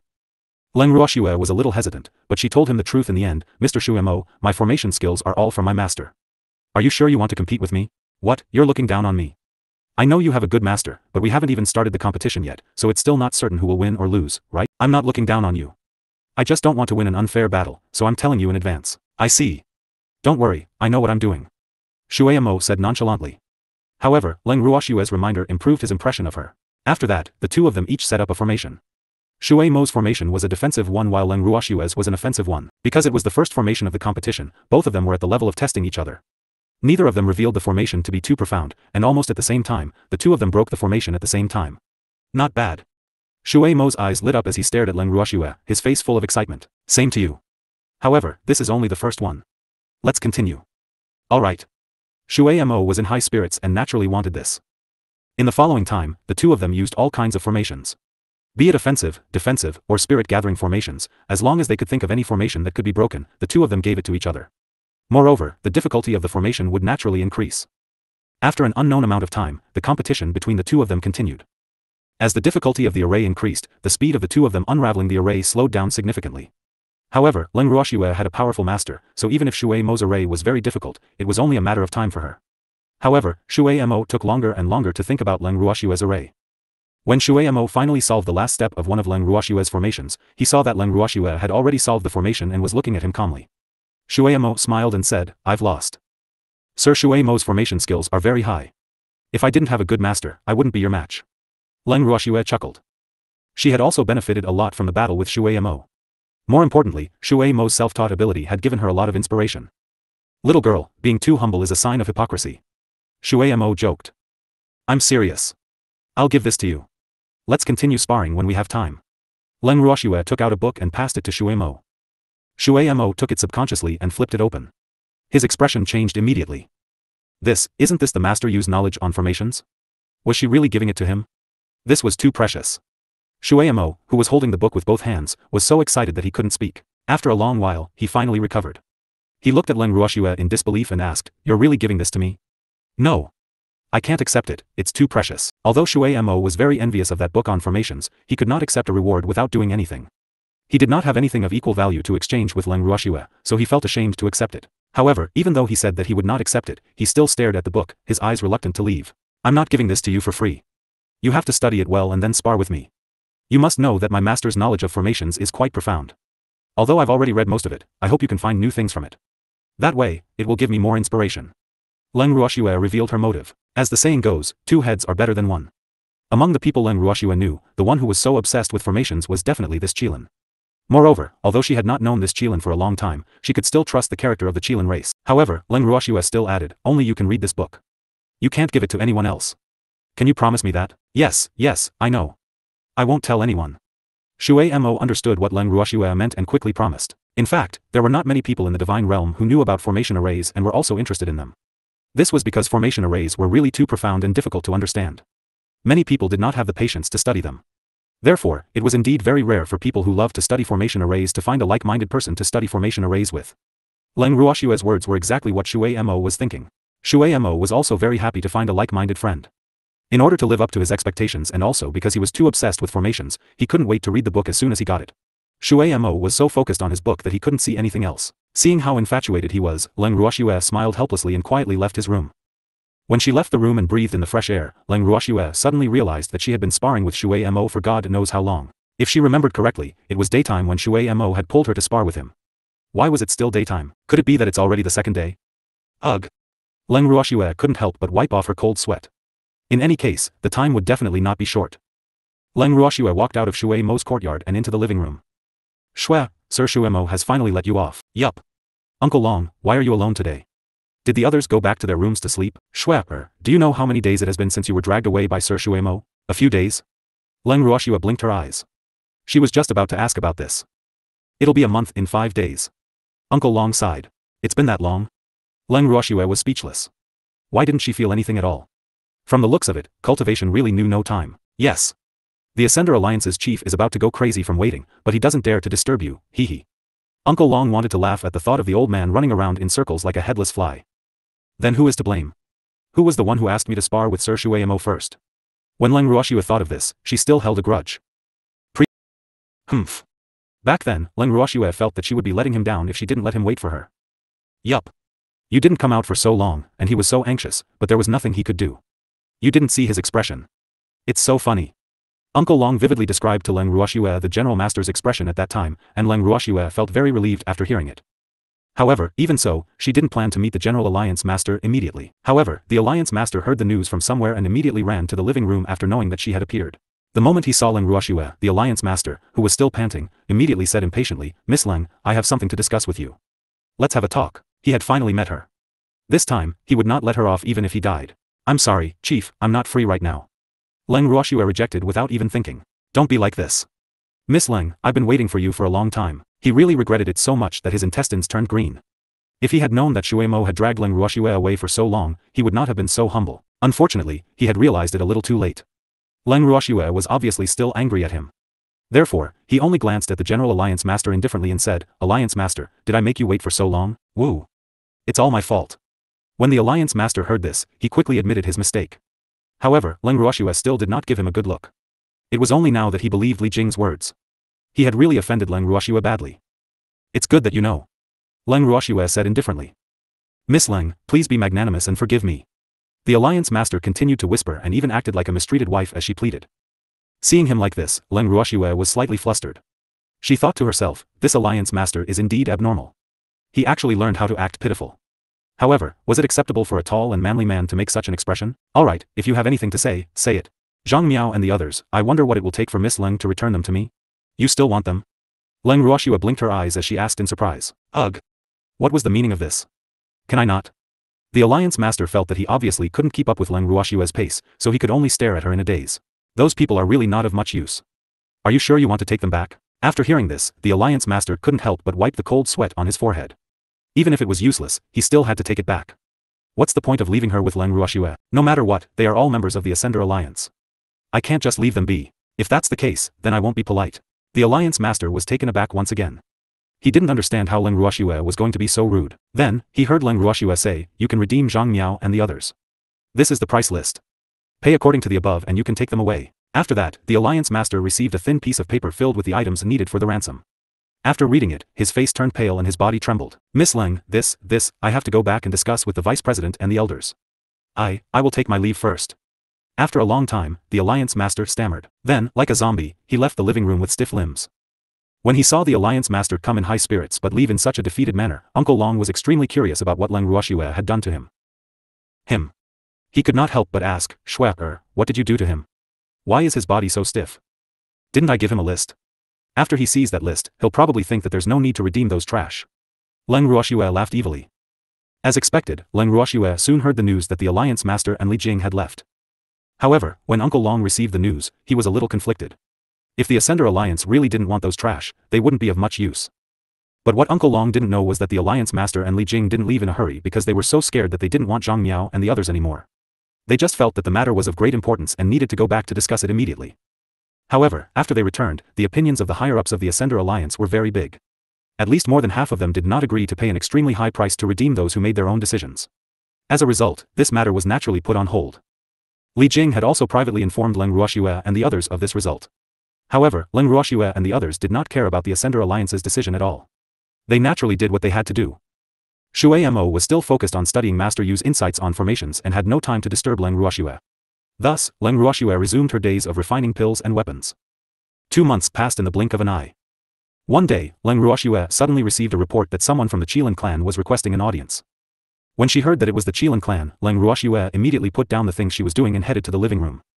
At this moment, Uncle Long and the rest were sitting in the living room. However, the moment Leng Ruoxue entered the living room, she realized that the atmosphere was obviously not good. In his surprise, the 2 men who had their backs to him had already turned their heads. "You're Leng Ruoxue?" one of the men suddenly said. Leng Ruoxue nodded as she sized up the 2 unfamiliar men. Needless to say, the beasts' human forms were all extremely beautiful men. The 2 men in front of her were no exception. However, what surprised Leng Ruoxue was that these 2 men actually had the power of a godly venerable rank. How many Reverend God level experts did the Qilin clan have? She had already seen 3 during this period of time. It seemed like the Qilin race was indeed full of talents. Leng Ruoxue sighed. Just as Leng Ruoxue was sizing up the 2 men were also fastidiously sizing her up. After staring at her for a long time, the man who had spoken earlier said, "Human, I really can't see what's so special about you. Why is he so famous?" Ugh. Leng Ruoxue was a little depressed. Should she continue this conversation? However, after some thought, Leng Ruoxue still replied, "There's nothing special about me. I'm just an ordinary human being." Humph.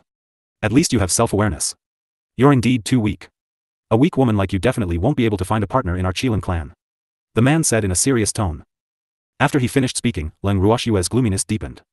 It was fine to say that she was weak, but what did this have to do with finding a partner? Moreover, was this considered a personal attack? Seeing that Leng Ruoxue's expression did not look too good, the other man hurriedly explained, "Miss Leng, please don't misunderstand. Feng Yi didn't mean anything else. He just wanted to say that you don't meet the criteria of our Qilin race for a mate. We men of the Qilin race prefer tall and strong women. Only such women can better bear the children of the Qilin race." Leng Ruoxue was speechless. She really felt that it was better if the man didn't explain. After he explained, she felt even more depressed. "You bastard. Are you here to pick a partner? Why was he so picky with her? And even if you're here to choose a partner, I don't want to be chosen by you, do I?" Hence, Leng Ruoxue could not understand what these 2 men were up to. What were they trying to do?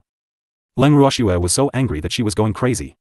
However, Uncle Long and the others were laughing to themselves. They didn't expect the 2 from the Qilin clan to say this first when they saw Leng Ruoxue.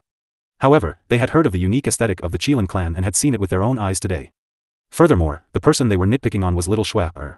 When they saw Leng Ruoxue's expression as if she was about to go crazy, Uncle Long and the others suddenly felt a sense of love. After all, there were not many people who could anger Shue on their first meeting. Leng Ruoxue was truly infuriated. After a long silence, she took a few deep breaths and told herself not to be calculative with these 2 idiots. She then opened her pink lips and asked, "Are the 2 of you here for a blind date?" "Blind date? Of course not." Feng Yi said quickly, his face still showing a look of disdain. "Then what are you guys doing here?" Leng Ruoxue almost roared. "Our Qilin race's ancestor has been in Demon City for over 2 months, but he hasn't returned yet. As such, we've been ordered to investigate this matter." "Investigate? Do you think we've killed him? Murder? Of course not. Even if all of you were to join forces, you would still not be a match for my ancestor. We're only here to investigate where our ancestor went." Feng Yi said with a look of disdain. "You're saying that all of us here are no match for Sir Shui Mo?"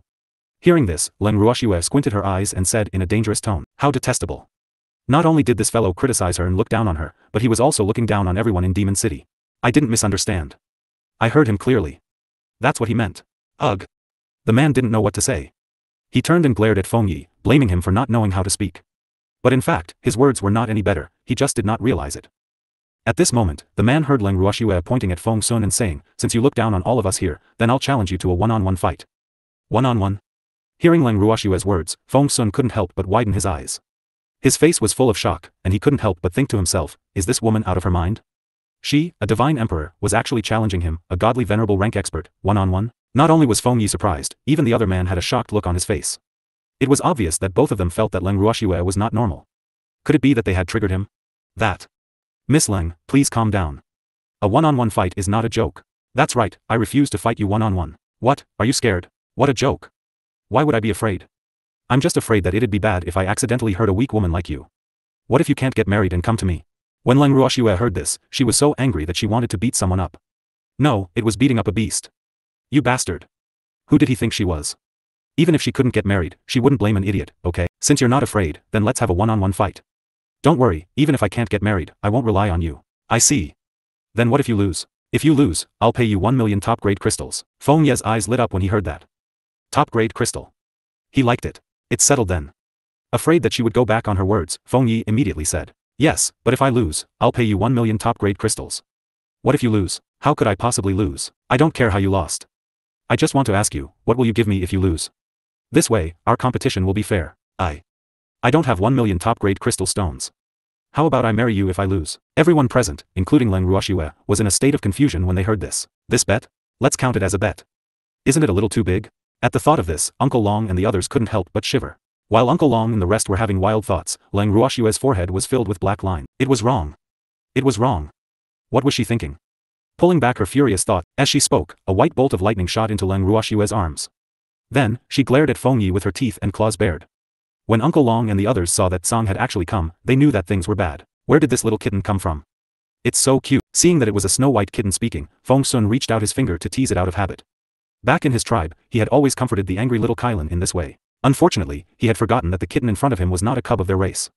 As a result, as soon as his finger stretched out, Tsang immediately clawed back without hesitation. Seeing this, Feng Yi could only quickly retract his fingers. But even though he was very fast, he was not as fast as Tsang Chu's claws, so 2 thin claw marks were left on his fingers. He's really wild. Although he was scratched, Feng Yi was not angry. Tsang was angry. You bastard. He actually teased it like a cat. Although it looked like a cat now, it wasn't a real cat. So, Tsang immediately decided that he hated this guy who didn't have good eyes. Humph. In your dreams. In your dreams, you're the wild one, your entire family is wild. You toad. Toads? Was he talking about him? Furthermore, he was clearly praising the cat. Feng Yi felt extremely wronged. Leng Ruoxue couldn't bear to see Qilin's teary eyes as if it had suffered a lot of grievances. She urged Tsang, he looks down on all of us from the land of evil demons. Go and bite him ruthlessly. As long as she thought of releasing the azure and biting the Qilin, Leng Ruoxue felt that this scene was especially lovely. How? Even if he's not a dog, he can still bite him. I won't. He was too stinky. At most, I'll scratch him. That works too. Leng Ruoxue agreed. Excuse me, are you guys discussing biting me or scratching me? Correct, but no reward. How could you do this? I do want a one-on-one fight, but I'm not satisfied with your conditions. Why not? I'm such a beautiful man, what are you not satisfied with? You should know that you don't fit our Qilin race's taste. He wasn't willing to either, okay? However, he felt that a stunningly beautiful man like him should be worth at least 1 million top-grade crystals, right? More importantly, he didn't think he would lose. Since he couldn't lose, what did it matter if he said that, right? Feng Ye's plan was very good, but he had to face Leng Ruoxue. Leng Ruoxue, who was also very confident in her own abilities, Azure was even more unhappy. You toad, don't even think about eating my girl's swan meat. Don't have any ideas about my girl, understand? I'm not a toad, and I don't have any ideas about your girl. She's not my type. I've also said that this is the greatest price I can pay. It's 1 million top-grade crystals. Humph.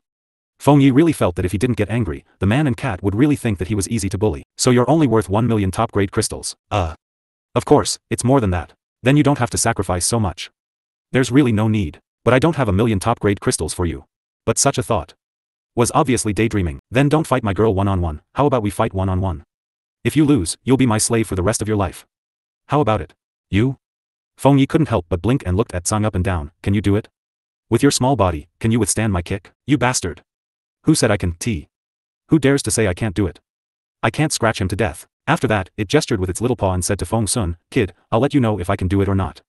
All you need to do now is to tell me if you dare to fight me one-on-one. Why wouldn't I dare? Let's make this clear. What if you lose? If I lose, my girl will pay you 2 million top-grade crystals. Tsang said generously. Deal. Feng Yi agreed.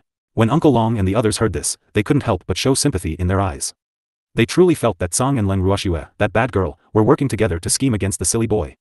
Poor Feng Yi, he actually fell into a trap like this. However, Feng Yi didn't understand why Uncle Long and the others looked at him so differently. He thought that Uncle Long and the others were worried about the little kitten. However, after scheming against Feng Yi, Leng Ruoxue still felt that she had not vented her anger. She then had her eyes on another man. She was all smiles as she asked the other man in a very kind manner, "And you are?" "I'm Bing Xiao of the Qilin clan." "Bing?" Leng Ruoxue was stunned for a moment before she asked, "Shall we have a one-on-one?" Ice Cloud was silent and speechless. In his heart, he couldn't help but wonder if Leng Ruoxue was addicted to one-on-one combat. "Let's have a one-on-one too." "I don't think so." Bing Xiao couldn't understand. 10 million? Uncle Long and the others were shocked. Shue's cannonball was really big. He just didn't know if Ice Cloud could withstand it. When Ice Cloud heard the price, he was so shocked that he couldn't say anything. "You want to hear the truth?" Leng Ruoxue raised her brows and asked indifferently. "I must hear the truth. You're not even worth 2 million. However, I have to give face to Azure. Since it said that it will pay you 2 million if it loses, of course I have to pay you." Feng Yi pointed at Leng Ruoxue. He was so angry that his eyes were wide open. "You what? Come, let's have a one-on-one." Leng Ruoxue and the rest were rather indifferent to this scene, but Bing Xiao was extremely shocked. Feng Yi was a supreme god. How was it possible for a cat to grab her clothes and drag her away? After witnessing this scene, Bing Xiao was even more unwilling to fight Leng Ruoxue one-on-one. He told Leng Ruoxue tactfully, "Miss Leng, we're here to look for the old ancestor, so it's better not to have a one-on-one fight. Since you insist on refusing, then I won't force you." Leng Ruoxue said helplessly. She was well aware that Tsang's actions must have frightened Bing Xiao. For a cat to drag a reverent god away, it was indeed quite scary. However, Tsang definitely didn't think that his actions would scare Ice Cloud. When Tsang brought Feng Yi back, Feng Ye's image had changed. The handsome man who had originally looked noble, cold, and extraordinary was now no different from a beggar. In addition, his originally extremely handsome face was also full of claw marks. As soon as Feng Yi saw Bing Xiao, he couldn't help but hug him and cry. As he cried, he choked, "Woo. That's too scary. It was too terrifying. It was simply not human. It was a demon. I want to leave this place, it's too dangerous here, this isn't a place we should be at, I want to go home." Listening to Feng Ye's tearful complaints, Bing Xiao's forehead was already full of cold sweat. Needless to say, Feng Yi must have suffered a great shock. Otherwise, he would not be like this, holding him and crying like a helpless little boy. At this moment, he suddenly felt extremely fortunate. He was lucky that he had resisted the temptation of 10 million top-grade crystals and did not agree to Leng Ruoxue's one-on-one challenge. Otherwise, he might be in the same situation as Feng Yi. Patting Feng Ye's back, Bing Xiao comforted him silently. Seeing this, Tsang laid comfortably in Leng Ruoxue's arms and grinned, "Little Feng Yi, you can't leave me. You've forgotten that you lost to me, so you'll have to be my slave for the rest of your life." "That's right." Thinking of this, Bing Xiao sympathized with Feng Yi even more. As for Feng Yi, he could not take this blow. His eyes rolled back and he fainted.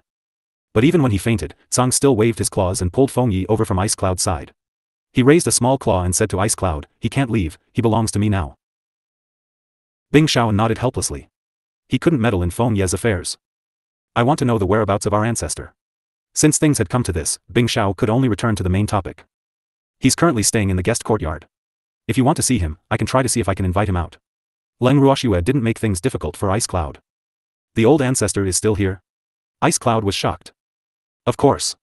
Leng Ruoxue nodded. That old Qilin wouldn't leave even if they were to chase it away. The truth was just as Leng Ruoxue had thought. When she had sent someone to invite Shui Mo, the answer she got was that His Excellency Shui Mo was not free. Ice Cloud also heard the report. After sighing helplessly, he requested, "I would like to meet the ancestor personally, is that possible?" "He's your family's ancestor, not my prisoner. What's wrong with that?" Leng Ruoxue was helpless when she heard Bing Xiao's words. "Thank you." Bing Xiao was still very polite. AI. Feng Yi had already died here, so how could he still be so rude? Then, Leng Ruoxue personally brought Bing Xiao to Shui Mo's residence. Leng Ruoxue knocked on the door of Shui Mo's room. "Senior," he said. "Little girl, quickly come in." Hearing Leng Ruoxue's voice, Shui Mo was obviously very excited. When Leng Ruoxue brought Bing Xiao into the room, Shui Mo started explaining the formation he had just broken without a second word. Bing Xiao was completely ignored. Seeing that his ancestor didn't even notice him, Bing Xiao felt helpless. Now he finally knew why the old ancestor had not returned to the clan for so long. He was studying formations here. By the time Shui Mo and Leng Ruoxue finished their discussion on formations, the sky had already turned dark. At this moment, Shui Mo finally noticed the existence of Ice Cloud and asked in surprise, "Ice Cloud? When did you get here?" "Old ancestor, I came in with Miss Leng." Ice Cloud was speechless. "Oh. You're not as eye-catching as the little girl, no wonder I didn't see you. But, what are you doing here?" Shui Mo asked in confusion. Bing Xiao was silent for a moment, then explained, the clan saw that the ancestor had not returned for so long, so they sent Feng Yi and me to find out where the ancestor is. You want to know my whereabouts? Don't tell me I'm going to lose it. Shui Mo was helpless when he heard this reason. He wasn't a 3-year-old child, did he have to keep such a close eye on him? Ancestor, you know that the divine realm isn't peaceful. Bing Xiao was about to defend his clan but was interrupted by Shui Mo. So what if it's not peaceful? I'm very safe here with the little girl. Even Rhyme doesn't dare to come here. At least not now, right, little girl? Shui Mo turned to ask Leng Ruoxue. Yes, the Ripple Witch is injured, so she won't be looking for trouble with me for the time being. Of course, I don't plan on looking for trouble with her at the moment. We're like water from a well and water from a river. Leng Ruoxue nodded in agreement. You heard that. Shui Mo proudly raised his head like Bing Xiao. Bing Xiao didn't know what to say. This old ancestor had always been willful and reckless, doing things as he pleased. Sometimes, it really made the clansmen feel helpless, but this old ancestor was extremely important regardless of his identity and status. He was also the other person that the Qilin clan had to protect other than their clan leader. Old ancestor. Bing Xiao wanted to say something, but Shui Mo obviously didn't have time to deal with him. Since you've seen me, hurry up and leave. Don't delay my research on formations. With that, Shui Mo went back to his own business. Bing Xiao had no choice but to leave Shui Mo's room with Leng Ruoxue. When he returned to the living room, Bing Xiao was still sighing. Feng Yi, who was still in the living room, had been woken up. Seeing the ice cloud, Feng Yi couldn't help but cry again. What did he mean by a single misstep would result in eternal hatred? He was the best example. You say he's fine, but why is he looking down on this and that? Now, not only did he stir up a hornet's nest, but he also got himself in trouble. At this moment, he finally understood why Leng Ruoxue refused to agree to his proposal of marrying her if he lost. It turned out that she had already known about this. It was a pity that he was like a silly boy, jumping into a pit like this. Woo. He also understood what Uncle Long and the others were looking at him with sympathy for. But it was too late to understand now. Regret. He truly regretted it. He regretted it so much that his intestines turned green. Seeing Bing Xiao, Feng Yi pulled him over and asked in a low voice, you didn't agree to fight that woman one-on-one, did you? I'm telling you, I suspect that she deliberately dug a hole for us to jump in. It had to be said that Feng Yi was still a good friend, and the Qilin race was indeed very united. Otherwise, he wouldn't be so concerned about what happened to Bing Xiao. Hearing this, Bing Xiao's mouth twitched, don't worry, I didn't agree to it. That's good. What do I do? Please help me think of a way. I don't want to stay here, and I don't want to be a cat servant. Seeing that Bing Xiao was fine, Feng Yi recalled his tragic experience. I think you should stay here for the time being. After thinking for a while, Ice Cloud said. Why? Feng Yi was a little angry. Damn Ice Fiend, he's so disloyal. I care so much about him, but he wants me to stay here and work like a slave? Woo. He didn't want to. The ancestor is here. It looks like you don't want to go back. It's good that you're staying here to serve old Grand Madam, and at the same time, you can bond with Leng Ruoxue and the others. Perhaps you'll be free when they're happy. Ice Cloud suggested. It seems very reasonable. Feng Yi thought for a while before saying. Do you think I would trick you? Ice Cloud said in a bad mood. How can that be? You're my best buddy, how could I leave you to die? Feng Yi tried to please him. Humph. At least you understand. Ice Cloud said, satisfied. I understand. I understand. Feng Yi quickly agreed. After a short exchange, Bing Xiao easily convinced the originally unwilling Feng Yi. Then, he turned to Leng Ruoxue and said, Miss Leng, since I know that the old ancestor is studying the array here, then I have nothing to worry about. I will take my leave and return to the clan first. Alright, he said. Leng Ruoxue nodded and personally sent Ice Cloud out of Demon City. As for Feng Yi, he could only watch as Ice Cloud left before he resigned himself to his fate and stayed behind. At first, Feng Yi had consoled himself by saying that he was willing to stay and not make a scene because of his ancestor. But when he really stayed, he was surprised to find that the days in Demon City were so blissful. There was delicious food every day, and all kinds of precious fruits were available. He could eat as much as he wanted. This kind of life was really so happy that he didn't think about home. In addition, although Tsang had won and wanted him to work like a horse for the rest of his life, Tsang clearly didn't have the mood to care about him. Thus, in a sense, he, Tsang's nominal servant, was basically a person who had nothing to do. As for Leng Ruoxue, ever since she sent Bing Xiao away, she had disappeared without a trace. It was said that she had gone into closed-door cultivation. 3 months later, the Qilin clan had sent their clansmen over again. But this time, it wasn't Bing Xiao, who they knew, but another unfamiliar man. In the living room, Uncle Long received the man and assessed his strength. He was speechless when he saw that he was another reverend god-level cultivator. Did the Qilin clan not have any other clansmen with strength? Uncle Long couldn't figure it out, but he was too embarrassed to ask what the Qilin race meant. After hearing Uncle Long's words, the man took out an invitation card and handed it over with a smile. The Qilin clan has solemnly invited Miss Leng Ruoxue as a guest. Hearing this, Uncle Long was so surprised that he couldn't close his mouth. Did I hear wrong? The Qilin race, which had always kept a low profile and didn't like to have too much contact with people, actually invited little Shui to be a guest. Although it was unexpected, Uncle Long felt that it was definitely a good thing. Although Shui Mo and Feng Yi were both in Demon City, one of them was a formation fanatic and a foodie. Other than formations and food, he did not care about anything else. Feng Yi was even more stupid. He often offended people with his words and did not know how to read people's expressions. Therefore, it was better to visit the Qilin race personally than to have more contact with the two. The opportunity to go to the Qilin clan was definitely hard to come by. More importantly, unless the Qilin clan personally invited them, no one would have the chance to go to their base camp. If they had taken the initiative to ask for a visit, sorry, they would not have agreed at all. Humans aren't welcome in the first place, so how could I let you go home? Wasn't that just daydreaming? Thus, Uncle Long immediately agreed to the invitation and said that he would head to the Qilin clan's territory as soon as possible. However, the person from the Qilin race was obviously a little impatient. After knowing Uncle Long's plan, he said tactfully, I don't think we should wait any longer. As the saying goes, it's better to come now than to choose a day. You guys should come with me now. Leave now? Uncle Long opened his mouth speechlessly and thought, isn't this a little too impatient? If they didn't know, wouldn't they suspect that they were up to no good? However, Uncle Long believed that the Qilin race wouldn't have any bad intentions. After all, the Qilin race had a good reputation in the divine realm. However, he was afraid that he would not be able to go along with the other party's wishes on this matter. After making up some words, Uncle Long said very vaguely, isn't it a little too rushed to leave now? We were not prepared at all. What are you all preparing for? I'll help you. The man was very enthusiastic. Uncle Long broke out in a cold sweat. Too enthusiastic, what the hell? This time, Uncle Long didn't dare to follow this guy to the Qilin clan immediately. Who knew what was going on there? As for the preparations, we can do it ourselves.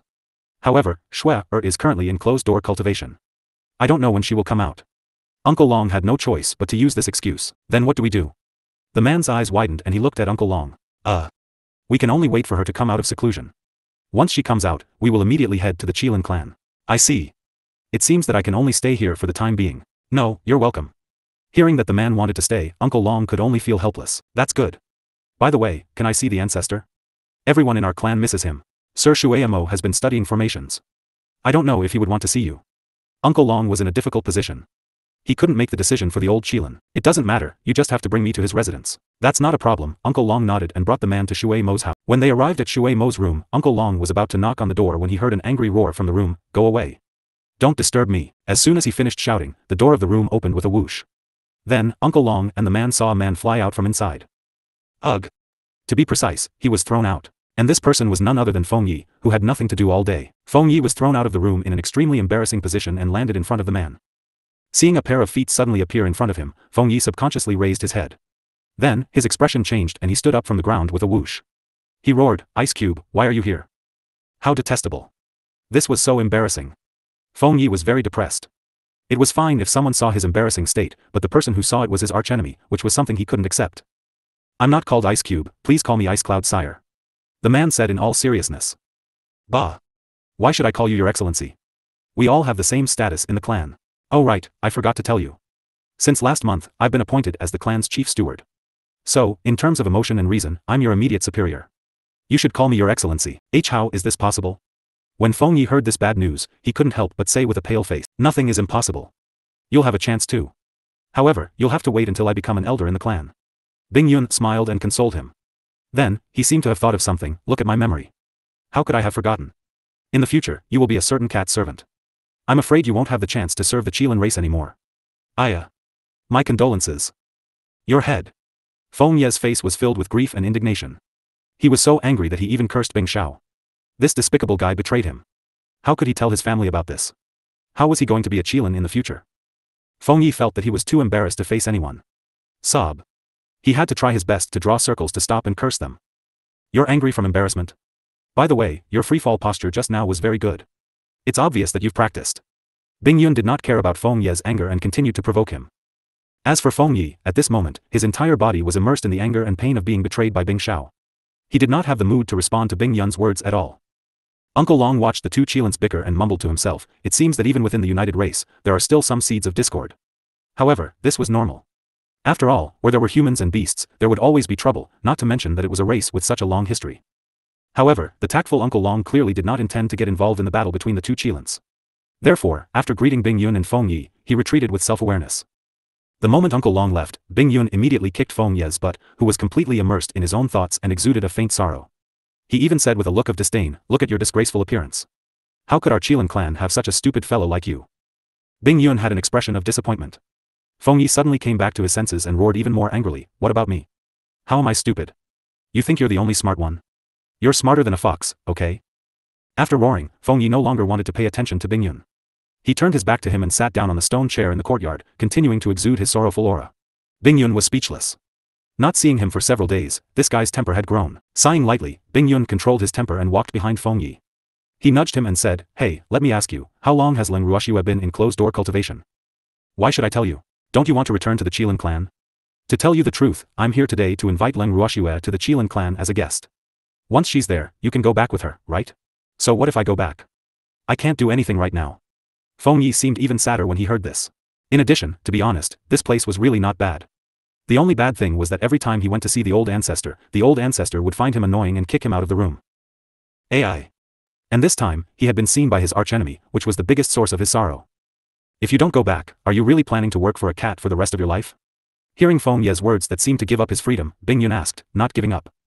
If you're willing to bet, you must accept your loss. What could he do? Unless you can defeat that cat and redeem me. Feng Yi said with anticipation. After saying this, he really cheered for his own idea. Hee. How could he be so smart? If Bing Yun also lost to that cat, wouldn't no one in the clan dare to laugh at him?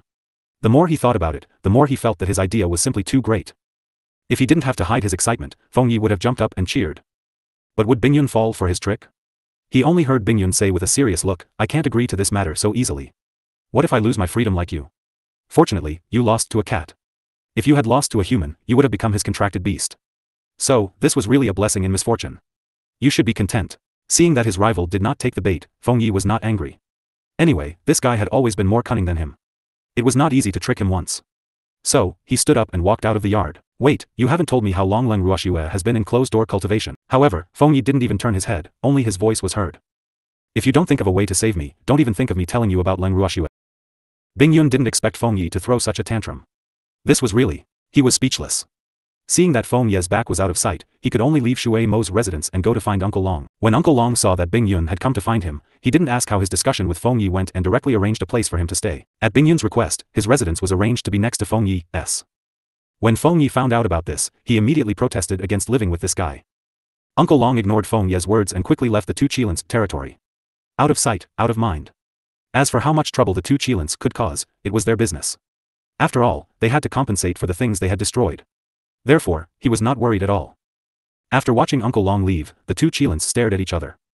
And their residence was as lively as Uncle Long had imagined every day. However, no matter how much they fought, they didn't dare to break anything here. Otherwise, they really couldn't afford to pay. Time passed. In the blink of an eye, Bing Yun had also lived here for several months. However, after waiting for so long, Leng Ruoxue still had not come out of her closed-door cultivation. Bing Yun truly could not wait any longer. Even if he had good food, good accommodation, and people to fight with him every day. However, thinking that the clan was still waiting for old ancestor to return, Bing Yun felt as if grass had grown in her heart, unable to sit still. Finding Uncle Long, Bing Yun asked directly, how much longer until Leng Ruoxue comes out of her closed-door cultivation? It should be soon.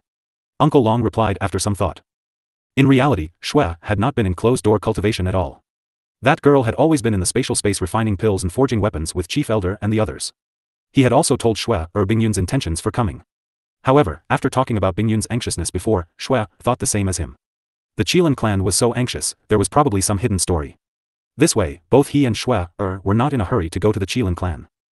However, after observing for a few months, Uncle Long felt that the Qilin clan must have sent an invitation to Shui because they wanted to use Shui's name to trick their ancestor into going back. Otherwise, if this continued, the Qilin clan's ancestor might really end up growing up here. It was precisely because he had seen through the intentions of the Qilin clan that Uncle Long didn't use Shui's seclusion as an excuse. More importantly, they had delayed for so long and it was indeed time for them to head to the Qilin clan. After all, this was a rare opportunity. That's great, but I don't know how long it'll take. The moment Bing Yun heard, he clearly heaved a sigh of relief. But in reality, he really wanted to cry. It really wasn't easy for him to have been looking forward to this. 5 days later. Leng Ruoxue had come out of her closed-door cultivation openly. When Bing Yun saw the famous Leng Ruoxue, he almost burst into tears. This little ancestor had finally come out. Sobs. It seemed like the heavens were still kind to him. Otherwise, if Leng Ruoxue were to go into closed-door cultivation for a few hundred or 1,000 years, he would have to wait until he was a daylily. However, when Leng Ruoxue saw Bing Yun's teary eyes, she was shocked. Ugh. Did it have to be so exaggerated? Bing Yun's first words upon seeing Leng Ruoxue was not a self-introduction, but instead, "Come with me." As expected, Leng Ruoxue's face turned pale from fright. Did the Qilin clan always do things in such a bold manner? You want to snatch someone in broad daylight? After 3 seconds of silence, Leng Ruoxue pretended to be calm and said, "Bing Yun, don't be anxious. We have to pack our things before we can head to the Qilin clan. What's there to clean up? You can just follow me. I've been waiting for you for so long, and the clan has also been waiting for several months. Everyone is anxious to see you." Bing Yun grumbled. As he spoke, his resentful eyes were still wandering around Leng Ruoxue's body. "I have to prepare some gifts. I can't go to the Qilin clan empty-handed," Leng Ruoxue said helplessly.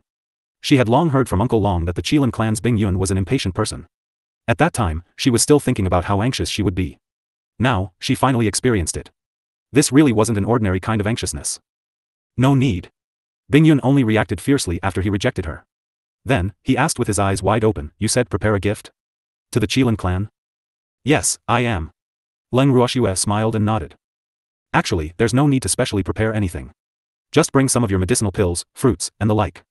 Bing Yun gave his opinion. "All right. Since Mr. Hailcloud has such a request, I will naturally satisfy it. However, there should be quite a number of people from the Qilin clan. How many should I prepare?" Leng Ruoxue probed. 100 will do," Bing Yun said directly. "Even if it's 100 portions, it'll take 2 to 3 days to prepare. Shall we leave the day after tomorrow?" Leng Ruoxue asked again. Then. "All right." Bing Yun was a little unwilling, but he changed his mind. They were preparing gifts for the Qilin clan. It wouldn't be good if they didn't give them enough time. In any case, they had already waited for several months, so it wouldn't make a difference of 2 or 3 days. Then, he couldn't help but add, "Miss Leng, please tell old grandmadam about this." "Don't you know, Sir Shuemo?" Leng Ruoxue blinked her eyes and asked in disbelief. She was truly suspicious of what this Qilin had been doing for the past few months. Senior Shuemo didn't even know about this small matter. Previous chapter. Next chapter. Report chapter comments. Tip, you can use left, right, A and D keyboard key. The old ancestor didn't even give me a chance to speak, Bing Yun said with a face full of hidden bitterness. Every time he met the old ancestor would despise him for wasting his time, and then he would receive the same treatment as Feng Yi. He had been here for a few months, so he and Feng Yi didn't have to laugh at each other. "I got it," Leng Ruoxue said with some sympathy. "Miss Leng, please persuade old grandmadam to return with us," Bing Yun begged.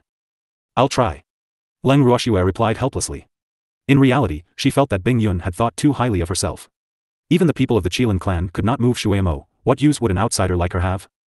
However, to her surprise, when she went to see Shuemo and told him that she was going to the Qilin clan 2 days later, Shuemo said that he would go with her without her asking. When Leng Ruoxue heard Shuemo's words, she was speechless. "I'm obviously going to your house, okay? Why did it become accompanying her back?" He wondered if the Qilin clan would cry if they knew that their ancestor had such thoughts about going home. However, she did not let down Bing Yun's trust and completed the mission. Leng Ruoxue then told Bing Yun the good news. Bing Yun was so touched that she was about to cry again. Seeing how excited the other party was, she didn't even dare to tell Bing Yun. "Your family's old ancestor said that he'll accompany me." The 3 days that Bing Yun had been looking forward to had finally come. He had gone to the living room early in the morning to wait for Leng Ruoxue and the rest to gather and set off. 2 days ago, when the master of the Ning family and the rest found out that they had a chance to go to the Qilin clan, they were all very interested in going with them to broaden their horizons. However, the few Reverend God-level experts definitely could not all go. In the end, after a long period of research, Leng Ruoxue's side finally sent out a suitable candidate. For this trip to the Qilin clan, Leng Ruoxue only brought Uncle Long and her godfather. Among the beasts, only Baby, Mei, Yen, Yu, and Ling were with her. This time, she didn't even bring Azure. Apart from staying at home to keep watch, Azure had also been teaching the blood lotus flower how to control its aura, so it naturally couldn't leave at will. Apart from Uncle Long, Godfather and the 5 little beasts, Shuemo and Feng Yi would also go back. Without Tsang's group, everyone's speed of travel was naturally much slower. Moreover, the Qilin race was located in a large canyon at the southernmost part of the Immortal Realm. Its geographical location was relatively remote and was surrounded by mountains. There were also many forests that acted as barriers, blocking the traffic between the outside world and the large canyon. Therefore, when they were near the Great Canyon, their speed would be even slower. Of course, these were all told to Leng Ruoxue by the 3 Qilins. When they arrived at the forest that led to the entrance of the Grand Canyon, Leng Ruoxue realized that the other party's words were not exaggerated at all. In fact, they were reserved. As she looked at the huge tree that towered into the clouds, Leng Ruoxue felt that no words could beat the fact that it was right in front of her. Originally, Leng Ruoxue had suggested to fly over, but her suggestion was unanimously despised by the 3 Qilins. In the words of the Qilins, don't think about saving time for everything. To them, passing through such a forest is also a way of cultivation training. Therefore, they couldn't fly. Otherwise, you would be looked down upon by the Qilin race, even if you were an invited guest. Since the other party had already said so, Leng Ruoxue naturally could only do as the host pleased. After that, she followed the 3 Qilins into the forest that was filled with giant trees. Uncle Long and Master Ning chose to bring up the rear. As they walked into the forest, Leng Ruoxue and the rest, who had never been here before, were shocked to realize that the forest was much bigger than they had imagined. Little girl, this is the legendary Devil Forest. As they walked, Shui Mo suddenly turned around and said, Devil's Forest? Leng Ruoxue's beautiful face was filled with question marks. This place is called the Devil Forest because the weather here has always been unpredictable. The master of the Ning family, who knew the meaning of the Devil Forest, explained. However, Leng Ruoxue clearly didn't understand. She still looked at her godfather shamelessly. It's clear sky now, right? Maybe the weather will change in a while. The master of the Ning family explained. As soon as he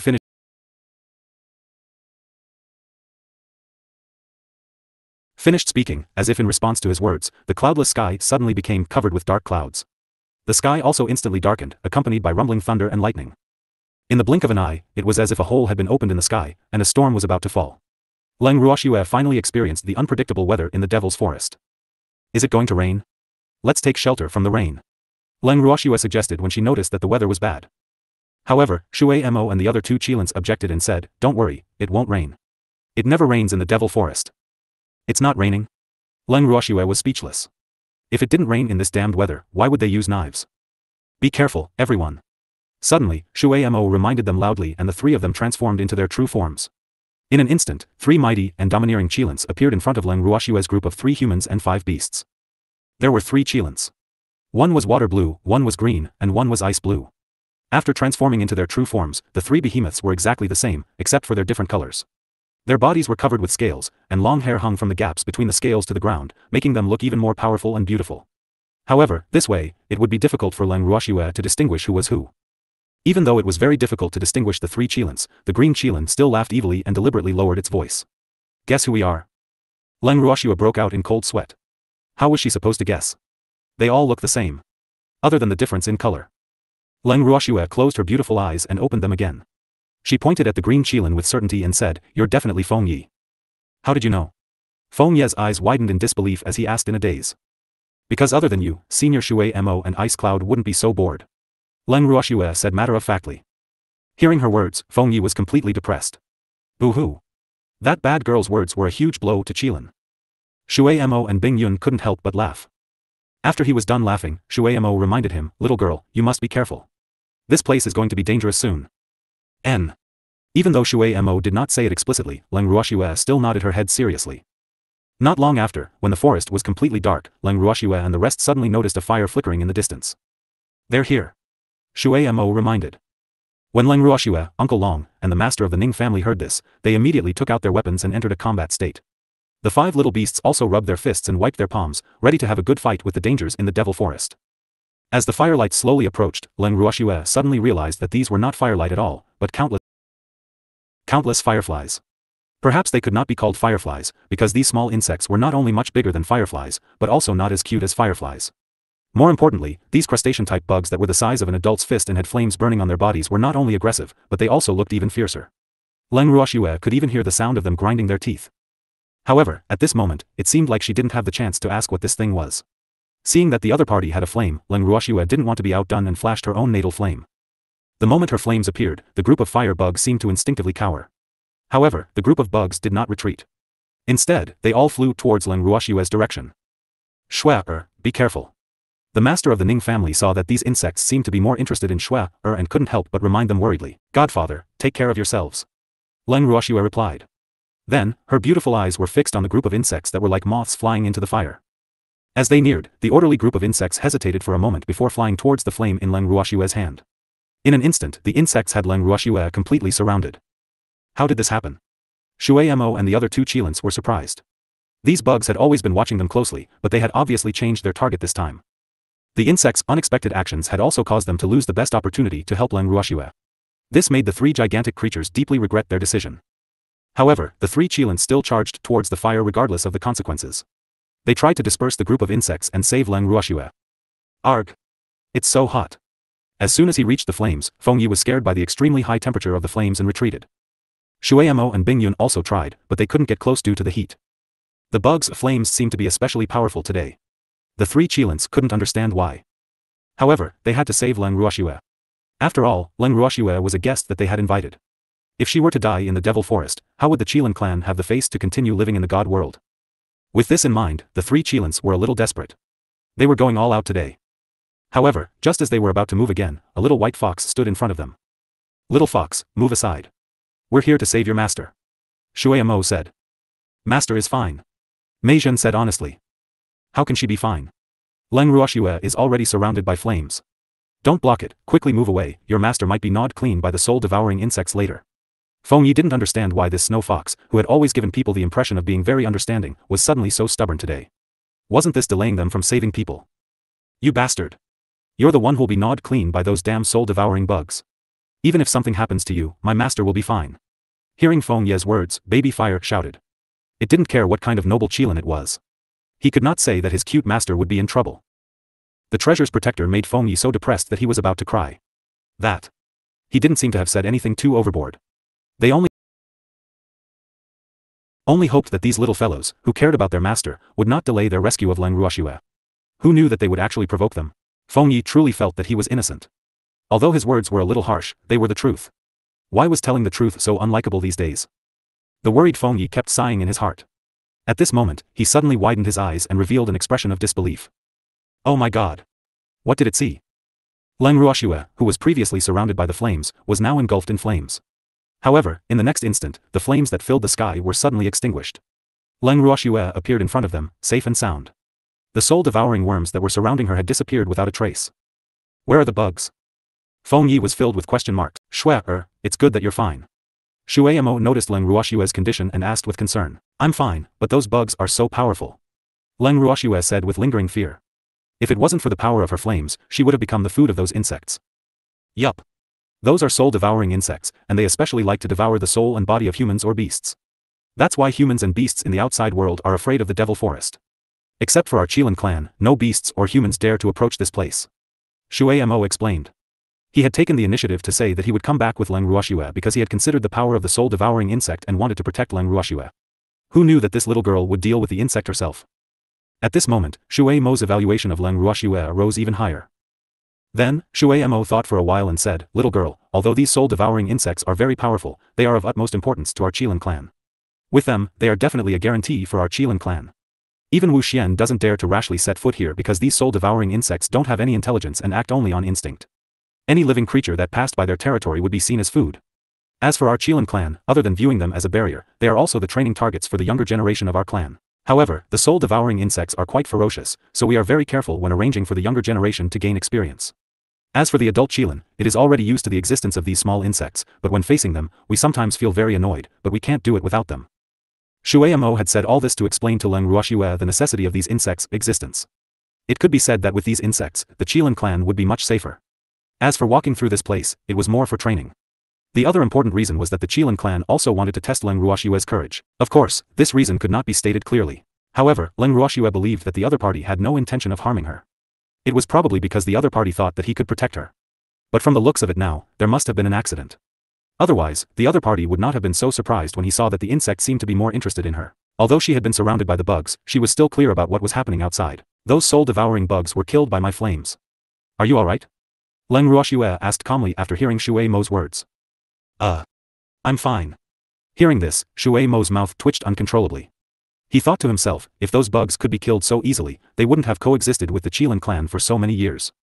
He was really curious how Leng Ruoxue did it. However, it felt that Leng Ruoxue had just suffered a shock, so it was better not to ask about this now. However, Feng Yi could not wait any longer. It looked at Leng Ruoxue with a face of disbelief. With its mouth half open, it asked, the soul-devouring insects are really dead? How did you do it? You don't believe me? Why don't you catch me some soul-devouring insects and I'll show you? I believe you, alright. Then can you tell me how you killed them? Feng Yi asked, speechless. He was burned to death by fire. Leng Ruoxue said honestly. But Feng Yi, the Qilin, still didn't believe it. Fire? Don't joke around, it's not like there aren't fire Qilin in their race, but I've never seen their flames effective on the soul-devouring insects. Otherwise, the soul-devouring insects would not have been able to survive for so long. You don't believe me? Leng Ruoxue asked with an evil smile when she saw the thoughts on Feng Yi's face. Are your flames really that powerful? Do you want to try my flame? No, no need. Feng Yi, who could feel the heat of the small flame from far away, felt that he was not that stupid to test the fire with his own body. However, the vengeful baby obviously didn't want to let go of this stupid Kirin who once suspected that its master would be in danger. It smiled evilly and provoked, "Cute master, this Qilin almost ruined your plan." "Humph. It actually cursed you to be gnawed clean by the soul-devouring insects and still wanted to save you. It really overestimated its own strength. If we didn't stop it from rushing over, I'm afraid it would have been burned to ashes by now."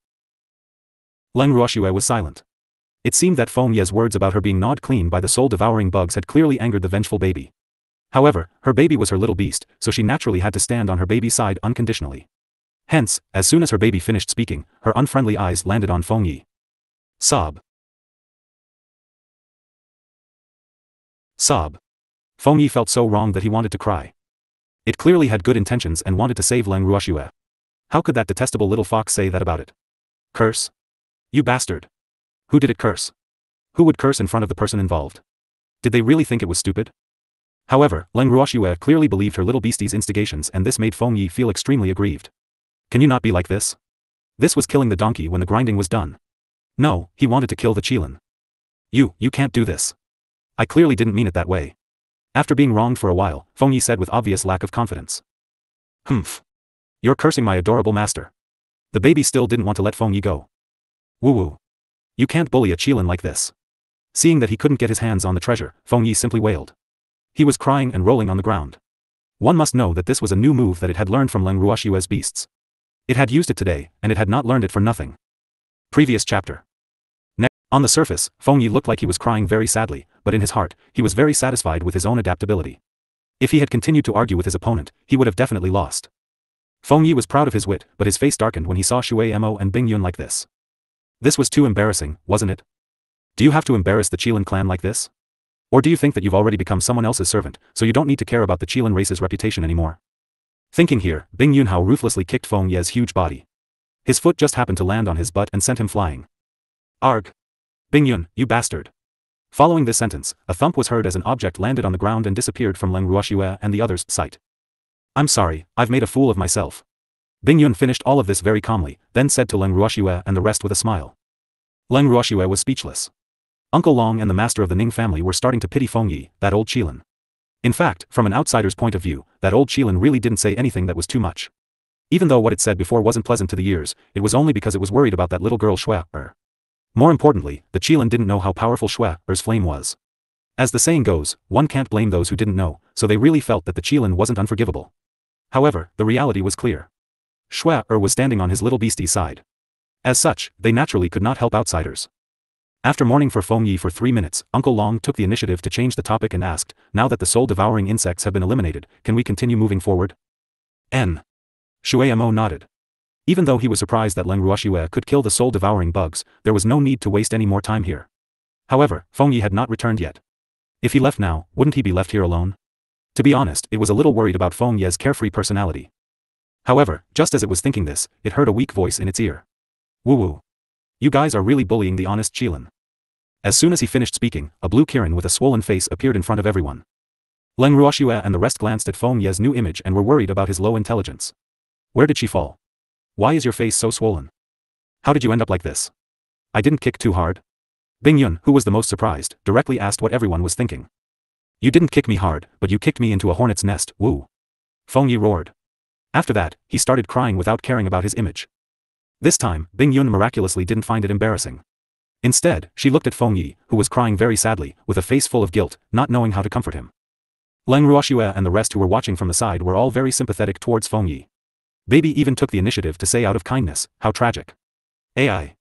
Seeing that you're already so pitiful, I won't hold it against you for cursing my lovely master. But you have to remember, you can eat whatever you want, but you can't say whatever you want. Do you know what it means to get into trouble from the mouth? It's referring to your previous appearance. Baby's words were very meaningful and Feng Yi nodded his head repeatedly. However, no one knew if it would remember. However, Feng Ye's danger was finally over. After that, everyone continued on their way.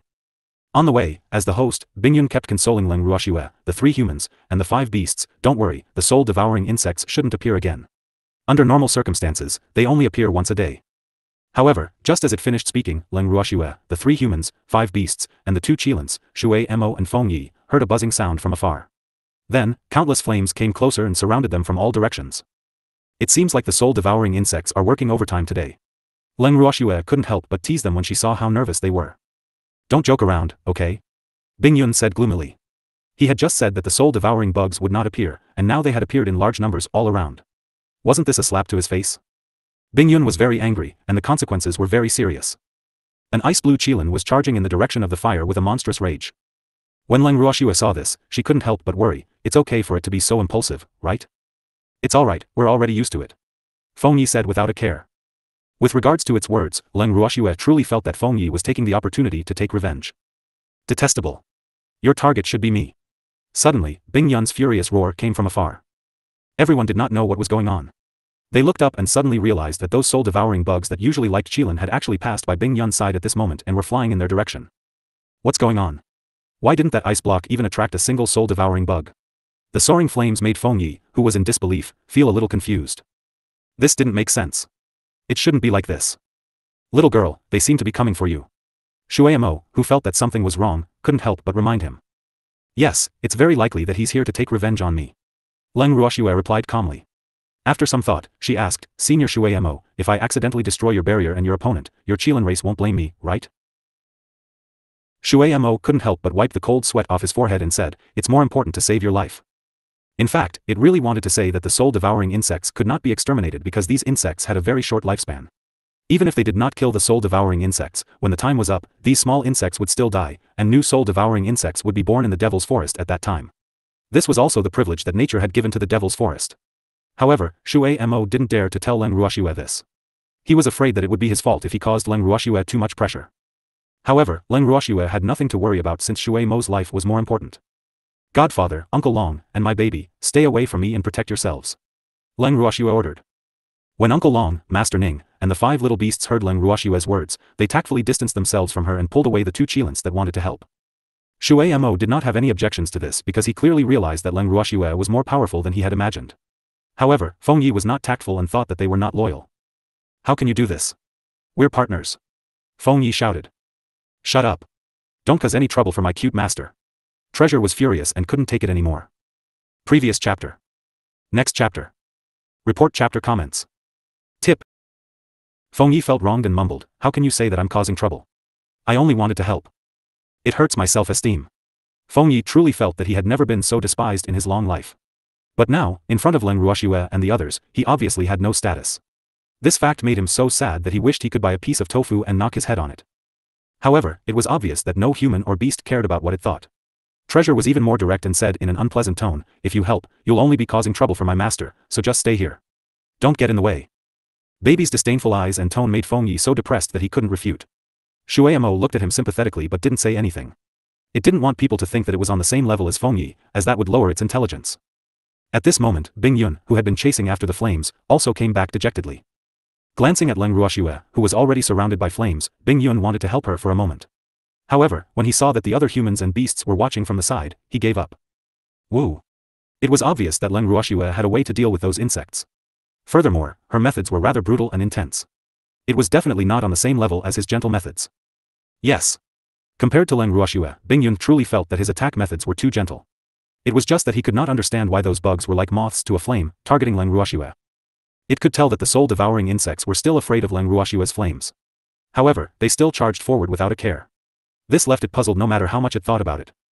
Not long after, the huge number of soul-devouring insects were burned into dust by Leng Ruoxue's powerful flames and dissipated into the air. As for Leng Ruoxue, she was still safe and sound. This scene caused Feng Yi to widen his eyes helplessly. This was too unscientific. The soul-devouring insects that they had a hard time dealing with had become so fragile in front of Leng Ruoxue. They were even burned to ashes like trash. What kind of flame was this? How could he be so powerful? Was he seeing things? Feng Yi rubbed his eyes hard. The soul-devouring bugs were really gone. Let's continue. Ignoring Feng Yi's shocked expression, Leng Ruoxue said calmly. Shueimo nodded and asked as they walked, little girl, is that your life flame? Yes, I am. Leng Ruoxue replied honestly. It's really powerful. I'm afraid even the Phoenix tribe's southern spirit Li Fire can't compare. Shueimo said. Of course I can, T. Before Leng Ruoxue could reply, Darling spoke with a sense of pride. Baby, we have to be humble.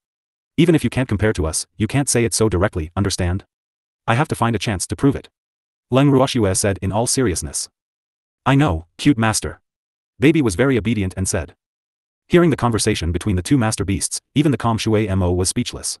To be humble? He still had to find an opportunity to prove it? Didn't that mean that they were going to cause trouble for the Feng clan? AI. The poor Phoenix clan. Why did he provoke this little girl? Shui Mo felt sorry for the Phoenix King in his heart. He felt sorry for them, but he had no intention of interfering in the conflict between Leng Ruoxue and the Phoenix clan. It was none of the Qilin clan's business anyway. If the Phoenix clan wanted to die, they could just go ahead. Although they were all the four king beasts and the Qilin clan had been cultivating for the past 10,000 years, Shui Mo knew everything about Leng Ruoxue and the conflict between her and the other three king beasts. However, her status as Master Yu's disciple was enough for Shui Mo to stand on her side. With this thought, Shui Mo naturally found Leng Ruoxue pleasing to the eye. He started to look down on the other three families who were also part of the four great beast kings. Everyone continued to walk forward.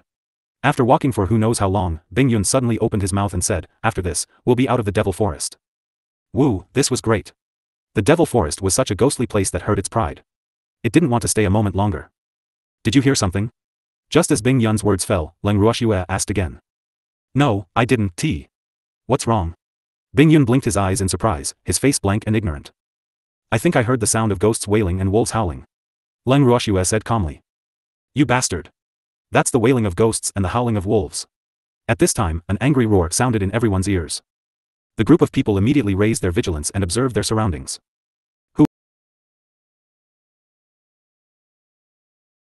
Who is it? Get out here. Don't play tricks. Leng Ruoxue shouted. Humph. Come out then, do you think I'm afraid of you? As soon as he finished speaking, a huge object covered the sky and pounced towards Leng Ruoxue and the others. Everyone quickly dodged and focused their eyes to take a look. It was actually a huge bug that was shining with golden light and burning with flames. It was similar to the soul-devouring bug that Leng Ruoxue had killed previously. However, this was an enlarged version. Its color and strength were also very different from the previous soul-devouring bug. This one's strength was obviously much stronger. You're a soul-devouring insect? Leng Ruoxue asked as she looked at the ferocious and unfriendly giant insect. What kind of eyesight do you have? How can I be a soul-devouring insect? I'm clearly the king of soul-devouring insects. The king of soul-devouring insects, who had been lowered in status, roared in anger. When Leng Ruoxue heard this, she couldn't help but roll her eyes. She thought to herself, isn't this the same? Is there a difference? They were all bugs anyway. As for the king of soul-devouring insects that Leng Ruoxue had identified as a soul-devouring insect, even though it did not know how to read minds, it could tell that this detestable woman did not think much of its identity. This fact made it even angrier, and the flames on its body grew even higher. Following that, it continued to roar, "Despicable human, you killed so many of my descendants. I won't let you off. You're all dead. So all the soul-devouring insects here were born by you?" Leng Ruoxue came to a sudden realization. Then, she continued to say nonchalantly, "Since you are so good at giving birth, just keep giving birth. I didn't kill you anyway. However, it's not good to give birth to too many insects, so I sincerely suggest that you don't give birth anymore. Keeping your life is the best way. As for revenge, don't even think about it." When the king of soul-devouring insects heard this, it couldn't control the anger in its heart. Then, everyone heard it roar angrily, "You bastard. Is it something I can control? You're quite a busybody, I think you'd better think about how to be safe. I, the powerful king of soul-devouring insects, will absolutely not let you off. Humans. Get ready to receive my attack. Do you really want to fight?" Leng Ruoxue asked indifferently. Of course. We must fight. The king of soul-devouring insects roared. Are you sure you're the king of soul-devouring insects? And not just growing a little bigger? Shui Mo, who had been watching coldly, suddenly asked curiously. Qilin, you. What do you mean by this? The king of soul-devouring insects was unhappy that the Qilin doubted its identity. However, after being friendly with the Qilin for so long, it did not want to be an enemy of the Qilin. Therefore, it spoke to Shui Mo in a polite tone, but it was still fierce to a human like Leng Ruoxue. I've lived for so many years, but I've never heard of the existence of the king of soul-devouring insects. And as far as I know, the soul-devouring insects in Devil's Forest are all bred by Devil's Forest, so you're not the king of soul-devouring insects. You're just too fat, so you mistakenly think you're the king of soul-devouring insects. Shui Mo said with certainty, looking as if he had been tricked. When Leng Ruoxue heard this, she laughed in her heart. She did not expect Shui Mo to have such a black-bellied side. From the way he was so natural when he was a black bug, it was obvious that this was not the first time he had done something like this. This was beyond Leng Ruoxue's expectations. It was obvious that Shui Mo was more energetic and cute like this. However, the king of soul-devouring insects did not find Shui Mo cute at all. It truly felt that this old Qilin was extremely annoying. He actually called it fat and even suspected that it wasn't the king of soul-devouring insects. You bastard. Who else could it be? How am I not the king of soul-devouring insects? I'm the appointed king of soul-devouring insects in the Devil Forest. After a long time, the king of soul-devouring insects roared in anger, its trembling body fully showing the anger in its heart. Does the devil's forest have consciousness? How could they appoint you? When Leng Ruoxue heard this, she also raised her own doubts. Shui Mo nodded in agreement. On this point, it had the same thoughts as Leng Ruoxue. Can't you just accept my fate just because I have no consciousness? Humph. This insect was born to be the king of soul-devouring insects, this is inborn, do you understand? The king of soul-devouring insects shuddered and roared. Unfortunately, no matter how angry it was, Leng Ruoxue and Shui Mo didn't believe its words. The human and Qilin even looked at each other with tacit understanding and smiled. The two of them reached an agreement in an instant. If this king of soul-devouring insects knew its own limitations, then he would not kill it. After all, the Qilin race needed the existence of soul-devouring insects. However, if this insect was insistent on doing things its own way, then he could only apologize. After making the decision, Shui Mo smiled and said to the king of soul-devouring insects, "Little bug, seeing that it's not easy for you to cultivate, we're willing to let you live. It's up to you to see if you can grasp it. What do you think?" "I don't think so." The king of soul-devouring insects was furious. What was the meaning of this? The other party was clearly looking down on him. Previous chapter. Next chapter. It had to be said that the king of soul-devouring insects was the truth. The king of soul-devouring insects, who had realized the truth, charged towards Leng Ruoxue with an unprecedented rage. Leng Ruoxue calmly raised her eyes and kicked the king of soul-devouring insects that was flying towards her. Her entire set of movements was smooth and natural. The king of soul-devouring insects, who was not mentally prepared and had intended to show off its might to Leng Ruoxue, was sent flying with a kick from Leng Ruoxue. It received the same treatment as Feng Yi. With a bang, a loud sound came from afar. The forest and earth trembled because of the loud sound. Feng Yi, who clearly felt it, could not help but cover his face. Could he say that he sincerely hoped that the king of soul-devouring insects would be kicked into the hornet's nest like him? However, the king of soul-devouring insects' treatment was obviously worse than its own. This was because the king of soul-devouring insects that was kicked did not appear for a long time after it was sent flying. Of course, Leng Ruoxue and the rest did not deliberately wait for it to appear. After kicking the other party away, the group of people continued to walk forward in a natural manner. It was only when they were almost out of the devil forest that the huge king of soul-devouring insects dragged its injured body and crawled behind them. The pitiful king of soul-devouring bugs even roared out with a face of grief and indignation, "Detestable. You're really too hateful to actually treat this insect like this. I, the bug king, will not let you off." At first, the king of soul-devouring insects felt that its roar was very imposing, but Leng Ruoxue had only turned her head slightly and her beautiful eyes had swept over it lightly. It immediately revealed a pitiful little wife-like smile and stood rooted to the ground, not daring to move. "Little bug, how are you going to not let us go?" Leng Ruoxue asked with a smile. I. The king of soul-devouring insects stammered. It could not answer. Although it instinctively felt that the human in front of it was very scary, her flames were very attractive to it, causing it to want to pounce on her, but after pouncing once and being kicked away, it was a little timid. Compared to those soul-devouring insects that had no intelligence and only acted on instinct, as a king, it was obviously much more intelligent and sensible. But now, it was at a loss and helpless. What should it do? The king of soul-devouring insects thought hard, frowning in worry. However, Leng Ruoxue didn't have the time to just stand there and wait. After giving everyone a look, they decided to continue moving forward. Seeing that they were about to leave, the king of soul-devouring insects ignored its fear and dragged its injured body to block Leng Ruoxue and the others. It shouted, You can't leave. Little bug, what do you want?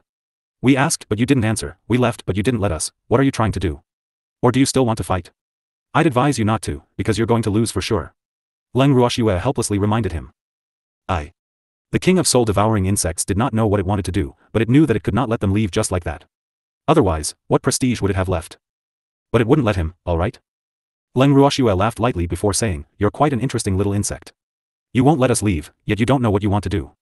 Sigh. I advise you to think about it before coming to me. I'll be a guest at the Qilin clan. If you've decided, you can find me there.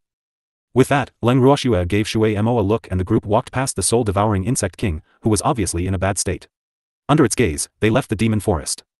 After Leng Ruoxue and the rest left, the king of soul-devouring insects could not take the blow and finally burst into tears.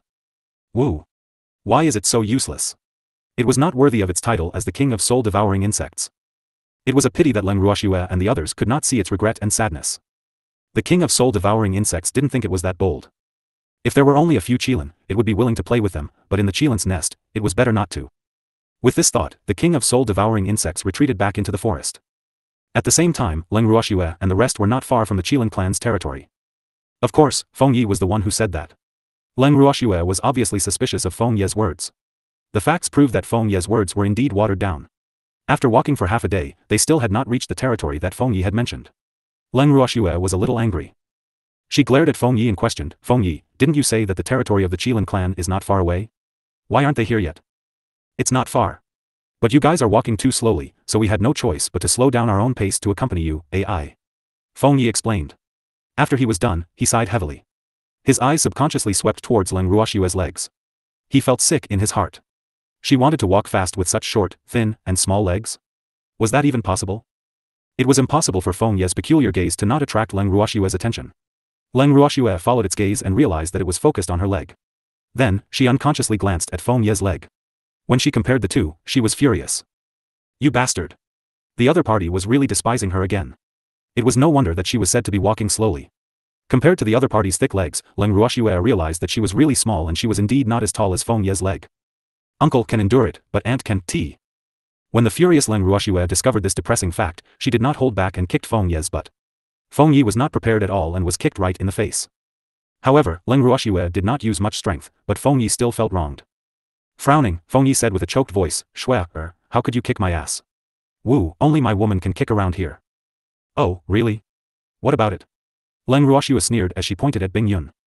Bing Yun's face darkened, and he raised his front leg, wanting to hit him again.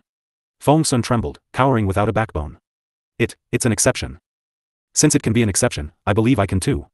Leng Ruoxue waved her fist as a warning, then revealed her own purple-red flame. Instantly, Feng Yi burst into tears. Woo, how could he bully the honest Qilin like this? Don't be so shameless, alright? Feng Yi was very worried. He really felt that it was not good to bully others with his fists, especially when he was the one being bullied. He felt even worse. More importantly, it did not dare to resist Leng Ruoxue. Before leaving Demon City, the little kitten had personally called it to the side and warned it to take good care of Leng Ruoxue. If Leng Ruoxue lost even a single strand of hair, it would be held responsible. It was precisely because of this that it could only swallow its anger. AI. In the entire divine realm, there probably wouldn't be a Qilin that was more unlucky and miserable than it, right? Unfortunately, the people in front of it, be it humans or beasts, were not to be trifled with and could not be trifled with. Previous chapter. Feng Yi sighed and sobbed. You're an exception too. Alright? This is more like it. Leng Ruoxue nodded her head in satisfaction. Then, she gave him another kick and roared, continue to lead the way. Don't use your legs to compete with ours. I know. Feng Yi replied like a wronged wife and walked slowly in front of the group. A few hours later, Feng Yi finally heaved a sigh of relief and said, We've arrived at the territory of the Qilin clan. Where are you? Leng Ruoxue's beautiful eyes scanned her surroundings. She clearly felt that Feng Yi was toying with her. There were mountains on three sides in front of them, and a cliff was right in front of them. How did this look like the territory of the Qilin clan? Just go down. As expected, Feng Yi pointed at the cliff. Leng Ruoxue broke out in a cold sweat. Although it wasn't like she had never descended to the bottom of a cliff before, the cliff in front of her was obviously much larger and deeper than the ones she had seen before. As they approached the edge of the cliff, the cold wind rustled, and it was pitch black inside. Leng Ruoxue truly didn't like a place like this. She didn't expect the Qilin clan to live at the bottom of the cliff. No wonder he was so mysterious. And this cliff, without the strength of a divine emperor or even a hierarch, one could forget about going down safely. More importantly, even if he managed to get down safely, the Qilin clan would probably treat him as an uninvited enemy and attack him fiercely. Leng Ruoxue couldn't help but shiver at the thought of the consequences. The result would be too terrifying, wouldn't it? As if he could read Leng Ruoxue's mind, Feng Yi provoked her. What, are you afraid? Which eye of yours can tell that I'm afraid? Leng Ruoxue gave a faint smile and then kicked Feng Yi unceremoniously. Feng Yi, who was just in the middle of showing off, did not expect Leng Ruoxue to suddenly attack him. He lost his balance and fell straight down the cliff. Feng Yi's angry voice resounded from the cliff. When Leng Ruoxue heard it, she looked at Shui Mo and Bing Yun, who did not have any reaction, and said, Let's go down too. 2. Alright. The two Qilins nodded their heads blankly and prayed for Feng Yi in their hearts. They hoped that his ugly behavior would not be known by the entire Qilin clan. Otherwise, he would lose a lot of face. They watched as Leng Ruoxue picked up her 5 little beasts and followed Feng Yi down the cliff. The two Qilins then looked at Uncle Long and Master Ning. The two of them sighed silently. Why did it feel like suicide? However, the two of them still jumped in. Finally, it was Shui Mo and Bing Yun's turn. After jumping off the cliff, everyone had already adjusted their conditions and floated down slowly with the help of the wind. As they descended, Leng Ruoxue and the rest could clearly feel the cold. Not only that, but the bottom of the cliff was very deep. After floating for about half an hour, they landed safely. The scenery at the bottom of the cliff instantly opened everyone's eyes. It could be said that from the top of the cliff to the middle of the cliff, the temperature was always very low. However, when they reached the bottom of the cliff, it was like spring all year round, with flowers in full bloom and all living things recovering. What do you think? Our place is not bad, right? Seeing everyone's surprise, Bing Yun could not help but ask with pride. It's beautiful, provided that the fool isn't hanging from the tree. Leng Ruoxue laughed evilly. It wasn't that she didn't want to give face to the Qilin clan, but Feng Ye's current appearance was simply too funny. Feng Yi, who had been kicked off the cliff earlier than them, clearly did not adjust his landing position and fell onto a tree. Actually, even if it had fallen onto a tree, it wouldn't have been a big deal. But what was strange about Feng Sun was that he was actually hanging upside down. AI. I really don't know what it's doing. Leng Ruoxue was extremely surprised, while Bing Yun was burning with anger. Damn it. The Qilin clan's face had been completely thrown away by Feng Yi. At this time, Feng Yi, who clearly did not feel that he was embarrassed, even waved at Bing Yun in a friendly manner and reminded loudly, I'm here, put me down. When Bing Yun heard that, she immediately turned her head, pretending not to know the other party. Seeing this, Leng Ruoxue pointed at Feng Yi and reminded, it's calling you. Young lady Leng, let's enter the clan quickly. I'm sure the acting clan head and the elders are all waiting anxiously. Bing Yun ignored Leng Ruoxue's warning and changed the topic. Then go in. She gave Feng Yi a look that said, you're on your own, before following Bing Yun's footsteps. She led Uncle Long, Master Ning, and the 5 little beasts and swaggered into the Qilin clan. When they arrived at the Qilin clan, Leng Ruoxue, the 3 humans, and the 5 beasts were first arranged to sit in the living room. After that, Bing Yun came to tell them with an apologetic face that the elders were in a meeting and were afraid that they could not see them now. Following that, he enthusiastically arranged accommodation for Leng Ruoxue and the other 2. Leng Ruoxue and the other 2 naturally had no doubts about Bing Yun's arrangement. The next morning, Leng Ruoxue had just left the room when she realized that Feng Yi was blocking her door with a sorrowful expression. He was looking at her with hidden bitterness. Leng Ruoxue shuddered and smiled, what's wrong? Did you come down from a tree? Humph. It'll be too late by the time you come to save me. As for Leng Ruoxue's actions of rubbing salt into his wound, Feng Yi looked down on her. Is this my fault? Leng Ruoxue felt that she was innocent. It was obviously Bing Yun who didn't want to save her. Why was this guy blaming her now? Who else could it be if not you? If you didn't kick me off the cliff, would I have hung on the tree? You're still not saving me. Feng Yi said bitterly. Hanging on a tree only shows that you're too stupid, and your balance isn't good. You've really wronged me. Leng Ruoxue said with a helpless expression. Wrongly accused you? Feng Yi didn't expect Leng Ruoxue to be so shameless. How could she not admit to such an obvious thing? And, the one who didn't save her was clearly your little companion Bing Yun and not me. Leng Ruoxue said, throwing away all responsibility. He didn't save her, but you couldn't have saved her. Feng Yi was speechless. How could this detestable woman be like this? Shameless, he was too shameless. I wanted to save you, but you were in your original form at that time. Look at my small arms and legs, can I save you? Leng Ruoxue gestured with her little arms and legs and answered honestly. Feng Yi was so choked that he didn't know what to say. He didn't ask her to carry him down. It was just a matter of lifting a finger to help him. Why did it sound like it was such a difficult thing for her? Seeing that Feng Yi had stopped talking, Leng Ruoxue continued, see, you also think what I said makes sense. AI. It's not that I didn't want to help, but my ability is limited. I'm too lazy to talk to you about this. Feng Yi was filled with grief and anger, then he said hatefully, you should prepare for that. The acting clan head and the elders will see you in 1 hour. Previous chapter. He had actually come to pass on the news and to complain at the same time. Who knew that not only did he not gain any advantage, he was also angered to death. I'll come and pick you up in an hour. Feng Yi added, then turned and left. Seeing that Feng Yi had left, Leng Ruoxue turned around and went to look for Uncle Long and Godfather. After telling them the news, the 2 of them were a little excited. Uncle Long, Godfather, Leng Ruoxue was puzzled and asked curiously, it's only the acting clan leader and elders of the Qilin clan who want to see us. Why are you so agitated? Calm down. Don't let people think that we've never seen the world. Stinky girl, what nonsense are you talking about? How can we not have seen the world? Hearing Leng Ruoxue's words, Master Ning was enraged. But soon after, he said with a slight worry, although we've seen a lot of things, the seniors of the Qilin clan are still worthy of our respect. Godfather, are you sure that the Qilin clan's acting clan leader and elders are all your seniors? Leng Ruoxue felt that there was something wrong with her godfather's way of thinking, so she could not help but ask. Godfather and Uncle Long had lived for a long time. Those who could become their seniors must be old acquaintances, and those old acquaintances would not easily meet people. Thus, Leng Ruoxue truly felt that it would not be easy to meet the old Qilin who was of the same generation as Shui Mo. Hearing this, Master Ning and Uncle Long's faces turned red. They truly felt that they were a little too uncollected. In reality, the current acting patriarch and most of the elders of the Qilin clan should be of similar seniority to them. The so-called senior that they spoke of had probably already stopped caring about other people's business, so how could he possibly meet them? With this thought in mind, the 2 immediately calmed down. An hour later, Feng Yi came as promised. There was a handsome young man beside him. With a dark expression, Feng Yi pointed at the man beside him and introduced him, Feng Qiong, you claim to be the most handsome man in the Qilin race, but in reality, you're just an embroidered pillow with gold and jade on the outside but rotten on the inside. You can just casually say hello, don't take it too seriously. Hearing Feng Ye's reluctant introduction, Leng Ruoxue's face was filled with black lines. Is this how you introduce others? These two people didn't get along at all. However, the young man named Feng Qiong did not mind what Feng Yi said about him. He smiled politely and said, I've heard of Miss Leng's name for a long time. However, I need to explain that I'm not claiming to be the most handsome man in the Qilin clan. It's all recognized by the clan. In addition, my strength is not low, and I'm definitely not an embroidered pillow. Leng Ruoxue agreed with Feng Qiong's explanation. This man's strength was indeed not low, and he was actually a reverent god. After some thought, Leng Ruoxue smiled and said, It's a pleasure to meet you, Your Excellency Wind Dome. If I may ask, you and Feng Yi both have the surname Feng, are you brothers? Leng Ruoxue was curious about this. Furthermore, she was surprised to find out that there were many surnames in the Qilin clan. The ones that she knew were water, wind, and ice. She wondered if there were any others. We are definitely not brothers. After hearing Leng Ruoxue's words, Feng Yi and Feng Qiong said in unison. Feng Ye's voice was louder, while Feng Qiong's was gentler. Following that, Feng Qiong smiled and explained to Leng Ruoxue, we have the same surname Feng because we're both wind attribute Qilins. Our attributes are also our surnames. The Qilin of our Qilin clan is mainly of the 5 attributes, with a small number of mutated Qilin. The 5 main attributes are mainly wind, fire, water, metal, and wood.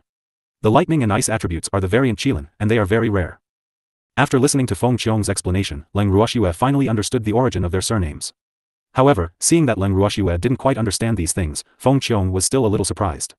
Why, didn't Feng Yi tell you this? No, he's been disgusted with me since the first time we met. Leng Ruoxue complained. He has always been like this, you don't have to mind, really. Hearing this, Feng Qiong kindly comforted him. The two of them echoed each other and this made Feng Yi completely angry. Leng Ruoxue, don't wrong me. When have I ever despised you? Feng Yehua roared. Towards Leng Ruoxue's false accusations, Feng Yi felt extremely aggrieved. However, Leng Ruoxue had clearly pointed out the truth and even used the scene when they first met to remind him. Instantly, Feng Yi wilted. Sob. A single misstep could turn into a moment of eternal hatred. Feng Yi finally remembered. It was also from then on that he lost his freedom and became a cat servant. Seeing that Feng Yi was being honest, Leng Ruoxue did not make things difficult for him. She smiled and said, Didn't your acting chief and elders want to see us? Let's go quickly. Don't let them wait too long. Alright, he said. Feng Qiong nodded, then glanced at Feng Yi sympathetically, thinking, this guy has provoked a little devil. He had to remember not to provoke Leng Ruoxue. With this thought in mind, Feng Qiong's smile became even gentler when he faced Leng Ruoxue. After Feng Qiong and the depressed Feng Yi brought Leng Ruoxue, the 3 humans, and the 5 beasts to the living room, the 2 of them immediately turned and left. Leng Ruoxue, on the other hand, walked into the living room calmly. This time, the large living room was not as empty as last time. It was already filled with people and Qilin.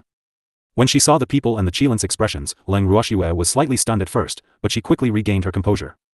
It seemed that the beasts of the Qilin race were quite carefree. Looking at the ones in front of him, they had transformed into human forms and maintained their beast forms. It was truly an eye-opener. Leng Ruoxue nodded slightly at the giant fiery red Qilin sitting at the head of the table as a greeting. The fiery red Qilin was obviously giving Leng Ruoxue a face.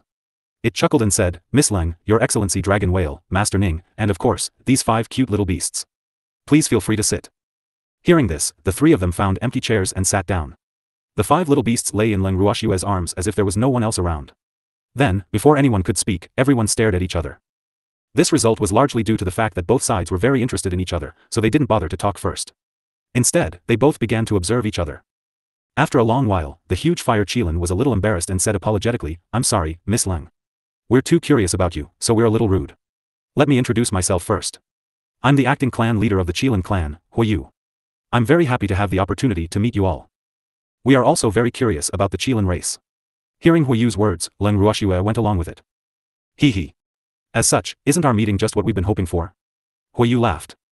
Who said it wasn't? Leng Ruoxue laughed. Then, she took out a storage ring and said, I've prepared some gifts for the Qilin of the Qilin clan. I hope you like them. As the saying went, one should not blame others for giving too many gifts. Fire Yu had already heard about this from Bing Yun and knew what Leng Ruoxue had prepared. Naturally, he accepted it gladly, but he still said politely, I'm sorry to let Miss Leng spend so much money. You're too kind, Fire Yu. I actually refined all the pills myself. It didn't take much effort. As long as you're satisfied, it's fine. Leng Ruoxue replied with a smile.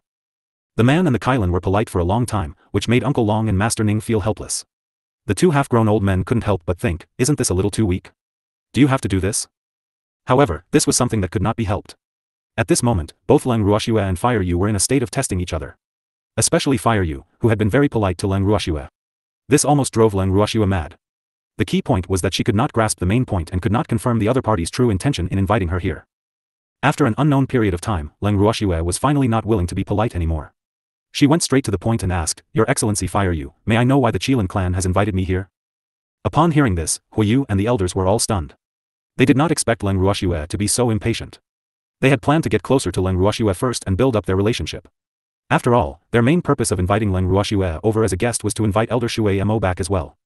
Now that Elder Shui Mo was back, how could they tell Leng Ruoxue that they were only looking for her to borrow her hand? To attract Ancestor Shui Mo back? If they really said that, not only would Leng Ruoxue be angry, even old Ancestor Shui Mo would be furious. After thinking for a while, Fire Yu said in an emergency, "Young Miss Leng, we invited you here because we hope that you can help us refine some medicinal pills." Hearing this, Leng Ruoxue raised her brows slightly and asked calmly, "Does your Excellency Fire Yu know that the price of my alchemy is very expensive?" "I've heard of it. Miss Leng, you don't have to worry about the price." Huiyu laughed lightly. He was trying to tell Leng Ruoxue not to worry as they could afford any amount of money. Since Huiyu had said so, Leng Ruoxue didn't say anything else. She adopted a serious and strict attitude and asked in detail what kind of medicinal pills the Qilin clan wanted to refine so that she could get them to prepare enough medicinal herbs. However, Huiyu was obviously making last-minute preparations, so he didn't expect Leng Ruoxue to ask in such detail. He could only force himself to answer, "It's mainly some healing pills. Healing elixirs require more medicinal herbs. I wonder how many you want to make, Your Excellency Fire Yu?" Leng Ruoxue asked again. "Of course, I'll make as many as I can. I can't say for sure the exact amount, everything will depend on Miss Leng's refining technique," Fire Yu said shamelessly. "If that's the case, I'll have to trouble Your Excellency Fire Yu to send the medicinal herbs I need to my current residence. When I'm done refining the pill, I'll give it to you," Leng Ruoxue promised with a smile. After she finished speaking, Leng Ruoxue stood up and bade Huiyu and the others farewell. She then brought Uncle Long, Godfather, and the 5 little beasts back to their residence. Previous chapter. When they returned to their residence, Master Ning was still feeling indignant. He said to Leng Ruoxue angrily, "Shui, what pill refining? They were simply making things up. I think they must have some ulterior motives for inviting you here." At this time, the master of the Ning family didn't respect the Qilin clan as much as before, especially when he thought of the dumbfounded faces of Huiyu and the others. He felt that they had been played for fools. Facing her godfather's anger, Leng Ruoxue felt helpless. In reality, she and Uncle Long both knew that the Qilin clan had an ulterior motive for inviting her here. However, they did not tell Godfather and the others about this. Now that Godfather realized that things were not as he had thought, he was a little angry. "Godfather, I know that the Qilin clan invited me here for another purpose. Uncle Long and I guessed that they wanted to use me as an excuse to trick Shui Mo to go back. However, I tested it out and Fire Yu was very cunning. He didn't give himself away. So, I can't say anything," Leng Ruoxue explained. Unexpectedly, when the master of the Ning family heard that Leng Ruoxue and Uncle Long knew that the Qilin clan did not sincerely invite them, he was even more furious. How detestable. How detestable. How could he do this? How could she just hide it from him? Master Ning was angry, and the consequences were serious. As a result of his anger, he put on a cold face to Leng Ruoxue and Uncle Long. Of course, before he got angry, he didn't forget to yell at Leng Ruoxue and Uncle Long, "You guys are too much. How could you hide such a thing from me?" Ugh. Looking at her godfather, Leng Ruoxue helplessly realized that her godfather was being a tsundere. Uncle Long had a headache too. The Ning family's old man was already so old. How could he still be so immature? It wasn't a big deal, and the Qilin race didn't have any bad intentions. Was there a need to tell him?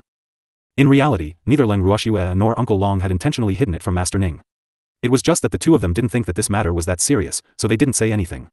Who would have thought that Master Ning would be so arrogant over such a small matter? "Godfather, Uncle Long and I didn't want to hide it from you. We just felt that since we've decided to come to the Qilin clan, it doesn't matter what purpose they have in inviting us. This is also the key to whether we can reach a consensus with the Qilin clan. Therefore, no matter what their purpose is, we have to come here," Leng Ruoxue continued to explain. However, the master of the Ning family clearly felt that his precious daughter no longer valued him, so he continued to turn his head and ignore Leng Ruoxue. Seeing this, Baby jumped into Master Ning's arms with a bitter face and said pitifully, "Cute Master didn't mention this to us either." Sob. "Master doesn't love us either." As he spoke, Baby even started to choke up. When the master of the Ning family saw this, he stroked his baby's soft fur with a little sympathy and said empathetically, "AI. Who said it wasn't T? Shui, the bad girl, doesn't love us anymore. Let's cry together." "Alright." Baby nodded. It had no objections. Then, when Master Ning was not paying attention, it winked at Leng Ruoxue and let Master Ning carry it. The man and beast found a place to cry. Leng Ruoxue was helpless. Although she knew that her baby was trying to help her coax her godfather, she felt that it wouldn't be that easy to coax him this time. Sure enough, Master Ning and the baby didn't show up for 2 days. According to the information that Feng Yi had provided to Leng Ruoxue, the man and beast had toured the entire Qilin territory in the past 2 days. Of course, they could not go to some of the restricted areas, but they could go to most of the places. It could be said that the man and beast had a very happy time these 2 days. Hearing this news, Leng Ruoxue was relieved. At the same time, the Qilin clan had also sent over the medicinal herbs needed to refine the healing elixir. Now that Leng Ruoxue had proper business to attend to, she had less attention on her godfather and the treasure. However, when she saw the mountain-like pile of various medicinal herbs in the storage ring, she could not help but feel speechless. The Qilin race was indeed worthy of being one of the 4 great king divine beasts of the divine realm. The foundation was rich. Look at how many herbs there are, it's scary. More importantly, with so many herbs, it was enough to refine tens of thousands of healing pills. Could the Qilin race use all of them? Leng Ruoxue knew that the Qilin clan had been keeping a low profile for the past tens of thousands of years. They had rarely participated in any major or minor matters in the god world. As such, they probably did not get injured much. Naturally, they would not need so many healing pills. But now, what was the Qilin clan trying to do? One had to know that showing off one's wealth was a shameful act. After checking the herbs, Leng Ruoxue let out a soft sigh. Before she could say anything, the Qilin that was in charge of delivering the herbs consoled her in an understanding manner. Miss Leng, the acting clan head said that you can refine these herbs as you wish and produce as many medicinal pills as you can. There's no need to feel any pressure. If it's not enough, we will send more over. Did she show that she wasn't satisfied? Kiss. Leng Ruoxue was speechless. This was a nouveau riche. He was definitely a rich man. Leng Ruoxue truly felt that she was a loser when compared to the Qilin clan. At least she wouldn't take out so many herbs at once and tell the person in charge of the pill refining that if it wasn't enough, she would send more over. She thought that the Qilin clan's words implied that they supported her misappropriating the medicinal herbs. Otherwise, why would he be so generous? Ugh. Since the Qilin clan had this intention, Leng Ruoxue felt that if she didn't do as she was told, she would be letting down the good intentions of the Qilin clan. With that thought in mind, Leng Ruoxue started to have ideas about the medicinal herbs. In any case, she was rather confident in her own alchemy skills. Even if she deducted half of the herbs, it would be a huge profit for the Qilin race. Just like that, Leng Ruoxue found a room and made it her own pill refinement room. She focused on refining pills. Even though Leng Ruoxue had only used half of the mountain of herbs, it still took her a few days to refine them. Just as Leng Ruoxue was about to finish her work, Master Ning finally showed up again with the treasure. After Uncle Long saw him and greeted him, he couldn't help but tease, "What's wrong? Have you had enough of being tsundere?" "I'm not tsundere. I'm angry, okay?" The master of the Ning family immediately refuted. "All right. You're angry, okay? Master Ning, are you willing to show your face because you're angry enough?" Uncle Long continued to tease him. "Humph. I can't be bothered to be angry for too long. Wouldn't that be what you want?" The master of the Ning family roared. "How can it be as we wish? We don't want you to be angry." Uncle Long was speechless. Was this old man blaming him and Shui for not coaxing him? But could they be blamed for this? This old man had been missing for a long time, so they couldn't possibly look for him all over the world, right? With that, the tsundere Master Ning would become famous in the Qilin clan. Humph. Where's Shui, that stinky girl? Master Ning did not continue arguing with Uncle Long and turned to ask Leng Ruoxue. Previous chapter. Next chapter. She's refining pills for the Qilin clan. Uncle Long said honestly. You're not done? The master of the Ning family asked. No, the amount of herbs that the Qilin clan brought over is simply too much. It should be enough for little Shui, to refine for a while. Uncle Long said sympathetically. That's right, you've been wandering around the Qilin clan for the past few days. Did you find anything good? Uncle Long asked. What can I find? There are people of the Qilin clan following us everywhere as guides, so it's impossible for us to act on our own. However, the scenery at the bottom of this cliff is really good. Compared to the cliff, it's like heaven and earth. The master of the Ning family praised. I don't need you to tell me that. Uncle Long couldn't help but feel disappointed when he saw that Master Ning hadn't gained anything these days. Hee hee. Hearing this, the master of the Ning family smiled wretchedly, and then whispered, you know what? I noticed that Feng Yi was pursuing a female Qilin, but the female Qilin didn't really care about him. Hearing this, Uncle Long stared at Master Ning for a long time, then sighed. Don't tell me that you've only been away for a few days and discovered this gossip. Yup. I even gave Feng Yi some pointers. I just don't know if the female Qilin will fall for it. Master Ning said with a smile and a hint of pride. Master Ning, you have to help me. Speak of the devil is here. As soon as Master Ning finished speaking, Feng Yi's resentful voice drifted in. Then, Uncle Long and Master Ning saw a dispirited Feng Yi walk in from outside. When he saw Feng Yi, Uncle Long sighed and then turned to leave. Master Ning was very excited and asked Feng Yi all sorts of questions. Finally, he left with Feng Yi. When Leng Ruoxue was done refining the pill, she walked out of her room and headed to the living room. She happened to see Uncle Long sitting on a chair with a worried look on his face. He was looking up at the sky at a 45-degree angle. Leng Ruoxue shuddered and walked over. She asked with concern, Uncle Long, what? Long, what's wrong? Is there something that I don't know about? Little girl. You finished refining the pills? Upon seeing Leng Ruoxue, Uncle Long asked excitedly. Yup. Uncle Long, what's wrong? Seeing that Uncle Long wasn't going to answer her directly, Leng Ruoxue could only ask again. AI. It's hard to explain in a few words. Uncle Long sighed heavily. Leng Ruoxue's face was filled with question marks. Your godfather was so bored that he became Feng Ye's love advisor and made a mess of the Qilin clan. Just now, the acting clan leader of Huiyu came to me and asked me to restrain Master Ning. I was just wondering how to talk to him. After sighing, Uncle Long finally explained the reason. However, Leng Ruoxue was even more confused. Seeing that Leng Ruoxue didn't understand, Uncle Long could only explain more clearly. The cause of this incident was naturally Feng Yi falling in love with a female Qilin, but that female Qilin fell in love with another female Qilin. And the other female Qilin fell in love with another person. Such a complicated relationship became even more complicated with the participation of Master Ning. Because Master Ning not only gave Feng Yi an idea, but also taught the female Qilin a few moves. This way, things were getting out of hand. The parties involved, which were several Qilins with complicated relationships, had a big fight and shocked the entire Qilin clan. Those troublemakers were all locked up by Fire Yu's order. Of course, Master Ning could not be locked up, so Fire Yu came to him in person. One must know that the Qilin clan had always been free to love. They did not understand the struggles of humans. Snatch and whatnot. But now, the naive Qilins were obviously influenced by the naive master of the Ning family, and they knew what jealousy was. AI. Poor Qilin clan's pure culture. It was said that the Fire Yu was very angry because of this matter. Its originally fiery red fur had become much whiter. The Fire Yu that Uncle Long had seen earlier was also obviously a little dispirited. He even felt a little sympathy for Huiyu. Leng Ruoxue calmly listened to Uncle Long's words. She was speechless and didn't know what to say. However, she would never be like Uncle Long, who thought that it was because her godfather was bored. She truly felt that godfather was angry that the Qilin clan was not sincere enough when they invited them over, so he wanted to cause some trouble for the Qilin clan. One had to know that godfather was very protective of his own people. He felt that the Qilin race didn't value him enough, so how could he swallow this? It was precisely because of this that the Qilin race was in a tragedy. But thinking about it, this should not be a big deal. Leng Ruoxue was very open-minded. After consoling Uncle Long for a while, she went to look for the Fire Yu with him. After seeing the Fire Yu, Leng Ruoxue did not take the initiative to mention the matter of her godfather. Instead, she directly handed over the elixir that she had refined to the Fire Yu. After Huiyu took it and examined it, he opened his mouth and looked at Leng Ruoxue in shock and disbelief. Of course, Leng Ruoxue didn't think that Huiyu was not satisfied with the number of pills. Hence, she calmly drank the tea that Huiyu had ordered the servants to serve, but didn't say anything. Finally, Huiyu couldn't help but ask, Miss Leng, these medicinal pills are all from the herbs I sent people to give you? Of course, Your Excellency Fire Yu, you don't think that I added my own herbs into it, do you? I'm not that selfless. Leng Ruoxue laughed lightly as she teased. Hee hee.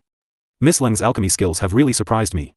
After hearing Leng Ruoxue's words, Huiyu's face revealed a smile. This was probably the best news it had received in a while. It's good that you're satisfied, Your Excellency Fire Yu. Leng Ruoxue laughed lightly. With that, she stood up and prepared to leave. When Huiyu saw that Leng Ruoxue was about to leave, he quickly said, Miss Leng, about your godfather. What's wrong with my godfather? Without waiting for Fire Yu to finish speaking, Leng Ruoxue interrupted him and played dumb with a puzzled look on her face. Ugh. Huiyu thought that Leng Ruoxue still didn't understand, so he turned to look at Uncle Long. Uncle Long was very calm and stared at Huiyu, but he did not say anything. Huiyu was helpless. Of these two people, one had a blank face and the other was playing dumb. What should it do? AI. Forget it, on the account of Leng Ruoxue's high success rate in producing pills, it would just accept it. Huiyu accepted his fate and smiled at Leng Ruoxue, nothing. I just didn't expect Master Ning to be such a lively person. Although Huiyu's words were very subtle, Leng Ruoxue understood. Godfather is not lively at all. He had turned the entire Qilin race into a mess. However, since Huiyu had obviously let it go, Leng Ruoxue naturally would not take the initiative to mention this matter. After returning to the residence, Leng Ruoxue saw her godfather and baby the moment she walked into the living room. They were sitting on the chairs as if they were good brothers. The man and the beast were even muttering to each other. She had no idea what they were talking about. Previous chapter. When he saw Leng Ruoxue and Uncle Long walk in, Master Ning only glanced at Leng Ruoxue lightly before turning his head away. Baby pounced towards Leng Ruoxue enthusiastically and jumped into her arms. Leng Ruoxue felt helpless when she saw the two extreme attitudes of her godfather and her baby. Godfather, are you still angry with me? Humph. You're a little heartless. Seeing this, Uncle Long smiled and tried to smooth things over. Alright, you're not young anymore, so don't act like a child and throw a tantrum. I'm not being difficult. Since Godfather isn't at loggerheads, then Godfather, give Xue a smile. Do you think I'll laugh just because you want me to? Then I'll lose face. AI. Since Godfather doesn't want to smile for Xue, then how about Xue smile for Godfather? Hearing this, Master Ning couldn't help but burst into laughter. He scolded jokingly, stinky girl, who did you learn to be so talkative from? In order to make Godfather smile, it doesn't matter if I'm poor. Humph. Bad girl, I'll forgive you this time. Seeing that her godfather had finally been coaxed, Leng Ruoxue stopped entertaining the family and casually asked about what had happened these few days. Master Ning naturally knew what Shui wanted to ask, so he described the matter vividly. As the person involved, he naturally explained it more clearly than Uncle Long. After hearing the live version of the story, Uncle Long and Leng Ruoxue were speechless and didn't know what to say. The matter that godfather had caused this time seemed to be a little bigger. According to his godfather, after his instigation, at least half of the Qilin race had confessed to their crush. It wasn't like what Uncle Long said, where there were only Feng Yi and a few other Qilin. At this moment, the two of them finally knew why Hu Yu had a constipated expression. After a long time. After clearing his throat, Uncle Long gave Master Ning a thumbs up. Ning family's old boy, you're amazing. I'm convinced. Hee hee. This is just how far. If it wasn't for the fact that many Qilin were locked up and forced to wake up, I'm afraid the Qilin clan would be even more lively now. Master Ning said disapprovingly. Humph. Since he dared to make use of his daughter, he had to be aware that he was causing trouble. Leng Ruoxue and Uncle Long looked at the Ning family's master, who looked like he wanted more. The two of them looked at each other in silence, and neither of them said anything. They really didn't know what to say. By the way, that old rascal Hu Yu didn't say anything bad about me, right? Master Ning asked again when he saw the two of them remain silent. No, but it came to me and asked me to restrain you. Just now, when I accompanied Shui to deliver the pills to it, it seemed to be complaining to Shui but in the end, it didn't say anything. Uncle Long said honestly. That's good. Master Ning was relieved, but then he frowned and said, AI. Feng Yi has also been locked up. Now, no one will listen to my command. The two of them remained silent. Shui, do you think we should think of a way to get Feng Yi out? After all, he's your man now. The master of the Ning family continued to speak to himself. Godfather, we're in the middle of a storm right now. It's best if we don't act rashly. Otherwise, if we make the Qilin clan unhappy, it might ruin our business. Leng Ruoxue thought for a moment before reminding him. I see. Then I'll just endure it. AI. I really like that little guy, he's so obedient. The master of the Ning family said with a face full of reluctance. Leng Ruoxue was speechless. She thought to herself, when did you treat Feng Yi as a toy? However, Leng Ruoxue couldn't bear to disappoint her godfather, so she said, when the fire you isn't so angry in a few days, I'll go and plead with it. Hearing Leng Ruoxue's words, Master Ning was satisfied. The next day. Leng Ruoxue and the rest had just finished their breakfast and Bing Yun came to their door. Looking at Bing Yun who had not appeared in front of them for a long time ever since she returned to the Qilin clan, Leng Ruoxue was a little surprised and couldn't help but let her thoughts run wild. Could Bing Yun be here to send off her guest?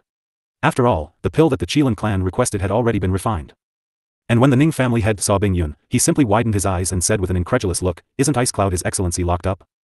Bing Yun had never been asked so directly by anyone before. She immediately broke out in a waterfall of sweat. After a long time, Bing Yun finally came back to his senses and said with a serious face, Master Ning, I'm not locked up. How did this happen? Did you bribe His Excellency Fire Guangdong? Master Ning muttered to himself, his face still full of disappointment. When Bing Yun heard this, he was extremely depressed. However, on account of Leng Ruoxue's face, he could not say anything and could only remain silent. Leng Ruoxue saw that Bing Yun was forced into silence by her godfather and laughed evilly in her heart. She still kindly changed the topic and said, is there something you need from me, Your Excellency Hail Cloud? Young Lady Leng, the clan leader has invited you in. Bing Yun looked at Leng Ruoxue gratefully and quickly said. Leng Ruoxue didn't expect it to be Fire Yu looking for her. She nodded and followed Bing Yun to see Fire Yu. Along with her were Uncle Long, Master Ning, and the 5 little beasts. This time, Hu Yu received Leng Ruoxue and the others in the Qilin clan's meeting hall instead of the living room. Leng Ruoxue saw that the other party was so formal and knew that what Hu Yu wanted to say was probably very important. Hu Yu brought his godfather and the others into the meeting hall. He was still smiling when he saw Leng Ruoxue, but his face immediately darkened when he saw Master Ning. Master Ning also clearly felt that the atmosphere in the meeting hall had suddenly changed. However, Master Ning, who had always been used to big scenes, naturally did not care about the other party's reaction. After nodding and greeting each other, Leng Ruoxue and the other two found empty seats and sat down. The 5 little beasts, as usual, lay in their master's arms. Hu Yu's mouth twitched involuntarily when he saw the furry little beastie lying in Leng Ruoxue's arms. It could be seen that these 5 little beasts had a rather good relationship with Leng Ruoxue. However, the Qilin clan rarely recognized humans as their masters, so it could not understand why these little beasts treated it like a pet. At least, it admitted that it could not do that. However, every beast had their own ambitions, and it could not comment on the other party's actions. After being slightly surprised, Hu Yu went straight to the point. Miss Leng, I have something very important to ask you today. Hu Yu said in a slightly anxious tone. I wonder what it is. Leng Ruoxue asked with a puzzled expression. I would like to ask if young Lady Leng is able to refine the reincarnation pill? Hu Yu asked expectantly. Reincarnation pill? When Leng Ruoxue heard this name, she had a feeling that this pill was not simple. However, she had never heard of the reincarnation pill before. Can I? Hu Yu asked again. This time, not only was it filled with anticipation, but all the elders present also looked at Leng Ruoxue in unison. Their eyes were filled with desire. I'm sorry, Your Excellency, fire you. I've never heard of the reincarnation pill, so how would I know how to refine it? Leng Ruoxue said honestly. That's impossible. Huiyu was in disbelief. I really haven't heard of it. Leng Ruoxue was helpless. What was impossible? Could she be lying? Even though in the entire divine realm, no one can concoct the reincarnation pill except for Master Yu, but Master Yu is your master, so you should have heard of him before. Huiyu's expression was still in disbelief. In reality, if Leng Ruoxue had said that she couldn't refine the reincarnation pill, it wouldn't have been too surprised. After all, Leng Ruoxue was still too young. However, it had never even heard of her before. This made it wonder if Leng Ruoxue was just trying to avoid the question. Your Excellency, fire you, I'm very sure that the reincarnation pill wasn't in the pill recipe that Master left me. So, I really don't know what reincarnation pill is. Of course, if you don't believe me, I can't do anything about it. Leng Ruoxue said calmly, even though she could tell what Huiyu was thinking. When the fire you heard this, it stared at Leng Ruoxue seriously for a long time. Seeing that there was no trace of guilt on her face, it had no choice but to believe her words. After sighing, Huiyu said apologetically, I'm sorry, Miss Leng. I don't mean to doubt you. It's just that the reincarnation pill is too important to our Qilin clan. I can understand, but I don't know if it's convenient for you to tell me what the reincarnation pill is used for? Leng Ruoxue asked after expressing her understanding. The reincarnation pill is a top-grade healing pill. It requires a wide variety of herbs, many of which are priceless. Our Qilin clan has been collecting them for tens of thousands of years, but we are still short of two kinds. I thought that Miss Leng's alchemy skills were all passed down by Master Yu, but I didn't expect that Miss Leng had never heard of the reincarnation pill. Huiyu said disappointedly. As the saying goes, the greater the expectation, the greater the disappointment. Ever since they had witnessed the quality of the healing pills that Leng Ruoxue concocted, they had high hopes for her. Otherwise, they wouldn't have excitedly sent someone to invite Leng Ruoxue over for questioning before they had even prepared the herbs needed for the reincarnation pill. However, the final result had clearly dealt them a heavy blow. Leng Ruoxue had never heard of the reincarnation pill, so she naturally had no way of refining it. How could they accept this? The Qilins that were originally excited were now like frosted eggplants, listless and dejected. Some of the elders who were too weak immediately wailed and bawled after hearing that Leng Ruoxue really didn't know about the reincarnation pill. Leng Ruoxue's forehead was filled with black lines.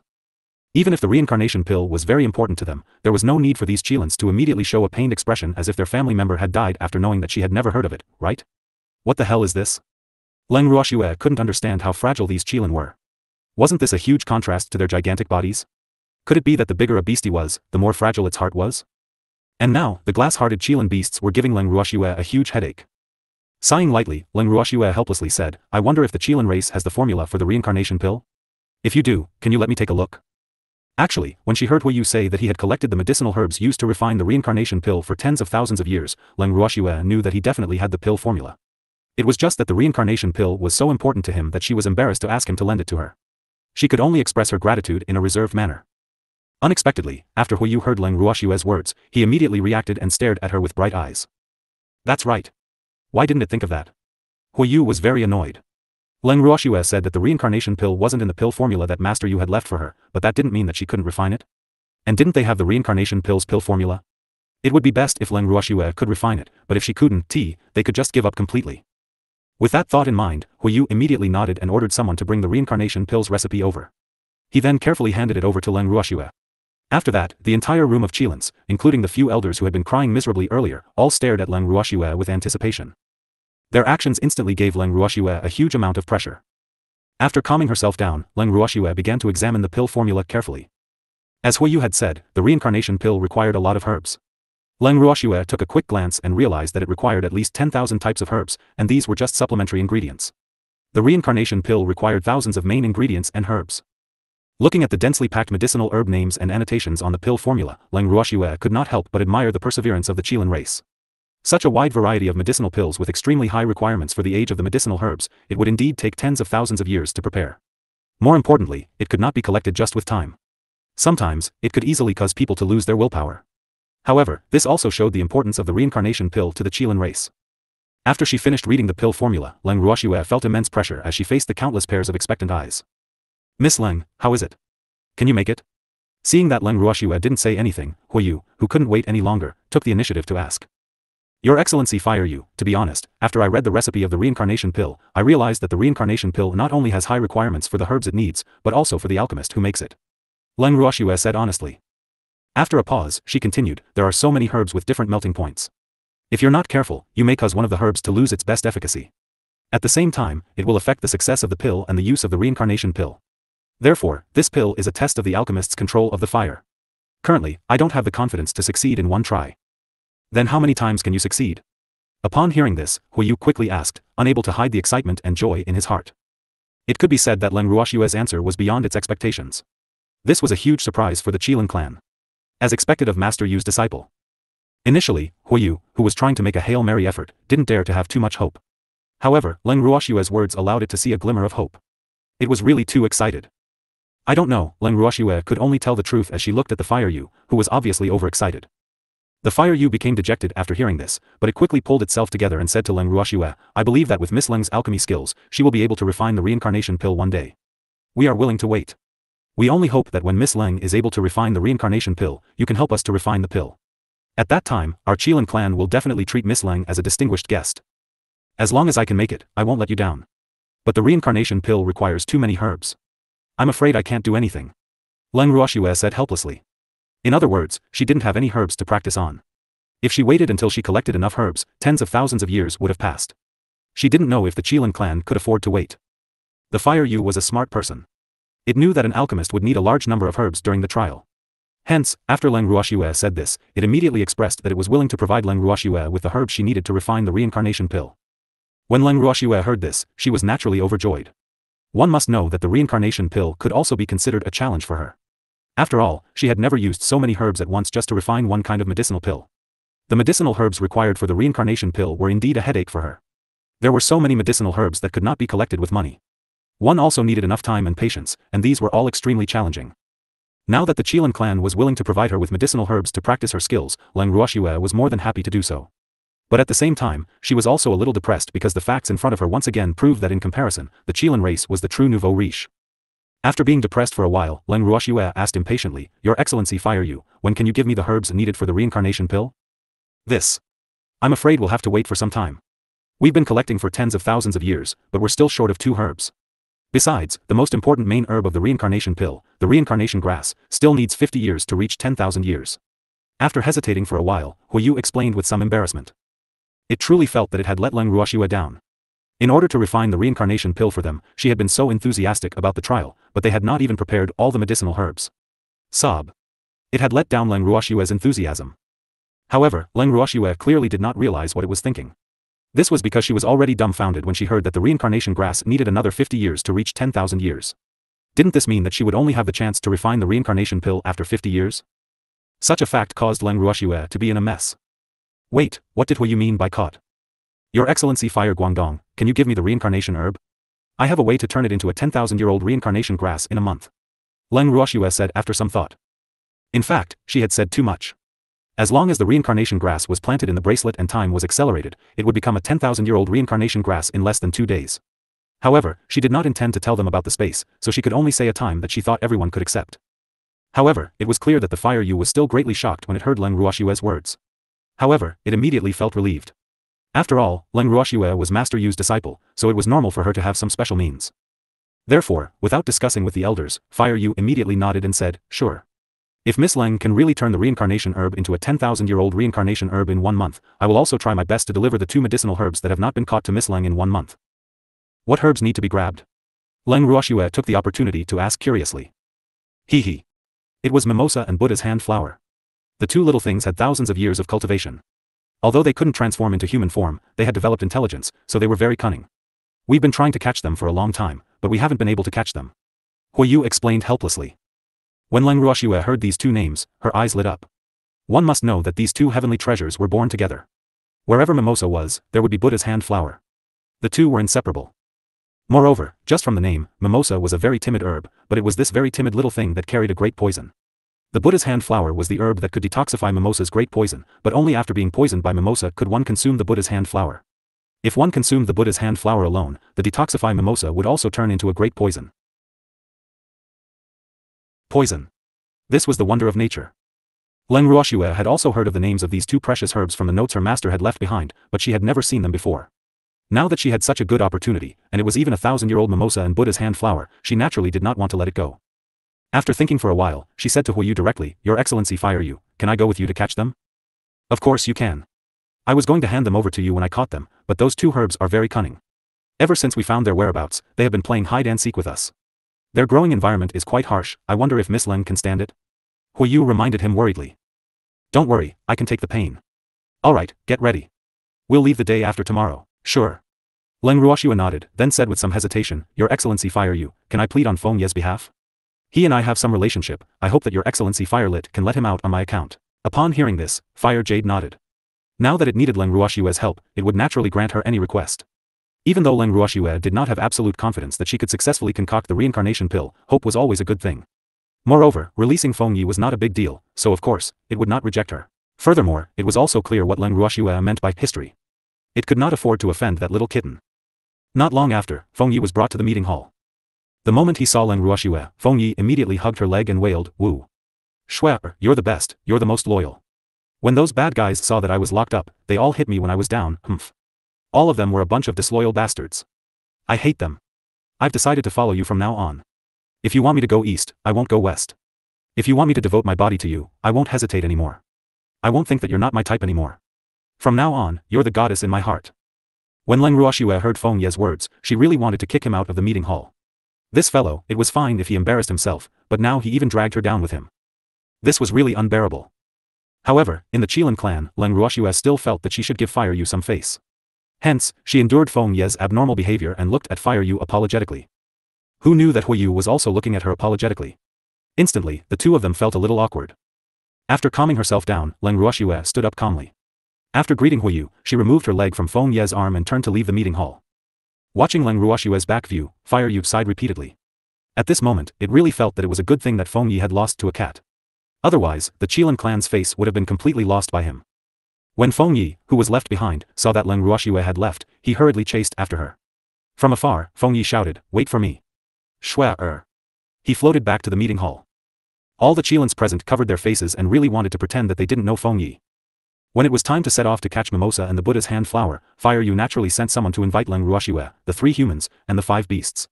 However, not long after, it saw Feng Yi, who was standing beside Leng Ruoxue with a bashful look on his face, in the other party's team.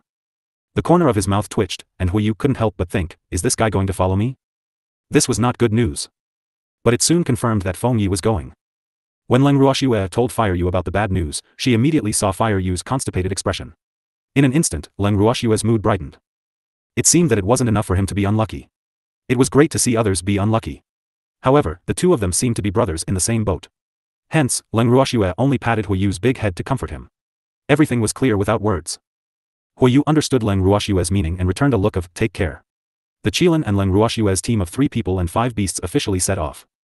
According to the information provided by Fire Yu, Mimosa and Buddha's hand flower were supposed to live in the cold mountains, but ever since the 2 little guys started playing hide-and-seek with the Qilin clan, the 2 treasures had disappeared, which made it more difficult for them to find them. However, Huiyu was very confident that the 2 cunning little things would not run too far away. After all, they could not transform into human form yet. Based on this deduction, Leng Ruoxue and the others were prepared to conduct a thorough search of the mountain where they had originally discovered the 2 great treasures. The mountain where Mimosa and the Buddha's hand flower grew was not far from the Qilin clan's territory. Under the Qilin clan's lead, Leng Ruoxue and the others arrived at the foot of the mountain where they had found the 2 precious herbs after 2 hours. Looking at the small mountain that was only as tall as a person, Leng Ruoxue's face darkened.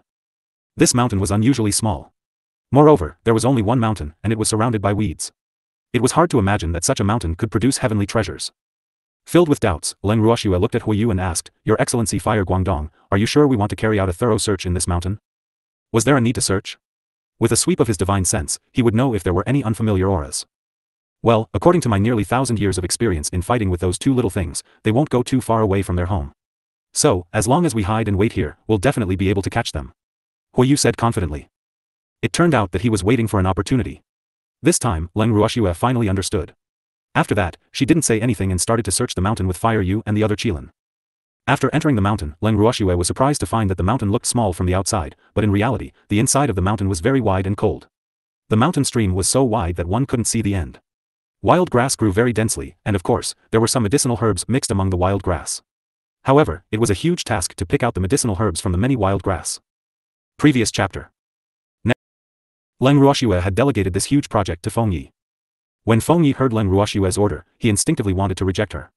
However, he remembered what he had said not long ago and felt that he should not slap himself in the face. So, he could only resign himself to his fate and go pull out the weeds. Seeing that Feng Yi was working hard with his but sticking out, Fire Yu gave Leng Ruoxue a look of admiration and said in a low voice, "Miss Leng, you're so good at controlling your husband. Don't you know how to talk, dear?" This wasn't a word that could be used casually. Leng Ruoxue broke out in a cold sweat. Luckily, the demon was not here. Otherwise, she would have exploded in anger if she heard this. Leng Ruoxue carefully observed her surroundings. When she realized that no one was paying attention to her and Huiyu, she replied softly, "Your Excellency Fire Yu, you've got it wrong. He's not my husband, so you can't say that I'm good at controlling my husband." "Oh. Then what should I say?" Huiyu asked in high spirits, not feeling ashamed to ask. Leng Ruoxue's face darkened again. Then, she put on a straight face and said in a serious tone, "You don't have to say anything. He's my servant now. Whatever I order him to do, he has to do it obediently." "Yes, yes, you're a good queen." Huiyu's eyes were full of stars as he said with a face full of admiration. Hearing this, Leng Ruoxue fell silent. She wanted to cry but had no tears. Was this the Fire Yu she knew? Are you sure it hasn't been replaced? After sizing up the Fire Yu from head to toe, Leng Ruoxue had no choice but to admit pessimistically that the fiery red Qilin with starry eyes was undoubtedly the Fire Yu. However, she had no idea why the acting clan leader of the Qilin clan, who was still considered normal before, had suddenly become like this. However, this kind of Fire Yu was rather terrifying, wasn't it? After taking a few deep breaths, Leng Ruoxue was at a loss for words. But at least, she was at peace now. Then, she found a place to sit down. After an unknown period of time, the Qilins that had been sent out by Fire Yu to carry out a carpet search returned to the gathering point with nothing. Afraid that the Qilins would be sad, Huiyu consoled them first. Then, they temporarily lived in the house that Master Ning had contributed, monitoring every grass and tree in the mountain at all times. Just like that, half a month passed by quickly. The cunning mimosa and Buddha's hand flower that Huiyu mentioned still didn't appear. For a moment, the Qilins were somewhat anxious. Seeing that they could not keep their cool, Leng Ruoxue could only tell them that the reincarnation grass had already grown into a 10,000-year-old reincarnation grass to comfort them. As expected, after hearing the good news, the Qilins' morale was boosted. They decided to find Mimosa and Buddha's hand flower as soon as possible. On a certain day, Green Vessel, who had been monitoring the situation in the mountains, suddenly spoke to Leng Ruoxue, "Sister, I think I found those two little fellows." "Really? Where are they?" Leng Ruoxue asked in surprise. "If I'm not wrong, they should be hiding in the mountain wall." Qing Ju replied. "Inside the mountain wall? Can treasures of heaven and earth be found there?" Leng Ruoxue was very surprised. However, if Qing Ju's senses were correct, those two little fellows were really good at hiding. "I don't think so, but all treasures have their own abilities. Those two little guys might be able to hide there," Qing Ju said after thinking. As he did not have these two treasures, Green Vessel only knew some of their well-known characteristics. He did not know anything about the two little fellows. As such, he did not dare to be too confident. However, it was enough for Leng Ruoxue to understand what he meant. After that, Leng Ruoxue called for the Fire Yu. She brought the Qilin, Uncle Long, Godfather and the 5 little beasts, and they headed towards the weakest part of the mountain. When they arrived at the mountain wall, Huiyu looked at Leng Ruoxue with uncertainty. "Miss Leng, is it really possible that the two heavenly treasures are living here?" "I don't know. We need to go in and look for it," Leng Ruoxue said irresponsibly. She did not want to expose Qing Ju, so she could only play dumb. When Fire Yu heard this, it was indeed very depressed. However, it had no other choice. It could only order the Qilin to smash a cave that was half the height of a human on the mountain wall. Then, the Qilin all transformed into their human forms and walked in together. When they walked into the cave, they were surprised to find that the mountain wall was indeed empty. The spiritual qi inside was actually very rich. This time, Huiyu's confidence increased greatly. The Qilin's search also became more vigorous. They searched little by little. After an unknown period of time, Leng Ruoxue and the others still did not find anything. Instantly, the Qilin's spirits were once again dampened. At this moment, Leng Ruoxue's sharp eyes noticed 2 rays of green light sneakily passing by their feet. Without a second thought, she immediately chased after the 2 rays of green light. When Fire Yu saw this, it did not hesitate to cooperate with Leng Ruoxue to surround and block them. At this time, everyone present reacted. For a moment, the scene was extremely chaotic, but the 2 green lights were also being chased in all directions. Ha ha ha. As expected, he's here. Let's see where you can run to now. Then, the Fire Yu threw out a translucent net. The net directly ran towards the 2 green lights and quickly fell, enveloping the 2 green lights. Just as the net was about to be pulled back by the Fire Yu, a green light escaped. The Fire Yu saw this and quickly pulled back its net. The pink flower was only the size of a palm. It had emerald green leaves that were shaped like a human palm. However, this little flower obviously had a bad temper. After being caught, it kept struggling and even scolded Huiyu for being shameless. However, after waiting for so long, he finally had some gains. Therefore, Huiyu was in a good mood and allowed the little flower to curse in his hands. Leng Ruoxue took the angry Buddha's hand flower from Huiyu's hand and gently stroked its petals. The flower quieted down instantly and stopped making noise. It just stayed quietly in Leng Ruoxue's hand. Upon seeing this, Huiyu was quite surprised. He reached out to poke the petals of the Buddha's hand flower out of boredom and sighed, "Are you bullying the weak and fearing the strong?" Although Huiyu had never thought that he was a pushover, the truth was right in front of his eyes. He had no choice but to believe it. AI. This was really bullying. Bullying. Get lost. Don't touch me, you big pervert. The Buddha's hand flower felt that it had been taken advantage of. After being poked a few times by the fire yu, it roared in anger. Then, it rubbed against Leng Ruoxue's jade-like hand as if it had suffered a great grievance. Hearing this, Leng Ruoxue's forehead was covered in cold sweat. This little flower's mind was really complicated.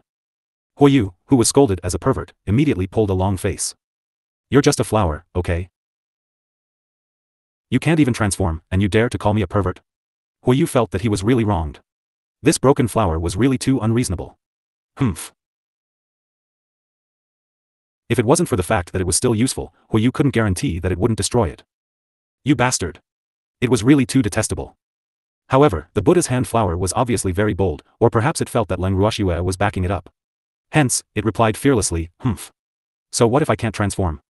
Just because I can't transform, I can be jabbed around by you? I'm telling you, I'm a Buddha's hand flower with principles. You guys stay away from me. I'm not interested in you guys.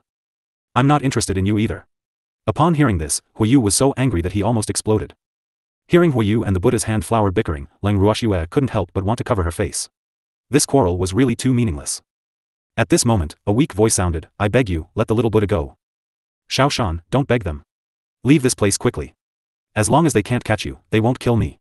Upon hearing this, the Buddha's hand flower, which was in high spirits and quarreling with Huiyu like a cockfight, immediately changed its target and said to a light green delicate grass.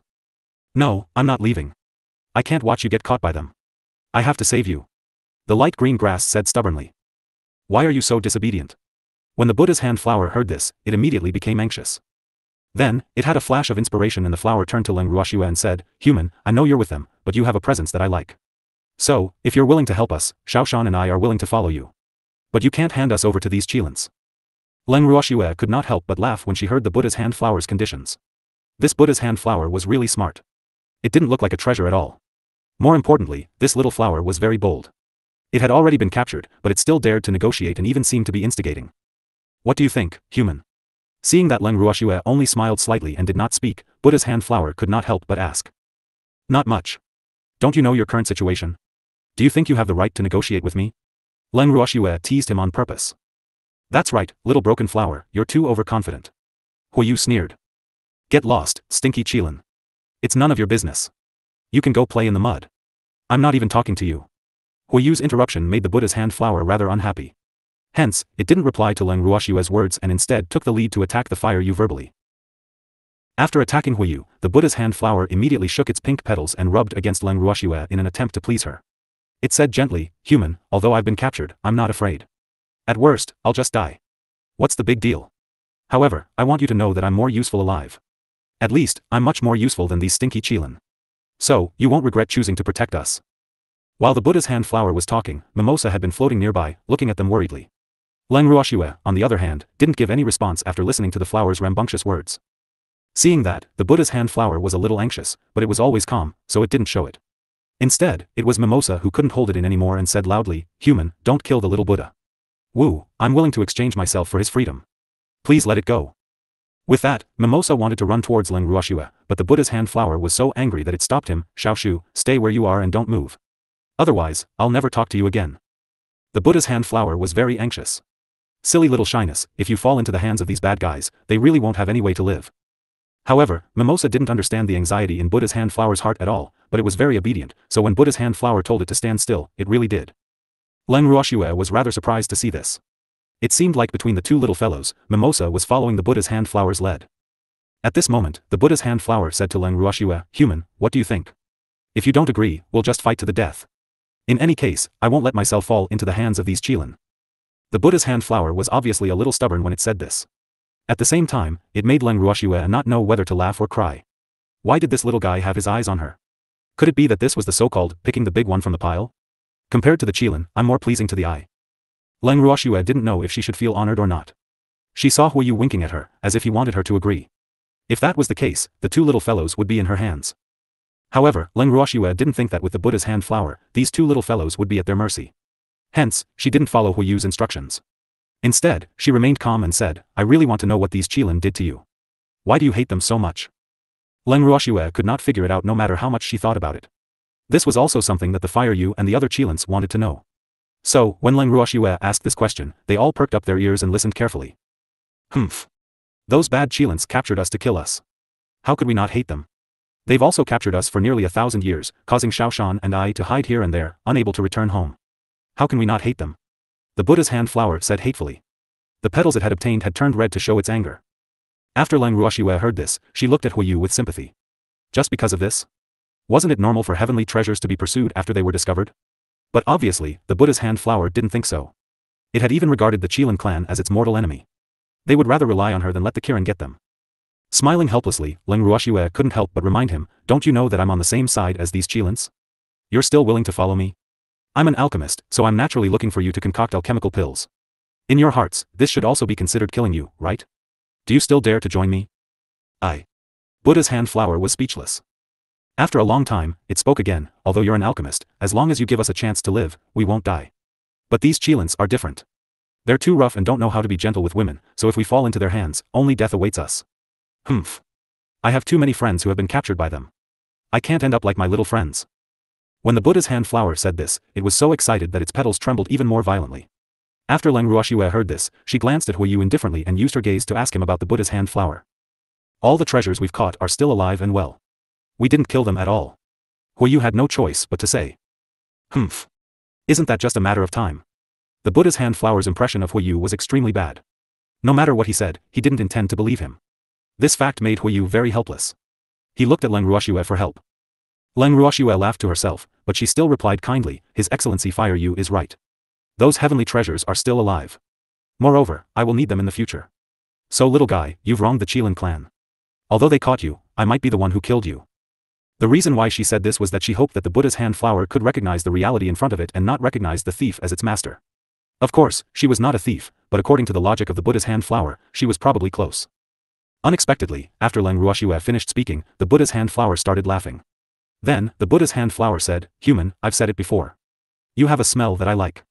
I believe that you will treat the natural treasures well. Therefore, if it ends up in someone else's hands, I'd rather it be you. Leng Ruoxue didn't know whether to laugh or cry when she heard this. She didn't know that the Buddha's hand flower would think this way, but she couldn't deny that it was really smart and knew that she was no threat to it. Sigh. She couldn't help but be soft-hearted when facing this smart little guy. Since you've already decided, then follow me from now on. Although I need you to concoct pills for me, I won't kill you. Leng Ruoxue promised seriously. Yes, human, I believe you. The Buddha's hand flower was naturally ecstatic when it saw that its goal had been achieved. At this moment, the light green grass slowly floated over and hovered around Leng Ruoxue. It believed in the little Buddha's judgment, and the little Buddha's choice was naturally its choice. Upon seeing this, Huiyu and the other Qilins couldn't help but widen their eyes in disbelief. He was subdued just like that. Mimosa and Buddha's hand flower, who had been fighting with them for almost 1,000 years, had obviously thrown themselves into Leng Ruoxue's arms. Could this be the aura of a king? The Qilin sized up Leng Ruoxue from head to toe. They looked at her until her hair stood on end. She turned her head and glared at them before the Qilin reluctantly retracted their gazes as if they were looking at a monster. AI. Comparing humans to beasts would drive beasts to their deaths. The Qilins were a little shocked, but no matter what, this trip was not in vain. With these two medicinal herbs, there was hope for the refinement of the reincarnation pill.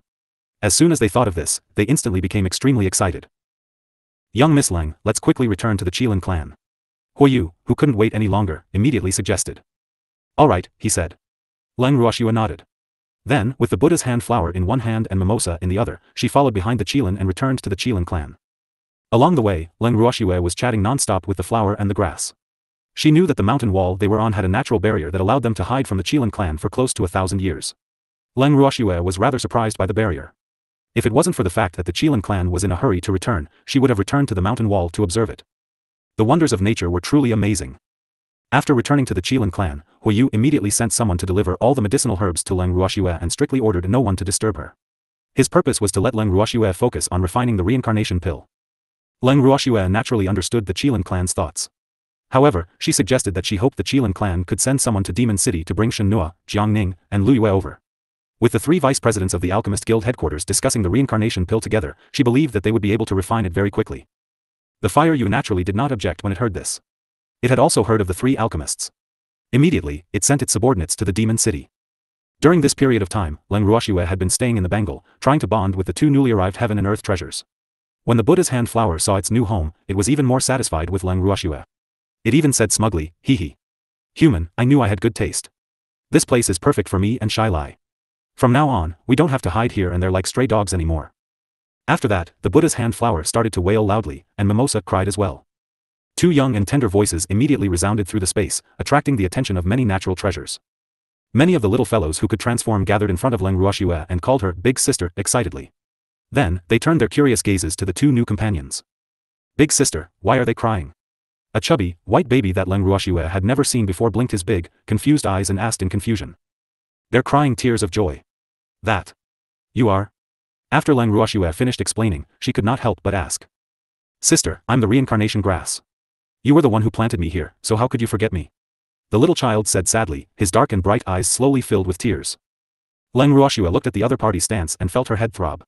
Why was it another little thing that loved to cry? Little Samsara, how could I forget you? I'm just a little surprised because I've never seen you in human form. Leng Ruoxue coaxed. Is that really the case? The moment the reincarnation grass heard this, its tears stopped flowing.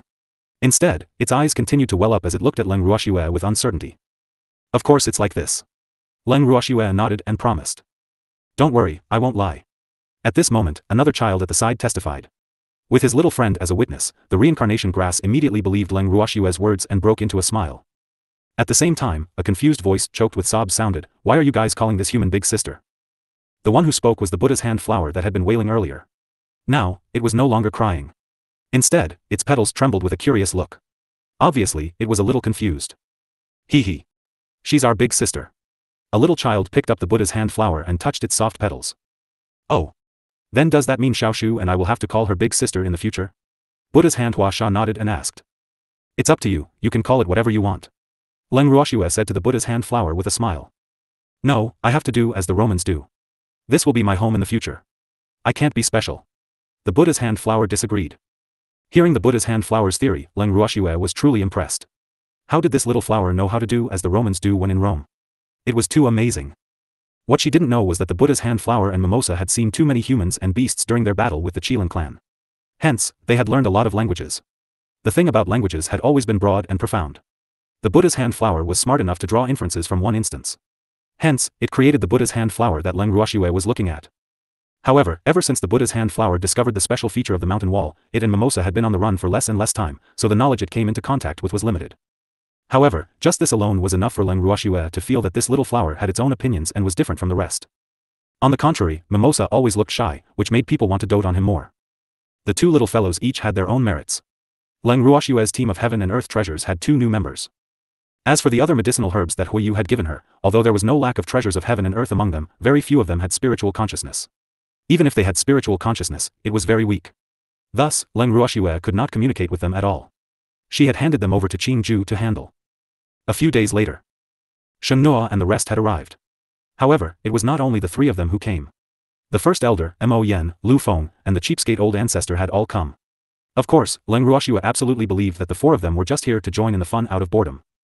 The entire Qilin clan welcomed them warmly, and they could not help but feel overwhelmed by the unexpected favor. They really wanted to know what Shui had done to deserve such treatment from the Qilin clan. Don't tell me that the Qilin race has admired them for a long time. That was just a lie to a child. Even if Shen Nuo and the other 2 were alchemists, they would not think that the Qilin clan would treat them so well. After all, the pride and reclusiveness of the Qilin clan were well known in the immortal realm. The few of them who could not figure it out pulled Leng Ruoxue aside and asked her for a long time before they finally found out the reason. When they heard that Leng Ruoxue was preparing to refine the reincarnation pill, Shen Nuo, Jiang Ning, and Liu Yue's eyes widened in disbelief. They were so excited that they were speechless. Seeing their reaction, Leng Ruoxue knew that the 3 of them must have heard of the reincarnation pill. When Liu Yue saw Leng Ruoxue's expression as if she was waiting for them to explain, she laughed in embarrassment before saying, the reincarnation pill is a legendary pill.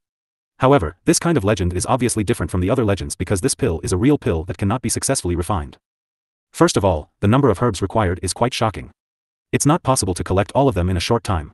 To put it in a way that would strike a blow to their morale, top forces like the 8 divine regions would probably never be able to gather enough medicinal herbs to refine the reincarnation pill in their entire lives. Secondly, the reincarnation pill also had a requirement for the heat control, and this heat control was basically reflected in the flame. An ordinary alchemist's flame would not be able to melt all the medicinal herbs within the specified time. In this way, it would definitely affect the medicinal properties of the medicinal herbs. Even for the reincarnation pill, this is an insurmountable gap. As such, the reincarnation pill can only become a legend. Liu Yue sighed and finally gave a simple explanation. Previous chapter. Shue, we've only heard of this reincarnation pill in the historical records of the Alchemist Guild headquarters. According to the legends, the reincarnation pill was created by Master Yu and only Master Yu has ever successfully refined it. However, the only reincarnation pill in the legends should have fallen into the hands of Wu Yan. Shen Nuo recalled for a moment and continued Liu Yue's sentence. Shue, you said you want to refine the reincarnation pill, but where can I find the herbs? What you have in your hands is not enough. Jiang Ning said with an excited expression. The Qilin clan will provide the medicinal herbs. They have been collecting for tens of thousands of years just for one reincarnation pill. However, I'm not sure if I can successfully refine it, so I asked Hu Yu to bring you here to study it together. Leng Ruoxue said with a smile. Ha ha ha. I knew Shue was the best, she didn't forget to think of us even when there's such a good opportunity. However, we really don't have much confidence in the reincarnation pill, at most we'll be your assistants. At this moment, Jiang Ning was being modest. With 3 Alchemist Guild's vice guild leaders assisting me, my treatment is really good enough. Thank you all. Leng Ruoxue teased him and thanked him sincerely. However, Jiang Ning and the others didn't need her to be so polite. Following that, Leng Ruoxue unintentionally caught a glimpse of First Elder's pensive look. She could not help but ask out of curiosity, "What's wrong, Grand Elder? Is there something on your mind?" "No, I'm just thinking if the Qilin race is asking for the reincarnation pill for their chief." The Great Elder suddenly burst out with shocking words. "You're saying?" Hearing this, Master Ning and Uncle Long immediately reacted and looked at the First Elder without blinking. The two of them had lived for a long time, so they naturally understood what the Great Elder meant. But was this possible?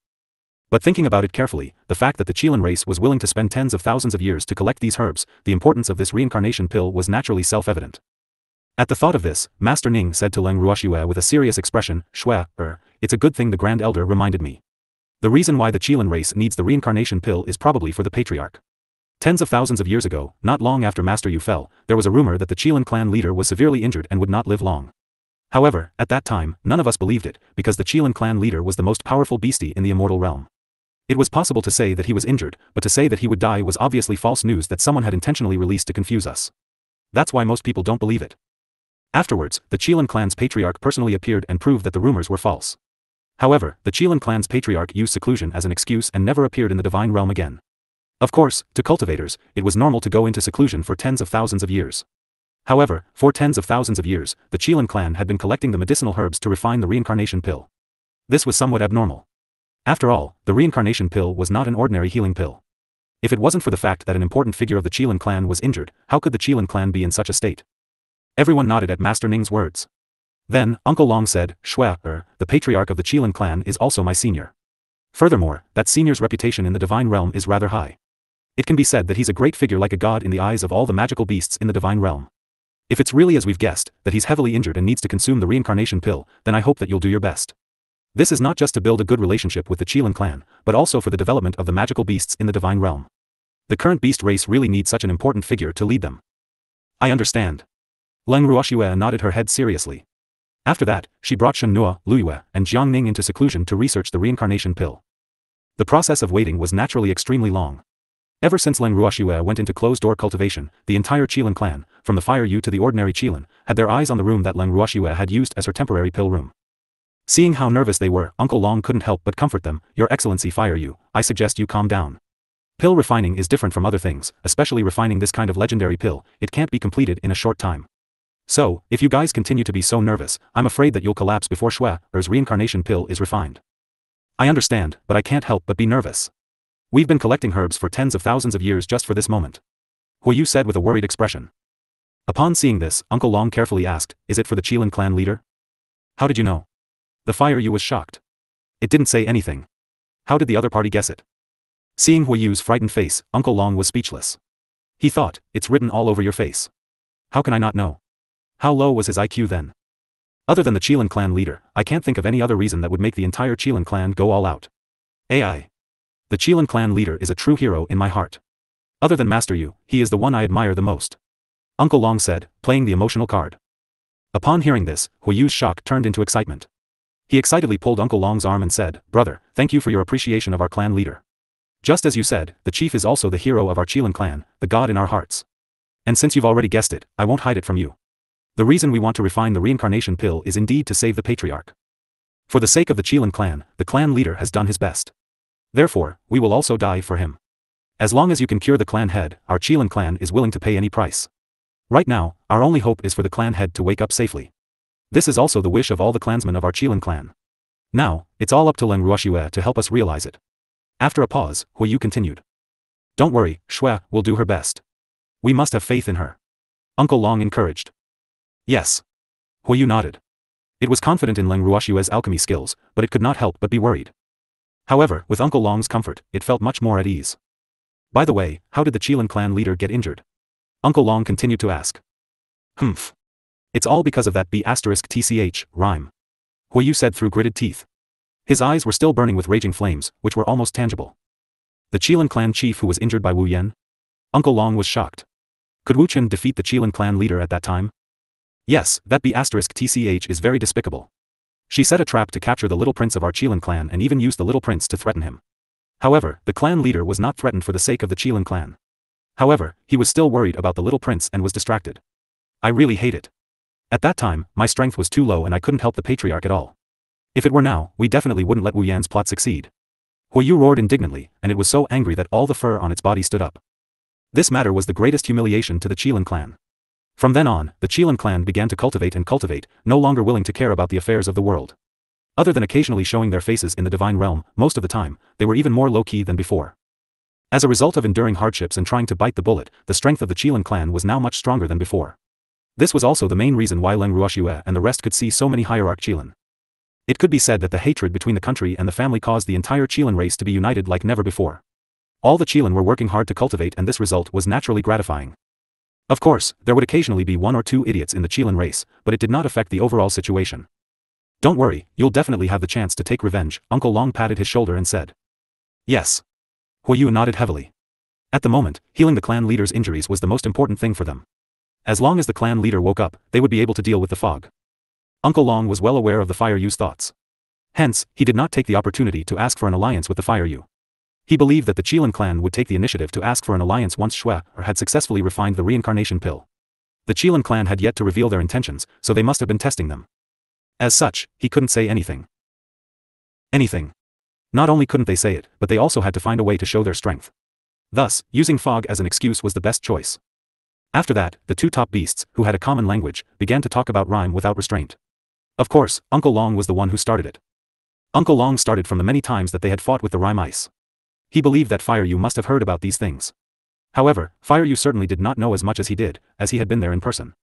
Therefore, he explained it in great detail. He even described every step, including how angry the rhyme ice was, vividly. Fire Yu was very excited to hear it.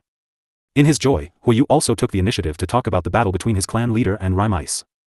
Since he had a common language with Uncle Long, Huiyu naturally did not feel that the days of waiting were so difficult. At the same time, Leng Ruoxue's trial was in full swing. The amount of work required to refine the reincarnation pill was undoubtedly huge. To Leng Ruoxue and the rest, this was definitely a challenge. Even though the reincarnation pill required a large amount of herbs, it was fortunate that the amount was not large. Even so, it would take a long time to melt all the herbs within the effective period. During Leng Ruoxue and the others' first trial, they had spent 3 days just to melt the herbs. In the end, their first trial had ended in failure. After their first failure, Leng Ruoxue and the rest were not in a hurry to start the second trial. The 4 top-notch alchemists sat quietly in the corner of the room, pondering over every step of the previous pill refinement. In the end, they concluded that there should be a problem with the control of the fire. Although Leng Ruoxue's performance was already perfect, the reincarnation pill was different from ordinary healing pills. It had a high requirement on the control of the fire. It was also the first time Leng Ruoxue had come into contact with such a tedious refining process, so it was understandable that she had made some mistakes.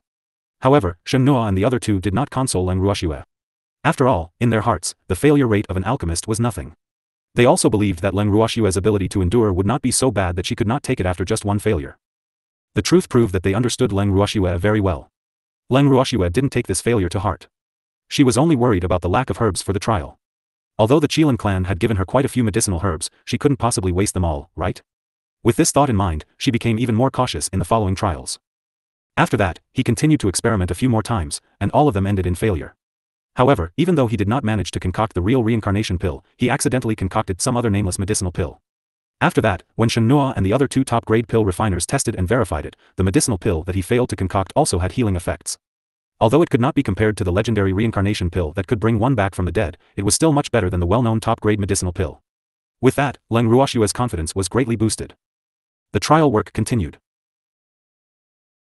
After an unknown period of time, when Leng Ruoxue had once again completed all the steps of refining the elixir and was patiently waiting for the elixir to be completed, she suddenly felt a sense of panic for no reason. When she opened the elixir furnace, she was surprised to find a purple gold elixir lying quietly in the middle of the huge elixir furnace.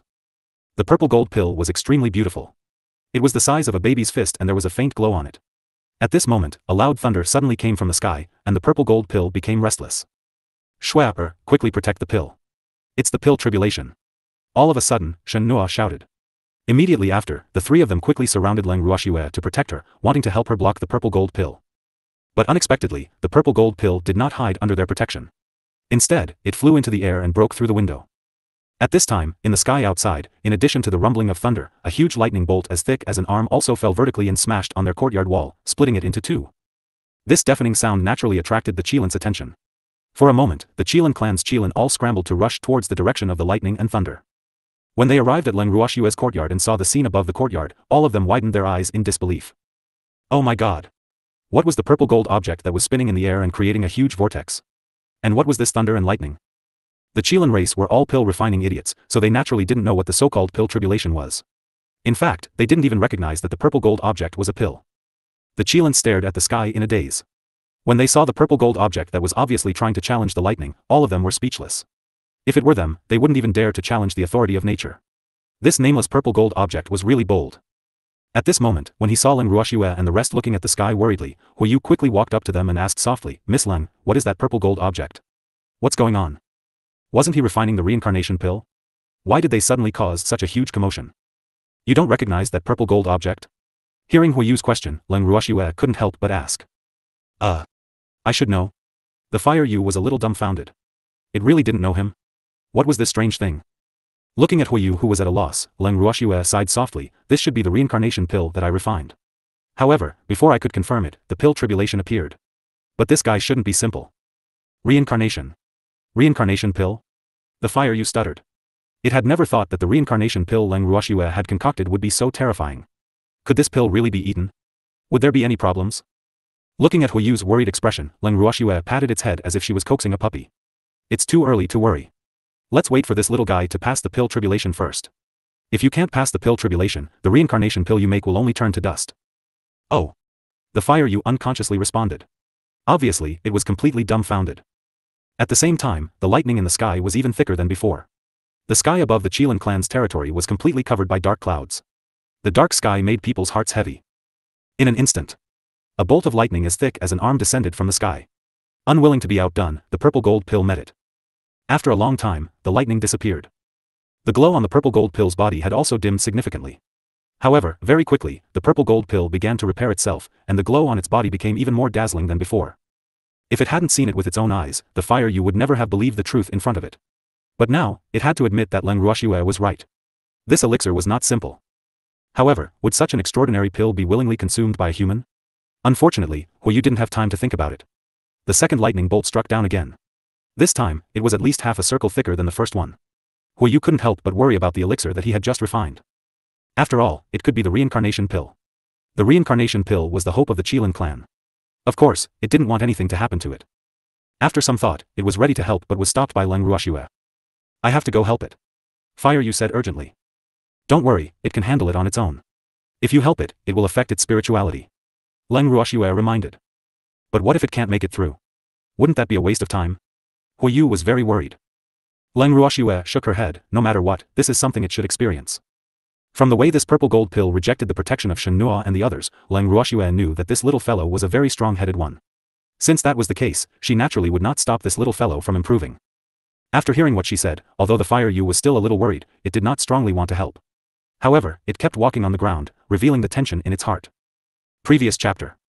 Next chapter. As the power of the thunderbolts increased, the pill tribulation that the purple gold pill had to bear naturally became heavier and heavier. Its flickering state also made Hu Yu's heart jump to his throat. It was too exciting and too shocking. After a long time, the glow of the lightning gradually faded, but the dark clouds had not dispersed. Leng Ruoxue and the rest could not be sure if the pill tribulation had truly ended. Furthermore, from the state of the purple gold pill, it seemed to be waiting for something. As expected. The moment Leng Ruoxue and the rest had this thought, the sky changed color. Several bolts of lightning as thick as an arm descended at the same time, striking straight at the purple gold pill. In an instant, the purple gold pill was drowned in lightning. It's finished. I'm finished. It was its reincarnation pill. Humph. Hu Yu felt that the reincarnation pill was going to die this time, because it was already a little difficult for the reincarnation pill to resist the thunderbolts. This time, he was afraid that it would die. Huiyu's heart ached. He stared at the thunder and lightning with tears in his eyes. He suddenly hated them. Without them, the clan leader might have already woken up. But now, there was no hope at all. Sob. Why would a pill tribulation appear? It could not understand. The fire Yu, which was about to turn its gaze to Leng Ruoxue for an inquiry, suddenly felt a strange aura. It turned its head abruptly and was surprised to find that the thunder and lightning that had not dispersed for a long time in the sky had disappeared without a trace. Instead, what replaced the thunder and lightning was a golden pillar of light.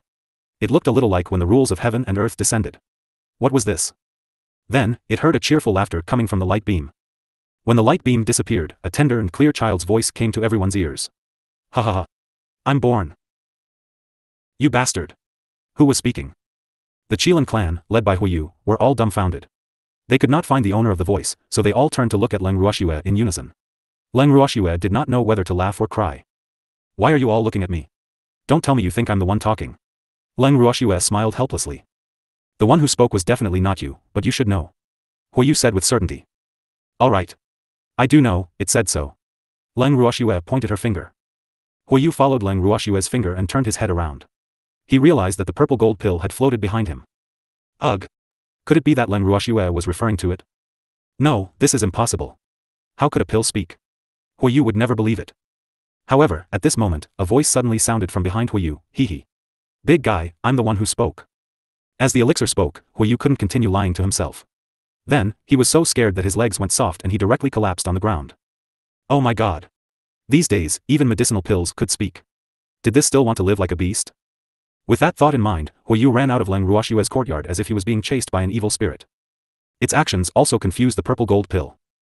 Floating to Leng Ruoxue's side, Dan Yao shook his round body and asked Leng Ruoxue, Mom, what happened to it? He asked. Mom? Hearing this form of address, Leng Ruoxue was once again shocked. Could he not call her that? Even though she had refined this pill herself, Leng Ruoxue truly did not wish for this little fellow to call her mommy. However, after hearing what the little guy said, Jiang Ning was quite interested. Little guy, you call her mom, then what should you call us? Dad? Jiang Ning's words made Leng Ruoxue speechless. You bastard. Wasn't this taking advantage of him? Can you not be like this? Kiss. Leng Ruoxue was very worried. Even if this pill wanted to call him father, it wouldn't be Jiang Ning's turn, right? As for the newly born Dan Yao, it was indeed very capable. Its small body leaned to the side and said with a slight disdain, I don't need a father. I only need a mother. With that, it looked at Leng Ruoxue obediently and said, Mom, I'm good, right? Be good. Leng Ruoxue didn't know what she could say. When the Qilin clan members saw how happy and harmonious they were as a family, they were speechless and didn't know what to say. However, Uncle Long and the others were quite calm, because Shue's miracles were too many to count. It didn't seem strange that she had a child with medicinal pills. She wondered how the evil man would feel if he knew how many pills he had. They were suddenly looking forward to it. But now, this was obviously not as important as the identity of this medicinal pill. After confirming that the other party was indeed the reincarnation pill, Leng Ruoxue and the rest were deeply worried. This little fellow had already developed intelligence and could even speak. Could it still be eaten? Even though Leng Ruoxue had unintentionally refined an antidote pill that was quite spiritual in the past, that antidote pill could not speak due to its low grade. However, this little thing could. And he kept calling her mother. It was undeniable that Leng Ruoxue's heart had turned soft after hearing this childlike voice. Hence, she was also extremely conflicted. She already knew the importance of the reincarnation pill to the Qilin race, but this pill. Everyone sat in the living room, sighing and discussing the fate of the reincarnation pill. The reincarnation pill seemed to know that the time to decide its fate had come, so it was unusually quiet. Seeing it like this, everyone couldn't bear it. Why don't we make another reincarnation pill? After thinking for a while, Jiang Ning came up with an idea. I want to, but I'm afraid I don't have enough herbs. Leng Ruoxue said, feeling a little angry. AI. What should he do then? Could it be that this little fellow is going to die right after it's born? Jiang Ning looked at the reincarnation pill with sympathy. The reincarnation pill was also relatively quiet. Idiot. Idiot. Who said we're for eating? At that moment, an unfamiliar voice suddenly rang out in the living room. Leng Ruoxue and the rest raised their heads subconsciously and saw another purple gold pill floating in front of their eyes. That pill was almost exactly the same as the reincarnation pill beside them. However, it was much bigger and its color was darker. At this moment, the purple gold pill was throbbing violently, showing the anger in its heart. When the purple gold pill saw Leng Ruoxue, it snorted coldly, your father's new disciple? After asking this question, it circled around Leng Ruoxue again, as if it was observing her. Leng Ruoxue nodded her head, then graciously allowed the purple gold pill to be evaluated. She could already tell that this pill was the one her master had refined. However, shouldn't it be in the hands of the Ripple Witch? Why would he be here? The astonished Leng Ruoxue didn't even have the time to voice out the doubt in her heart when she heard the purple gold pill say with a tone of disdain, "What an idiot. He doesn't know that the reincarnation pill isn't meant to be eaten." Hearing this, Leng Ruoxue's face darkened. Wasn't it normal that she didn't know? It was likely that no one in the entire divine realm would know about this. Of course, this was with the exception of her master, who had already fallen.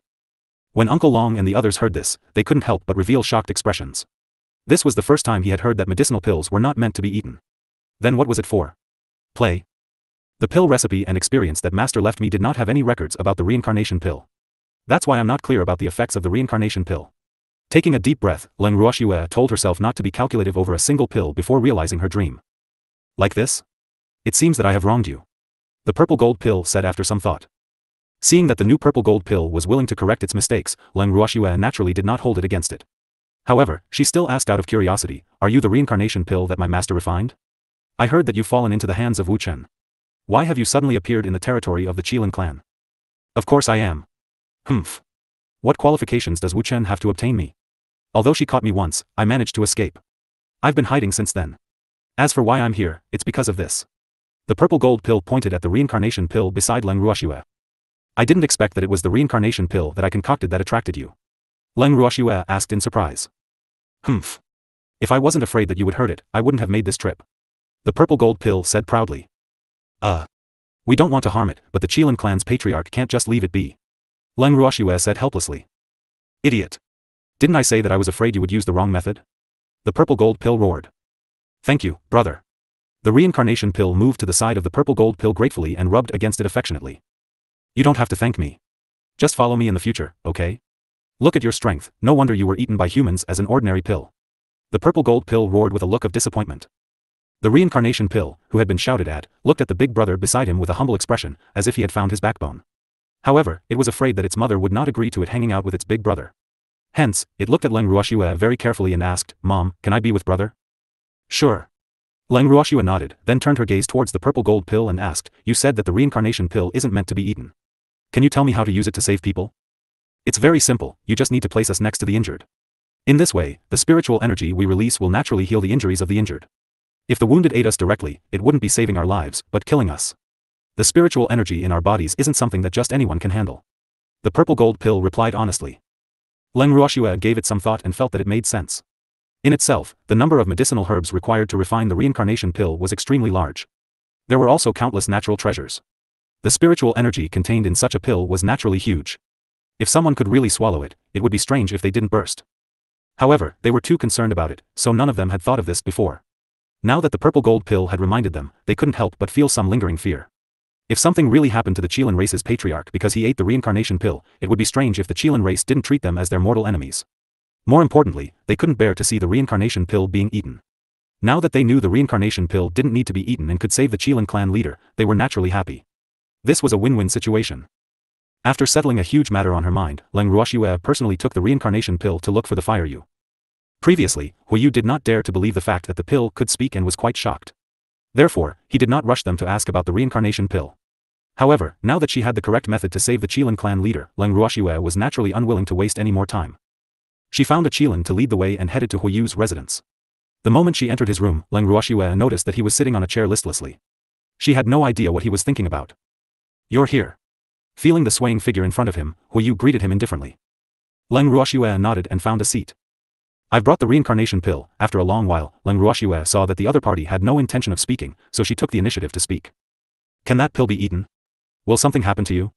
Upon hearing this, Hu Yu finally reacted and asked with a frightened expression. "You can't eat it." Leng Ruoxue told the truth, and Hu Yu revealed an expression of, "I knew it." "Woo. I knew it. That pill was a monster, it couldn't be eaten at all." At the thought of this, Hu Yu even began to cry. Leng Ruoxue was forced to swallow the word she wanted to say when she saw its state. She hadn't finished, all right? How could this guy's endurance be so weak? Leng Ruoxue was speechless, but she kept her silence to save Hu Yu some face. Unfortunately, the purple gold pill couldn't bear to see Hu Yu's dead look, so he shouted, "You bastard. Look at your current appearance, which part of you still looks like a Qilin? Pull yourself together. Don't act like someone else owes you 20 to 80,000. Leng Ruoxue was speechless. This medicinal pill was also quite cowardly when it came to scolding people. On the other hand, the Fire Yu was completely dumbfounded. It stared at the purple gold elixir for a long time, then glanced at the similar elixir that was obediently floating beside Leng Ruoxue. It suddenly reacted and roared, "Mother! Help me. It's too scary. It had been scolded by a single pill, so how could there be 2 reincarnation pills? And this one was obviously much fiercer than the other one. Seeing that Huiyu had actually cried for help, Leng Ruoxue was also in a mess. She tried her best to comfort Huiyu. Your Excellency, fire you, please calm down. This is really damaging to your prestige as the acting clan leader. Calm down? How am I supposed to calm down? I've lived for so long, but I've never been scolded by a medicinal pill before. This was truly too terrifying. How could such a thing happen? Huiyu was a little too agitated and roared. Hearing her words, Leng Ruoxue didn't know how to comfort it. After that, Huiyu asked again, Miss Leng, can you explain why there are 2 reincarnation pills? Don't tell me that you're the one who refined these 2. No, I only managed to make 1. Leng Ruoxue was very honest. Then, Huiyu was horrified. Could it be that there was really a ghost? Idiot. I was made by my father. The purple gold pill roared. Dad? Who's your father? Huiyu asked in a silly way.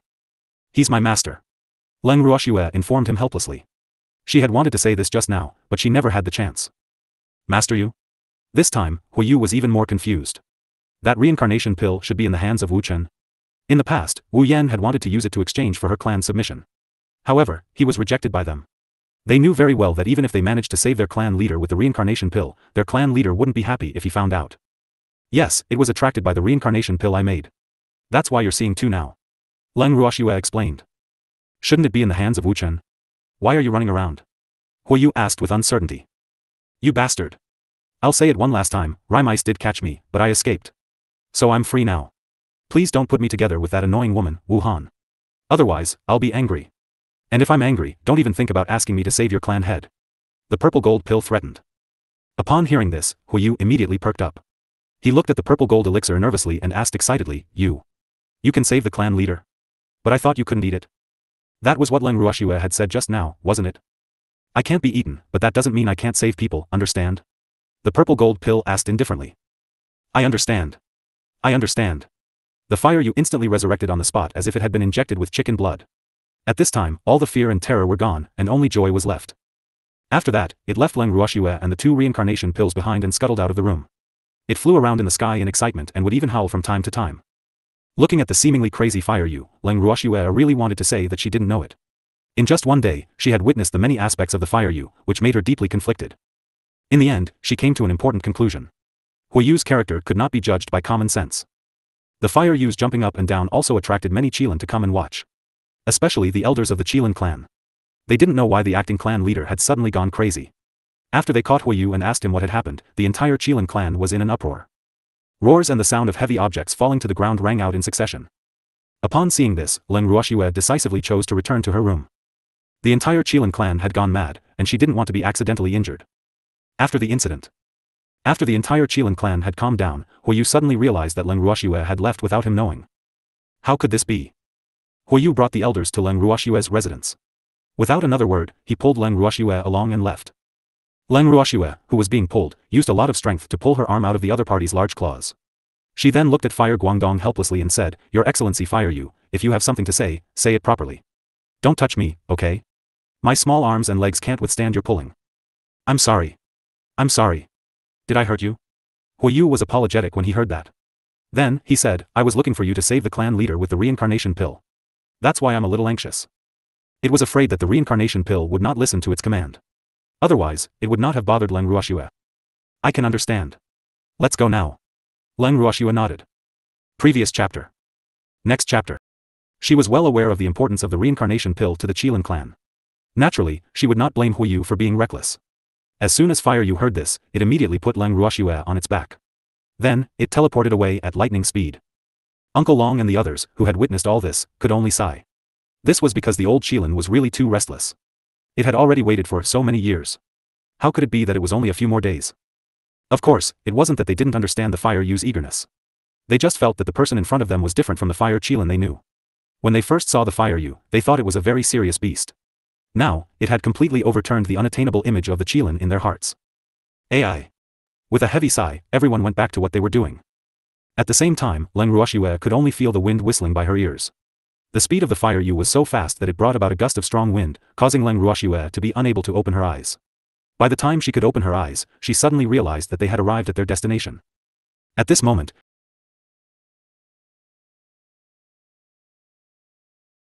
moment, she couldn't help but suspect that the Qilin had done it on purpose. However, when she saw Huiyu looking at her apologetically, Leng Ruoxue immediately dispelled this thought. Huiyu was probably just too impatient. Then, he looked around. Leng Ruoxue was surprised to find that they were surrounded by mountains. Their current location should be in a mountain stream that was even deeper than the Qilin clan's territory. Where is this place? Leng Ruoxue's face was filled with question marks as she looked at the fiancé. Actually, she had more or less guessed it, but she had yet to verify it with the fiancé. The chief is sleeping here. Huiyu suddenly said with a sad face.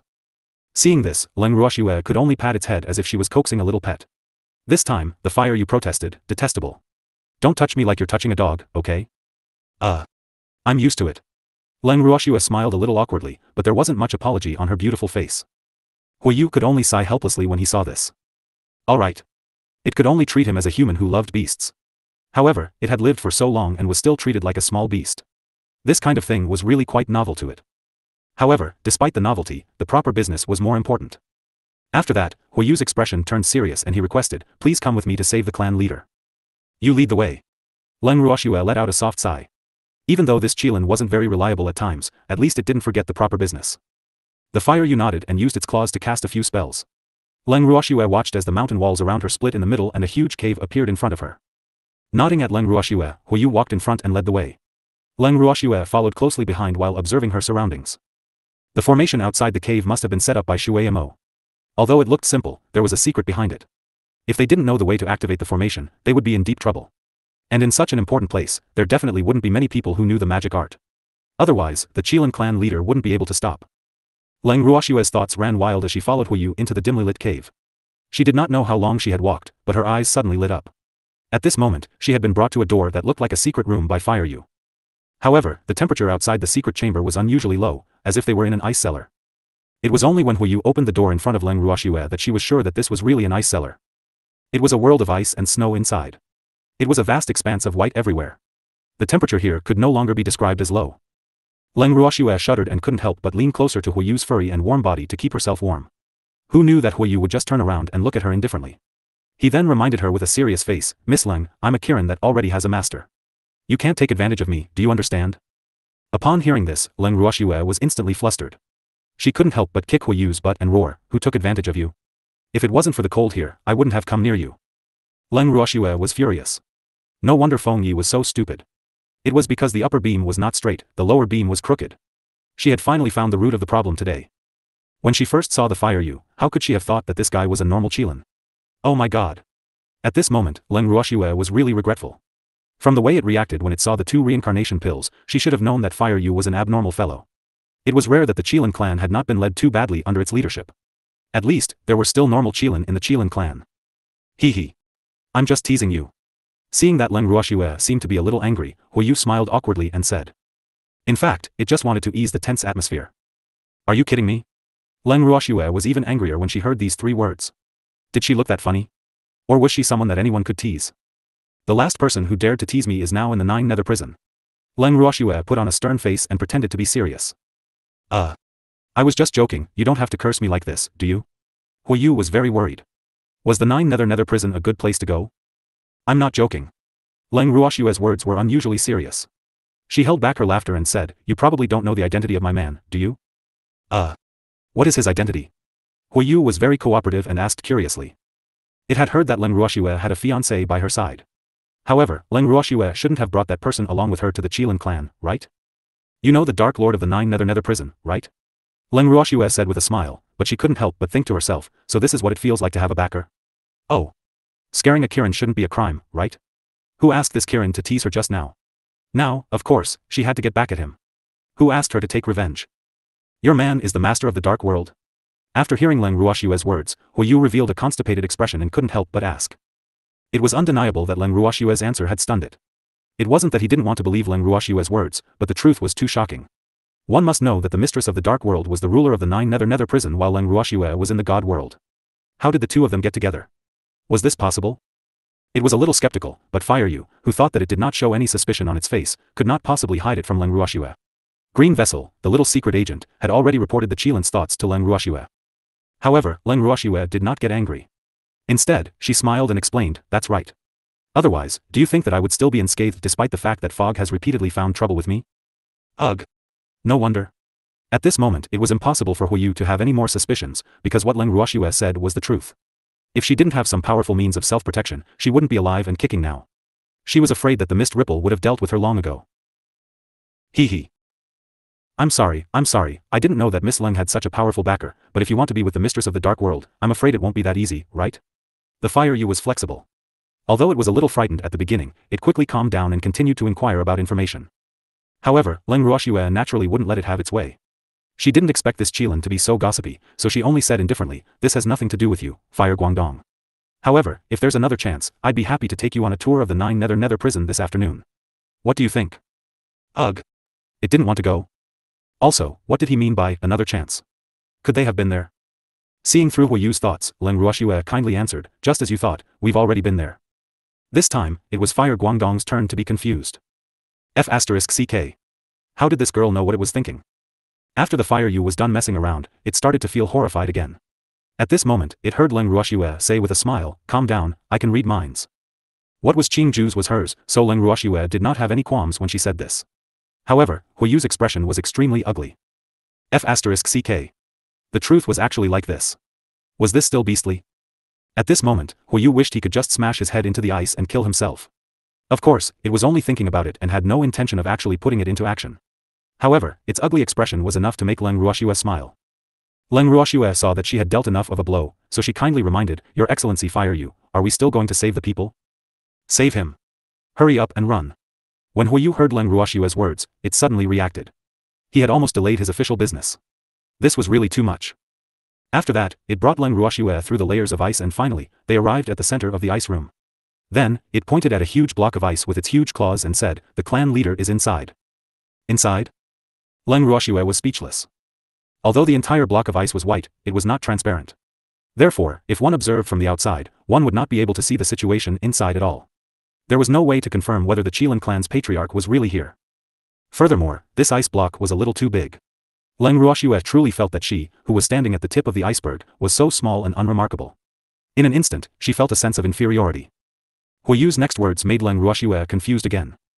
Because Huiyu said to her with a serious face, "Miss Leng, we have to get rid of this ice." "Open it?" You do it." Leng Ruoxue replied rudely. She did not even want to think about the meaning behind Huiyu's words.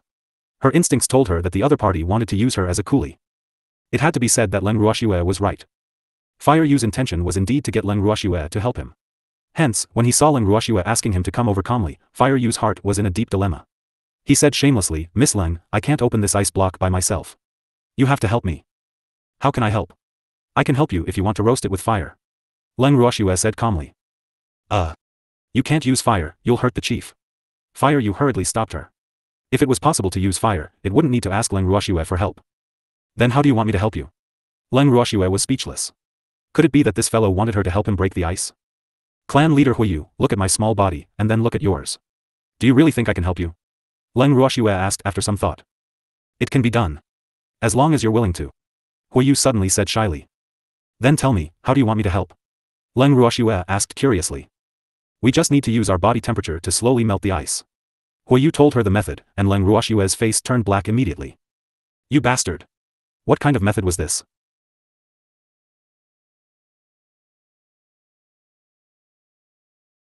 This? The other party was the Qilin clan's clan leader, not her clan's old ancestor. On what basis did she have to sacrifice herself? At this moment, Leng Ruoxue was completely certain that Huiyu's head had been kicked by the ball. Otherwise, why would it have such a strange thought? Seeing that Leng Ruoxue seemed to be a little unhappy, Huiyu laughed awkwardly and added, "This is very easy. If we work together, it will be very fast, and we won't hurt the patriarch's body. Can you help me?"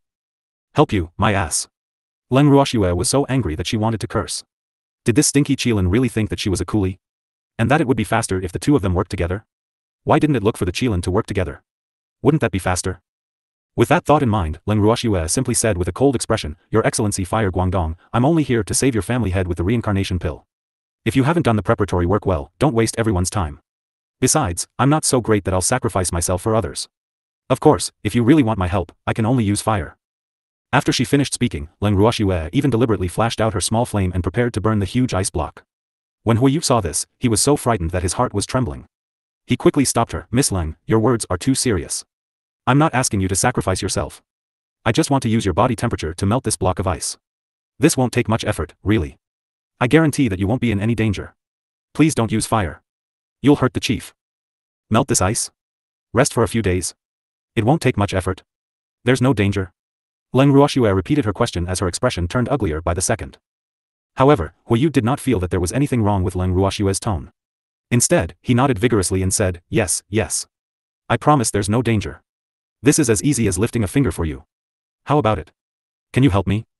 Help your sister. Leng Ruoxue finally couldn't help but curse. After that, she was so angry that she kicked Huiyu's butt again. This time, she used more force and sent him flying.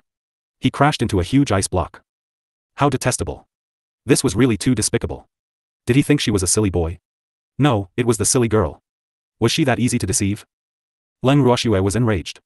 The consequences would be severe. After kicking the fire away, she did not even bother to look at it. She directly turned around and walked out of the ice room.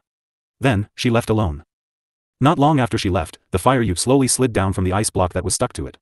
As soon as it turned around, it immediately hugged the ice block behind it and cried, "Clan leader, did it hurt you? I didn't do it on purpose. That woman was too rough." Huiyu hugged the ice block and complained endlessly. Leng Ruoxue, who had left the ice room, searched for a long time like a headless fly before she finally found the way back to her residence. It was almost evening. Previous chapter. When Uncle Long and the others saw Leng Ruoxue, they thought that she had already completed her task and that the Qilin clan leader had been rescued. Who knew that Leng Ruoxue wouldn't say a word after entering the living room? It was obvious that she wasn't in a good mood. "Shui, how's the situation?" After a long time, Master Ning could no longer hold back his curiosity and asked. "No progress." Leng Ruoxue was finally willing to talk to someone, and Uncle Long and the others were very pleased. However, what did it mean that there was no progress? Didn't that fearsome reincarnation pill say that they had a way to save the Qilin clan leader? Could it be that he had been injured for too long? Can't be cured? Everyone's imagination ran wild as they looked at Leng Ruoxue in unison. Their faces were filled with question marks. Seeing this, Leng Ruoxue was helpless and could only explain simply, "I didn't see the Qilin clan leader at all. I only saw a huge block of ice." What was the meaning of this? Ice? Uncle Long's face was filled with even more questions. The Qilin clan leader was sealed in an ice block. Huiyu asked me to help him get out, but I refused. So, I came back alone. Leng Ruoxue said through gritted teeth. When everyone saw her resentful look, they knew in their hearts that something had happened. "Shui, since Huiyu asked you to help, you should help. It's easy to melt ice with your flame anyway." Jiang Ning asked carefully. He was simply too curious, but Leng Ruoxue had not been clear about what she was saying. He had no choice but to slowly probe and find out the truth that they wanted to know. Who knew that after Leng Ruoxue heard his words, the expression on her face became even more conflicted. The resentment in her tone also deepened as she said, "If I could use fire to roast it, would I still need to be so angry that I came back?" Then what will you use to save it?" After learning a bit more, the curiosity on everyone's faces grew. "Body temperature." Leng Ruoxue gritted her teeth and spat out these two words. Body temperature? Everyone was horrified. No wonder Shui was angry. Huiyu's request was really too much. Shui was not a member of the Qilin clan at all, and she had done them a favor, so how could the fire be so insatiable?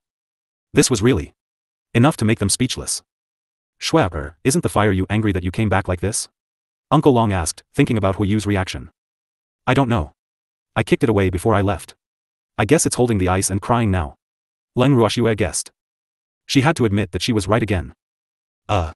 Good job, but what should we do now? Are you leaving or staying?" Uncle Long was conflicted. If he left, how would he deal with his relationship with the Qilin clan? However, if he didn't leave, Shui's anger would obviously not subside for a while. He was really in a difficult position. "Stay. I still want to see what Huiyu is going to do next," Leng Ruoxue said very calmly. Although she was very angry with Huiyu, she could tell the severity of the matter. Naturally, she wouldn't leave so easily. Leng Ruoxue's words made Uncle Long and the others understand instantly. Shui was not planning to give Huiyu any face. And the truth was, not only did Leng Ruoxue not give Huiyu any face, she even despised Feng Yi who had been staying with them. Feng Yi, who had been chased out of their residence, was like a poor and helpless child. He guarded Leng Ruoxue and the others outside the courtyard and wailed. Sob. He felt so wronged. He wasn't the one who started this, so why did he have to vent his anger on him? Although Leng Ruoxue and the rest turned a blind eye to Feng Yi's cries of pain, it still attracted the attention of many members of the Qilin clan. Bingyun had also come. When she saw Feng Yi hugging a big tree outside the courtyard and sobbing without any care for his image, Bingyun's face darkened. What was this guy doing? Feng Yi, enough? Don't you think it's embarrassing enough? Seeing Feng Yi cry without end, Bingyun angrily rebuked. However, Feng Yi clearly did not care about his reputation. Facing the crowd, he remained calm and replied fiercely, "I've been abandoned and chased out, so why can't I cry? Don't tell me that you've never secretly cried before. Back then, when you were heartbroken, you cried a lot too. What right do you have to despise me for being embarrassing? Besides, the person I lost was my own person, it's none of your business. You. Bing Yun trembled with anger at Feng Ye's words. It's fine if you embarrass yourself, but why bring up his past? Feeling that the surrounding clansmen seemed to be pointing at him, Bing Yun retreated and was too lazy to care about Feng Ye's matter. He just snorted coldly and turned to leave. After Bing Yun left, Feng Yi became even more unscrupulous, and no one could control him. After crying for a long time, the elders of the clan who had been waiting for the good news of the fire you all arrived together. After clarifying the situation, the elders were all depressed. So it was the acting clan leader who did this? More importantly, why didn't the guards report to them about Leng Ruoxue's return? The elders immediately had an emergency discussion and finally decided to meet Leng Ruoxue personally. As for what they should say when they saw Leng Ruoxue, they were not sure now. AI. He had to see how angry Leng Ruoxue was, right? Right now, no matter who they offended, they would not dare to offend Leng Ruoxue. After all, there was no one who could command the samsara pill. However, the moment they thought of the reason why Leng Ruoxue was angry, they could not help but secretly blame the acting clan head, who would occasionally be silly.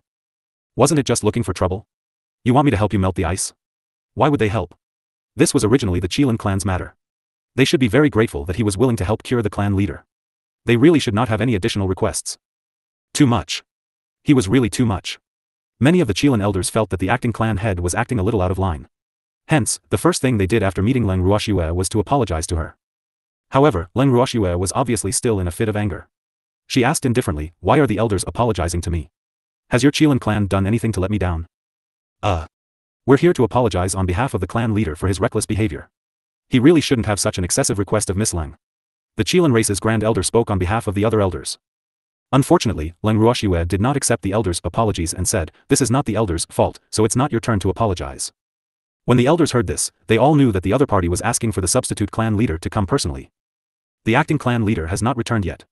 When he returns, he will definitely come and apologize to Miss Leng personally. The Qilin great elder quickly declared. Actually, from the Fire Yu's point of view, it's understandable for it to ask me to make a sacrifice. After all, in your hearts, your chief is the supreme and irreplaceable one. But please remember, I'm not from the Qilin clan, and it's not my duty to save your chief. I'm only willing to refine the reincarnation pill for you because I see it as a hero. So, please don't take my actions for granted. You don't have the capital to do that. After the great elder of the Qilin clan had expressed his stance, Leng Ruoxue did not show her usual courteousness to express her satisfaction. Instead, she reminded the great elder of the Qilin clan with an angry expression. When the Qilin great elder heard Leng Ruoxue's words, he was also rather surprised. He had already lowered his voice, so why did the other party become even more unyielding? This was definitely not the Leng Ruoxue he knew before. Or could it be that this was Leng Ruoxue's true face? The friendliness and gentleness that the other party had shown earlier was actually to give face to the Qilin race? After thinking about it this way, he suddenly recalled the rumors about Leng Ruoxue in the outside world. The more he thought about it, the more he felt that Leng Ruoxue might have given them too much face, to the point that they felt that Leng Ruoxue did not live up to the rumors. Now that Leng Ruoxue had revealed her domineering aura, the Qilin great elder was immediately alarmed. It seemed like the rumors outside were true. Leng Ruoxue truly couldn't be provoked. Look, didn't something happen? He was no longer as polite to the Qilin clan as before. AI. This Ma Feng's nest was obviously stabbed by the acting chief, but he probably couldn't clean it up. After leaving Leng Ruoxue and the rest's residence resentfully, the elders did not dare to delay and went to look for Huoyu. After they left, Uncle Long and the rest stared at Leng Ruoxue without saying a word. Uncle Long, if you have anything to say, just say it. Leng Ruoxue said helplessly when she felt the puzzled gazes of Uncle Long and the others. Shue, you're the one who asked me to say it. Uncle Long sighed and continued, the Qilin race is different from the dragon race, phoenix race and white tiger race. We can use more brutal means to deal with those three races, but to the Qilin race, shouldn't we do the same thing as before? Leng Ruoxue understood what Uncle Long meant by like before, but she didn't want to be polite to the Qilin clan anymore. At the same time, she also believed that not all Qilin were like Huoyu, who thought that it was only right for them to do anything for their most respected clan leader. Of course, if the entire Qilin race thought this way, then she could only say that she had misjudged the beast. However, the Qilin clan's head elder, who she had little contact with, was clearly a reasonable beast. Otherwise, he wouldn't have specially come to apologize to her. In addition, she had a hard time being polite in the Qilin clan, so now she had to face these Qilin with her true appearance. She wanted to let these Qilins know that she was arrogant and proud. Her status wasn't any lower than the Qilin of the four supreme god kings. In fact, from a certain perspective, her status was even higher than them. She was being polite to them because she was giving them face. Now, she took back her face. He didn't want to give it anymore. In case some Qilin didn't understand. Previous chapter. Next chapter. With this thought in mind, Leng Ruoxue calmly said to Uncle Long and the others, Uncle Long, have you ever thought about what kind of misconception will give the Qilin clan if we keep being polite to them? You're saying that they might think that we need something from it? Uncle Long said after thinking carefully. We should be standing on an equal basis when interacting with others. However, in the hearts of the Qilin clan, our positions should not be equal. After all, they have long been deeply rooted in the divine realm while we are the new forces of the divine realm. Although we never thought that our status was lower than the Qilin race, if we continue to be polite to them, perhaps the Qilin will have such thoughts in their hearts. So, what we need to do now is to show our strength at the right time so that all the Qilin will face our existence. Leng Ruoxue replied honestly. When the few people present heard Leng Ruoxue's words, they could not help but fall into deep thought. It had to be said that Shue's words were very reasonable. There was no problem with being polite to the Qilin clan for a while. However, as time passed, more problems would arise. They wanted to have a long-term relationship with the Qilin clan. In this case, they had to stand on equal footing with the Qilin clan in order to have a long-term and fair relationship. Otherwise, problems would arise sooner or later. This was obviously not what they wanted to see. After some deep thought, Uncle Long and the others nodded in agreement with Leng Ruoxue's strategy. They weren't easy to bully, so what if the Qilin race had many hierarch experts? They had quite a few reverend god-level cultivators on their side. Furthermore, they still had Shue's unrivaled flames. They believed that no Qilin would be able to withstand Shue's flames. After making a quick decision, Leng Ruoxue's anger dissipated by half. Late at night, they all went back to their rooms to rest. At the same time, the elders of the Qilin clan, led by the first elder of the Qilin clan, also found the ice room. They entered the ice room and came to the place where the clan leader was sleeping.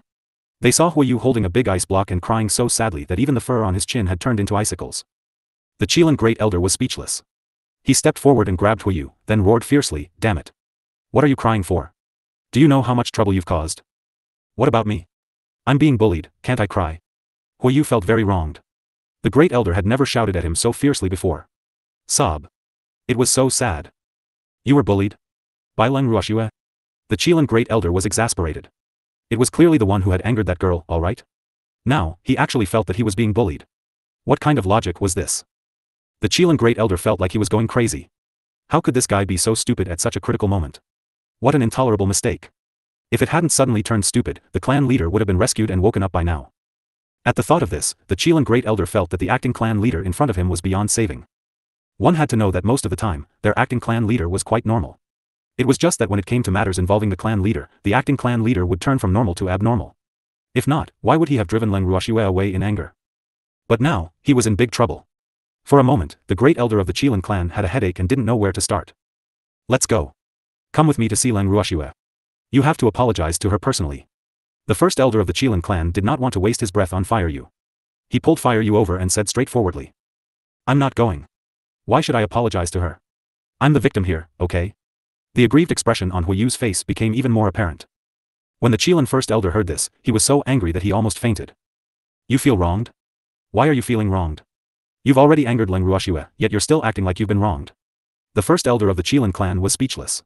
He glared at Huiyu with a look of disappointment. The other elders also stared at Huiyu with an unsightly expression. At this moment, Huiyu finally noticed that something was wrong and asked carefully, First elder, you're saying that I've angered Leng Ruoxue? I should be the one getting angry, right? I was kicked by her, and my butt still hurts. You deserve the pain in your butt. How could you let Leng Ruoxue use her body heat to help you melt the ice that was surrounding the clan leader? Did water get into your brain? The Qilin great elder roared. What's the big deal? It's just a matter of raising one's hand. Until now, the Fireyu still didn't feel that its request was too much. It was still at a loss. You're really out of your mind. Leng Ruoxue was a human. Do you understand, human? The first elder of the Qilin clan continued to roar. I know. Huiyu nodded honestly. If you know, why do you still want her to help? Do you want to kill her? Do you think she'll be fine after a few days of rest with our strong bodies? The more the Qilin great elder thought about it, the angrier he got. In the end, he simply pulled Huiyu's ear and shouted. I didn't think so much, I just thought that since she's here, it's only right for her to help. I really didn't mean it. After hearing what the Qilin great elder had to say, the Fireyu finally realized how stupid it had been. It had only thought about saving the clan leader and had completely forgotten that Leng Ruoxue was a human. However, would Leng Ruoxue believe it if it said that it had forgotten? This was clearly a problem. Thinking of this, Huiyu immediately said with a bitter face, so that's why she kicked me. I thought she suddenly went crazy. You're the one who suddenly went crazy. You're the one who's crazy. The first elder of the Qilin family was so angry that he started to punch and kick the Fireyu. However, the Fireyu, who knew that it was in the wrong, didn't dare to fight back. It was only when the first elder was tired that he let it go. However, the great elder Qilin was tired from the beating. After he stopped, he gave the other elders a look. The next moment, all the elders swarmed forward and ruthlessly beat up the Fireyu. Huiyu was the acting clan leader and had great power. However, if it made a mistake, the elders, led by the first elder, had the right to teach it a lesson, but the fire you could only accept it.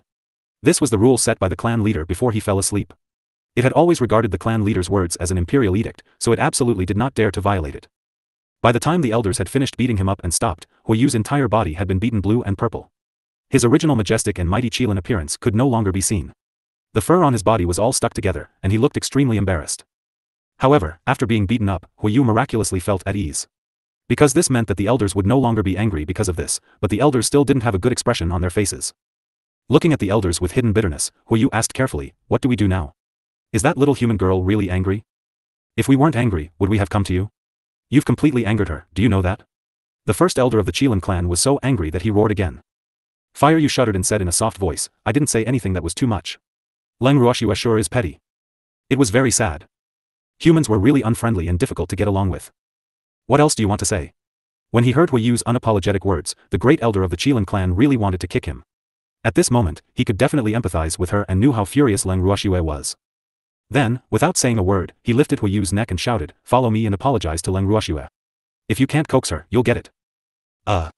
Upon hearing this, Fire Yu was completely worried. It felt that the great elder was too good at helping outsiders. After all, it was the acting patriarch of the Qilin clan. How could he lower himself to apologize to humans? This was really damaging to the reputation of the Qilin clan. Therefore, it was quite unhappy. However, the great elder of the Qilin clan didn't care so much. He had obviously seen through Huayu's thoughts, so he only said indifferently, "Do you still want to cure the clan leader?" "I want to," Huayu said without hesitation. "Then why are you still talking? Why aren't you following me to apologize to Leng Ruoxue? Of course, if you can control the 2 reincarnation pills, I have no objections if you don't apologize," the first elder of the Qilin clan said calmly. "I'll go." Upon hearing this, Fire Yu immediately became excited. Although it was a little embarrassing to apologize to a human, curing the clan leader was obviously more important, so it couldn't care about anything else. It was just an apology. What's the big deal? Fire Yu had a good plan. It thought that it would be forgiven as long as it apologized to Leng Ruoxue. After all, it didn't do it on purpose. It just didn't think too much about it. However, when he really went and got the cold shoulder, the Fire Yu suddenly realized that it would not be so easy to apologize. "Woo, what should I do?" After being refused entry for 2 consecutive days, Huayu was completely dumbfounded. Things had obviously gone beyond its imagination. This feeling of being out of control made it feel quite unpleasant. The Fire Yu Qilins sat in the meeting hall gloomily, and they could only stare helplessly. After an unknown period of time, an elder finally asked carefully, "Acting patriarch, first elder, what should we do about this? I didn't expect that girl wouldn't even want to see us now." Sigh. The one who provoked her was obviously the acting chief. Why would he vent his anger on us? The elder who spoke felt a little wronged. One had to know that he had been getting along well with Uncle Long and the others a few days ago. Who knew that after the acting clan leader had angered Leng Ruoxue, they were also not well received. Previously, it was Feng Yi, and now it was their turn. The feeling of being neglected really made them uncomfortable. Moreover, this was the territory of the Qilin clan, which made them even more depressed. When the Fire Yu heard the elder's complaint, it didn't dare to defend itself, except for showing a resentful and wronged expression. It was because the elders now had a lot of opinions about it. "If you can't do it, then go and ask the ancestor to come out." They didn't dare to see Shui Mo, but the situation was critical and they had to ask for help from their ancestor. After the decision was made, First Elder Qi Lin dragged Huayu, who was too scared to go, and the other elders to Shui Mo's place. Miraculously, they were not rejected. However, after they were invited into the room, Shui Mo glanced at Huayu and the others without saying a word. Instantly, Huayu and the others felt their hearts pounding. Old ancestor." The Fire Yu called out carefully. It was so nervous that it stuttered a little. "Are you people not visiting me for no reason?" Even though he had not stepped out of the house for the past few days, he had heard about how the Fire Yu had angered Leng Ruoxue. However, he was very calm and did not rush out to plead with Leng Ruoxue because he wanted to see what these little fellows from the Qilin clan would do. As for when he would be able to save the clan leader, he was not in a hurry. Even though he had not spent a long time with Leng Ruoxue, he was clear that this little lass was a loyal person. Since she had already refined the reincarnation pill, she would naturally not leave her in the lurch. However, the duration could be long or short. Everything would depend on the Qilin race's decision. After thinking this through, Shui Mo naturally wanted to see how Fire Yu and the others would perform. But now, he was obviously not satisfied with their performance. "Old ancestor, I've offended Leng Ruoxue by accident. Please help me." Seeing that his ancestor seemed to know everything, Huayu didn't feel that it was difficult to say what he wanted to say. "How do you want me to help you?" Shui Mo's smile remained calm. "Old ancestor, please help me plead with Leng Ruoxue. Clan leader can't not save me." Huayu sobbed. "That little lass Leng Ruoxue, did she say that she won't save clan head?" Shui Mo couldn't help asking. She didn't, but she didn't say anything about saving her." Huayu explained. "You didn't say you'll save her, but that doesn't mean you won't save her, you know? They're clearly looking at your performance now. So, I can't help you with this." Shui Mo refused. If he really helped to plead for her, that little girl might be even angrier. He didn't want Leng Ruoxue to think that he was using their friendship as a bargaining chip. In reality, he had always thought that he and Leng Ruoxue were old friends, especially when their research on formations was so in tune. Hence, he really didn't want his relationship with Leng Ruoxue to be mixed with other things. More importantly, it was indeed Huiyu's fault. With that little girl's vengeful character, she would not forgive Huiyu so easily.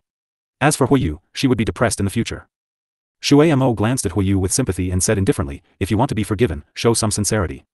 Leng Ruoxue, that little girl, is definitely not an unreasonable person. Do you understand what I mean? I understand. Huiyu wanted to cry but had no tears. In fact, it did not think that Leng Ruoxue was reasonable at all. Instead, it had deeply experienced how difficult it was to deal with Leng Ruoxue. It was just a small matter. They were tormented like this. AI. Good luck. Shui Mo looked at the fire Yu and knew that it didn't realize its mistake. Therefore, he didn't bother to say anything else. With a wave of his hand, Huiyu and the others in the room were swept out of the room by the wind from his palm. Huiyu and the others who had been kicked out of the house fell to the empty ground in the courtyard. Each of them looked a little depressed, but they soon calmed down. This was the old ancestor's usual method. Especially when the old ancestor was getting impatient. With heavy depression, Huiyu and the others returned to the meeting hall listlessly. Previous chapter. Next chapter. After further discussion, they finally came up with a detailed plan and decided to take down Leng Ruoxue and the others one by one. However, the difficulty now was that the people in the courtyard did not even step out of the house and refused to see them. If they forced their way in, they were afraid that they would offend the people in the courtyard even more. AI. What should he do? After thinking for a long time, everyone decided to wait for the rabbit. Their actions had naturally been reported in detail to Leng Ruoxue and the others by the 2 reincarnation pills who were responsible for passing on the message. After knowing the other party's plan, Leng Ruoxue was very calm. On the other hand, Uncle Long and the others were rather depressed. The other party had angered Shui, so there was no point in guarding them, right? Right? It was impossible for them to help an outsider. After all, they and Shui were in the same country. This time, they didn't want to leave their residence even more. The reincarnation pill seemed to have read their minds, so it became even more responsible for guarding the place. Mang Tian, the elder who was in charge of monitoring Leng Ruoxue and the others, looked at the 2 reincarnation pills that were swaying randomly not far away from him. He really wanted to rush forward and snatch them away. However, none of the elders dared to do so because they knew that it was useless even if they obtained the 2 reincarnation pills. The other party did not even care about them. This fact also made the elders very worried. A week later. Shui Mo, who had been paying attention to them, felt a headache when he saw that the elders had made no progress. How could these guys be so useless? He couldn't even handle a little human girl. In the end, Shui Mo decided to do it himself. Of course, he wasn't trying to persuade Huiyu. He just wanted to see if Leng Ruoxue had disappeared as well.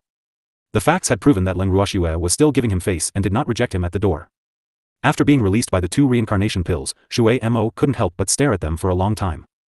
At this moment, he heard a slightly darker reincarnation elixir fire roar. What are you looking at? Have you never seen a handsome guy before? Shui Mo was speechless. It wasn't that she had never seen a handsome guy before, but she had never seen a pill that called itself a handsome guy. At this moment, he suddenly understood Huiyu and the others' love and hate for the 2 reincarnation pills. Then, he collected his thoughts and calmly walked to the living room. The elder who was guarding outside the courtyard saw that the old grand madam had made a move, and his heart that had been in his throat finally relaxed.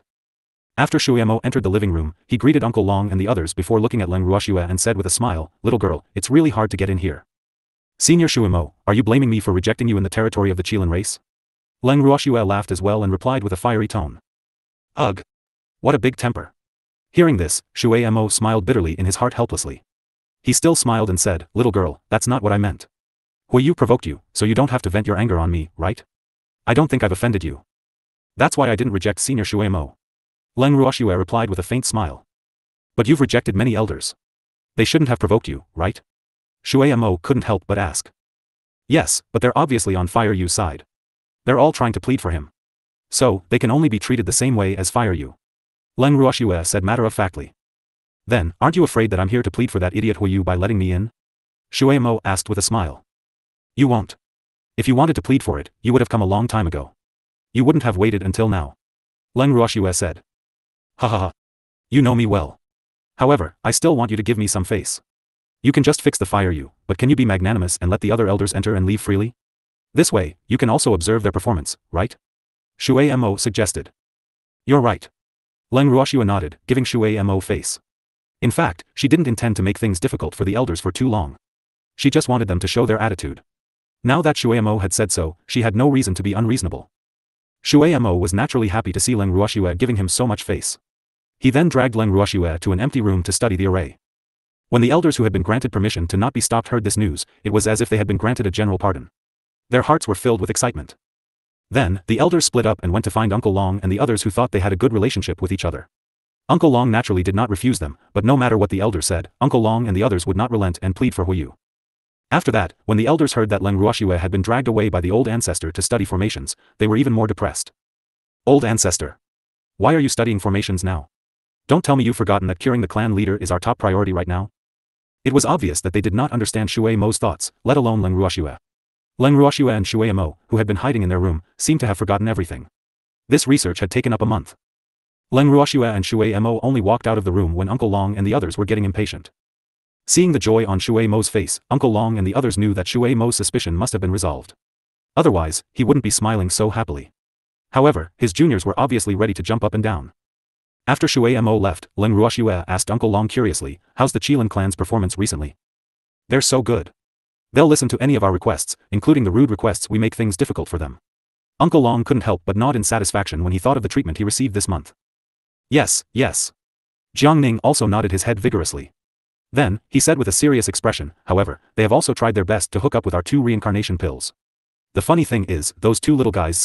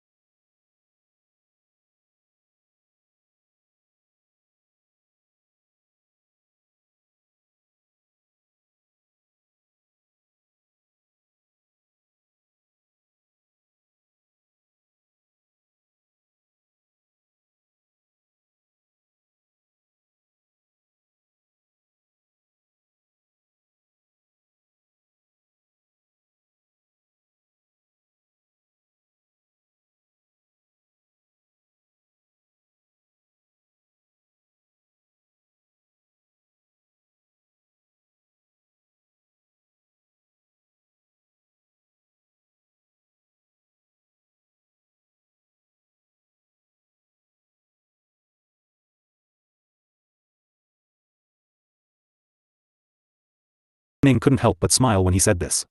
One of the reincarnation pills was refined by Xue for the Qilin race. All the ingredients were provided by the Qilin race. The Qilin race even had to pay Xue for it. However, the reincarnation pill that they had refined with great difficulty had its own consciousness. It wasn't under the control of the Qilin race at all. They had definitely suffered a double loss. Was there anyone in this world more miserable than them? When he thought of this, he wanted to light a row of candles for the Qilin race. They were really too pitiful, weren't they? After Leng Ruoxue heard the report, she nodded in satisfaction. It's about time, you can let them go. When they come to find you again, you can just go with the flow. Everyone agreed. If they continued, it wouldn't just be to show their toughness, but to attract hatred. So, it was most important to stop while they were ahead. Just like that, the hard work of the elders of the Qilin clan for a month finally paid off. Of course, at least that was what they thought. When they found out that Uncle Long and the rest had pleaded for mercy on behalf of the clan leader after Leng Ruoxue had finished studying the array, the elders were so touched that they were about to cry. Then, the elders accompanied Huiyu to apologize to Leng Ruoxue sincerely. Leng Ruoxue forgave Huiyu happily, but of course, a beating was inevitable. But from now on, everyone could have fun together again. After everyone was happy, the great elder of the Qilin clan carefully suggested that Leng Ruoxue could bring the reincarnation pills to help the clan leader heal as soon as possible. After hearing this, Leng Ruoxue only glanced at the fire Yu indifferently and did not say anything. Seeing this, the Qilin great elder immediately declared, "Don't worry, Miss Leng. We'll finish the preliminary work as soon as possible. I'll come to invite you personally. And then I'll be waiting for you, great elder." Leng Ruoxue nodded. Anyway, it was fine as long as she didn't use her body temperature to help. Otherwise, she would definitely remember that unpleasant experience and beat Huiyu up again. As if he could read Leng Ruoxue's mind, Huiyu could not help but shiver. He then quickly lowered his head. After obtaining Leng Ruoxue's promise, the Qilin elder tactfully dragged Huiyu along and left with the rest. If they continued to stay here, the consequences would be unimaginable if their acting clan head, who was always so silly, accidentally offended Leng Ruoxue. 3 days later. The great elder of the Qilin clan, who had prepared everything, came to invite Leng Ruoxue personally. After bringing Leng Ruoxue back to the ice room, the ice that Leng Ruoxue had seen previously had disappeared. All she could see was a huge ice bed. On the bed was an ice blue Qilin that was as large as a mountain. He looked a little familiar. However, the Qilin's original form looked similar, only their colors were different. Hence, Leng Ruoxue assumed that she had seen a Qilin with a different attribute and didn't think much about it. But this was the patriarch of the Qilin race? Leng Ruoxue looked at the great elder of the Qilin clan with a heart full of questions. The first elder of the Qilin clan nodded with a worried expression. "This is our clan leader. Tens of thousands of years ago, he was seriously injured and has been in a coma since." With that, the great elder of the Qilin clan bowed deeply towards Leng Ruoxue and said seriously, "Young Miss Leng, our Qilin clan will never forget the great kindness you have shown us. Please forgive me if I've been disrespectful to you before. Great elder, you're being too serious. Although the fire you seem to have changed into a different person after that, I'm afraid that I would have left the Qilin clan long ago if I had really been calculative with it. So please believe me, I also want to save your clan leader. However, you seem to have thanked the wrong person for curing your clan leader." Leng Ruoxue teased with a smile after hearing first elder's words. "Hee. I have to thank you for these 2 reincarnation pills, but Miss Leng, we have to thank you even more. If it wasn't for you, no one would be able to refine reincarnation pills now. Therefore, in the end, you are the greatest benefactor of our Qilin clan." The first elder of the Qilin clan glanced gratefully at the 2 purplish gold reincarnation pills that were revolving around Leng Ruoxue. Previous chapter. Next chapter.